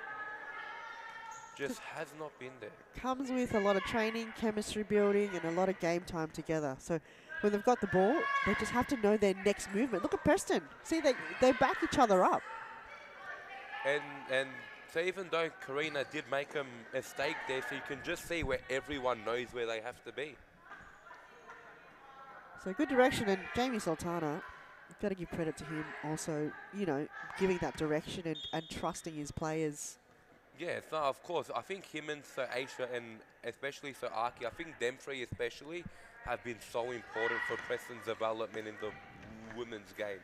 Because not everyone will remember this, but when Preston first started off in series futsal, they were losing very so heavily. And then as we see some of the newer teams, I think they should take that and be like, all right, if we keep training and going in the next few years, we can be up there. And so Emma Olsen, okay. Oh, wow. Oh, she wants to be part of the party as well. But yeah, Preston, they came on board and they had two teams. It was Preston and Preston United. Yep. And it was a time where the competition was so high. You were talking about Fitzroy, Moreland, Carlton had players that were like Prasco Vale. So when they come on board as like a new team, you're like, how are we going to compete with this? But yes, it takes a lot of time and a lot of energy and hard work behind the scenes to get them where they are. So it just doesn't come overnight here, Moe. No, it doesn't. I don't think there's ever been a team who just come in and won the league. Like, it's impossible.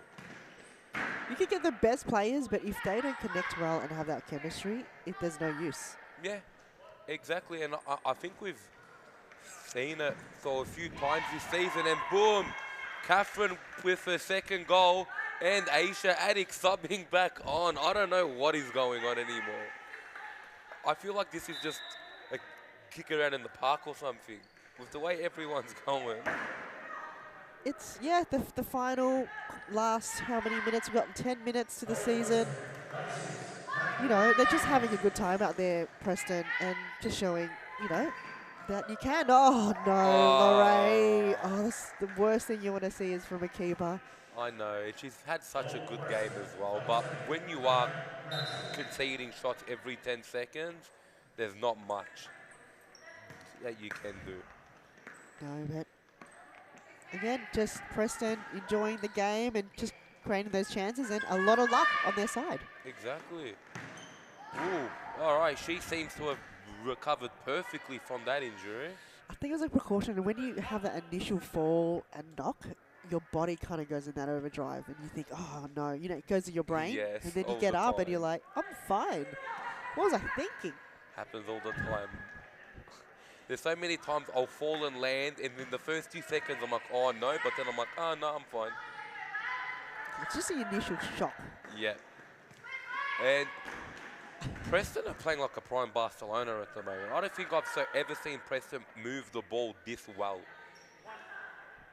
The way they're just playing those 1-2 tiki-taka passes. I just feel like Eastern are just aren't pressing. A lot of ball watching.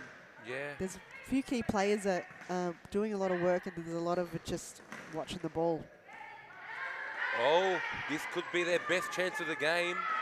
And Iron Edith running on both ends. Just really attacking the ball like her life depended on it. So no matter what the scoreline is, Preston will just continue on. And Taylor Halabi has gone bang again. I think that's her first goal today. Yes, it is. I'm pretty sure. She never kind of partakes in goals, but she's always there. I know. I think she's more, but she has scored one of the more, like the best goal this season with that late for equaliser against, was it Phoenix? Yes, it was. Just a few weeks ago. So she doesn't score them so often, but when she does, they're usually very good. Normally her specialty is scoring from a volley, so the ball has to bounce for her to score. Oh my, and I think it's getting a bit one-sided now with Preston going bang, bang, bang. I think they've scored 3 goals in a matter of 70 seconds here. I think Eastern just wants to call it quits, and that's a season done for them, Yeah. I feel. I always feel like if there's nothing to play for in the last game of the season, it's a bit hard to get good. It's a bit hard to go, but even then, you're still here to play. So the last thing you want is to come out and then lose 10-15-0. I think you're just going to dust off the season and move on and recollect for the next season. But little movements like that, you've got to give credit to players that are still bringing in the goods and the confidence of the game. Ooh, Aisha Adik with the first save. Is she going? Oh, girl. She wants that goal. She tries that footy kick more than anyone I've ever seen. And but it's on target. That's why Aisha is so good. You can footy kick it all you want, but if it's not going to go in on target, there's no use. yeah. And Miata, Claudia Damazi saying, why didn't you shoot it? Unselfishly, you are inside the D, Asuka. I know, inside. Oh, I don't know. I think it's just that type of game. They're all just having fun and they're all just trying to set up each other for goals. Oh, yeah, I would too. I would set up more of Leah Katanos. Get her back on the court. Come on, Leah. Second goal, please. Oh, wow. That would have been goal of the round if that went in. That was amazing. Well, Katanos does seem to be on the pitch because if you look at Miata's shirt very carefully, she's got her name on the back of it. Why did she ask for it? Miata's like, no, I'm keeping this forever. Yeah, she probably has. She's like, no, mine now. Yeah, I play number 8. What are you talking about? Finders keepers. Sorry, Leah. Sorry, Leah. It does have Katanos. Oh, I never knew that, actually. Please don't bench me tomorrow, Leah. Yeah, you can't have a shirt if you don't play more often. Oh, and the ball has made... Oh, never mind. I've never seen it go up on the roof there. I don't think the camera reached that far, but... Oh, Preston are just trying to score like the Harlem Globetrotters type of goals now. I feel like that's what they're trying to score. 5 minutes left, Moe, and why not give it everything you've got for the season? I think they know. want a highlights reel. I think they just want to Yeah. clip every single play Yeah. to put it on their highlights reel for the season. I would Oh. too. Wow. Again, they've done it. Oh, and they just can't get that final pass or ball to work. It's not going to phase them. They're going to just try again. Easton, though. Oh, like, I feel like it's bad to call this a Preston training session, but at the moment, it's kind of the way Preston are playing with such just movement and ease right now, it really does feel like it. Preston are moving the ball around superbly. Easton just giving them a bit too much space. Look Yeah. at how they press. They give them too much space, and then they go in, and Preston by then already knows their movement. So, and the counter-attack just hasn't been right, so then Preston just wins the ball back. It's more about possession play here. And, ooh, it's Aisha Addy, can she get a... Oh, I feel like 1-0 have caught on to Preston's passing just a little bit. And because I feel like they're just trying to cut off the 1-2. So with 4 minutes to go, will say Aisha get the goal she wants? Not if Lorraine Sandy will help it. No she way. knows. She's going to stay on her line the entire time. She's not going to stay out Pretty of her much. line. But even then, I've seen her score even when keepers are on their line. So she's a bit of a funny one, but Lorraine's got the height, though. yeah. She's not going to let one Oh. slip. Again, I think that Preston are too much trying to pass it that they're forgetting to go to the back post. Because Steph absolutely beat everyone and then passed it to no one. Did all the hard work, and no one was there. That's Come on, it. guys. Oh, well. That's all right. Look at this. This isn't real. That isn't real. They played that with such composure inside the other team's the penalty area. I think, I just feel Easton, they've just, they know coming into this game it's going to be tough against Preston. If you look at the lineup, Steph Galea, Asuka Miata, Claudia Damasi, Catherine Ioannidis, it's going to be a tough task, and they know coming in it's going to be hard. So mentally coming in, they know already they're going to be defeated. So it's hard when you play these games. Yeah. Right? You're already knowing that you don't have any chance at all to win. I feel like if they would have had Linda Sawa today, they could have put up a really good fight, especially after the game she had last week. Can't rely heavily on Linda, though, and Annabelle Hosking, she's not playing tonight as well. So Easton, if they can get key players in that can score, because when you can get in the second half, Yep. it's great. But you've got to get there first, and that's where they struggle a little bit. Like, Lorraine Sandy could save them all, but then you got to also score goals. Ooh, handball, I think, and yes, it was. So, Han, for someone who's commentated most games this season, which one's been your more enjoyable this season? Your most enjoyable? There's so many. I just have to go back. This season so far has been the most entertaining I've ever seen, ever in series futsal. I might have to go back and rewatch all the games again. But yeah, I can't pick one. Obviously, the one that comes to memory. Oh, Taylor Halabi saying maybe it should be this one. For Preston, at least, yeah, they're playing phenomenal right now. Look at how they just Taylor lines up. Jeez. That was bottom corner. Even a keeper of Lorraine Sandy's quality had no chance with that one. That's a signature move. If you were to have a particular GIF, that's Taylor Halabi at its finest. You don't even need. You just need a silhouette of that ball and her kick, and you know straight away it's Taylor Halabi. But Moe, there's been so many terrific games this season. I just can't pick one. I just have to go back and rewatch a lot of the highlights. But I mean, obviously comes tonight. Last round was the round of the season for it to be everything you ever want it to be in series futsal. That Colton to AKU game was one of my favourite games I've ever commentated, let alone for this season. And Taylor Halabi now is just taken over and said, let me score a few before I go off home tonight. Well, that's going to be the last passenger play of the season, 12-0, and Moe, it's been great to have your company here in the last game. I would have not sure what I've done. I would have just let the game continue. I would have just left. And here's hoping we do get an interview with one of the Preston players. And we're about to find out. But with Preston winning 12-0, we draw a close to an end of a fantastic season, guys. So on behalf of Futsal Oz Series, Futsal, and for us here, Han, Moe, and Josh, we thank you for being involved and thank you for being here. And can't wait to see you all in the next season, and especially the FOS Cup that will be happening next week. But yes, hopefully we'll get you a player interview. If not, we close up and have a good night. I really want to see Aisha for the interview.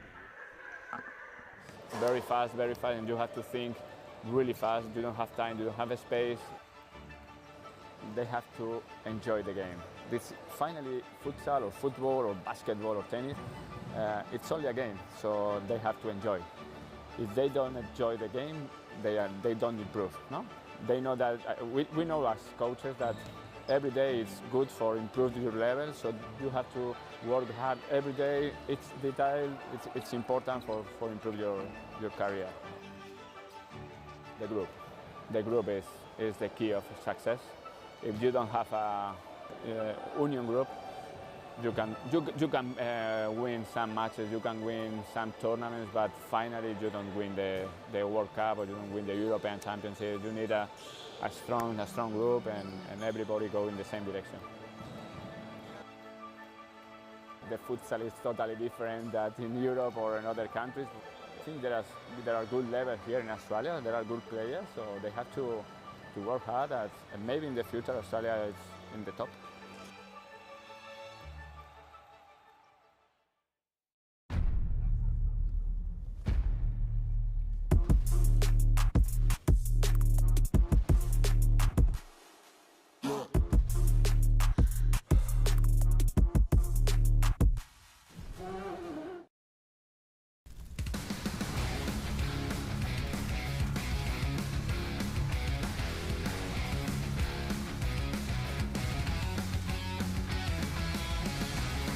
And ladies and gentlemen, welcome back for the last interview of the season.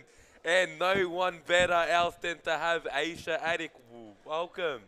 Thank you. All right, after 2 years, 2 long, hard years, you've made that comeback finally. How does it feel? Yeah, it feels unreal. It's so good to get a game in before the season ends and hopefully start the new season fresh. So yeah, feels amazing. All right, so when you stepped onto the court, how did it feel to make that first save? Were you really nervous? Were you like, just business as usual? Look, it does play in the back of your mind a little bit, but once you get the first touch, it's just all easy again and just remember how to play. And all right, and I seen you tried a footy kick and you seemed a bit rusty, so you might have to go back to training that. No, I think it was on target and it was pretty good for, my first kick of the night, so I think it was amazing. All right, and Aisha, so does this mean that you're out of the coach's box permanently and back to playing full-time, or is this just a bit of a cameo? You'll see a surprise next season. Just got to wait for next season. Ooh, we have to wait for next season. And on of that, how do you guys feel going into the FOS Cup next week? Yeah, we feel ready. We're ready to take on anyone. So, yeah, let's do it. All right, guys, you heard it here first from Aisha Adik, her first game back in 2 years. Thank you for being here, and we can't wait to see more of you. Thank you. See you guys. All right, see you later, guys.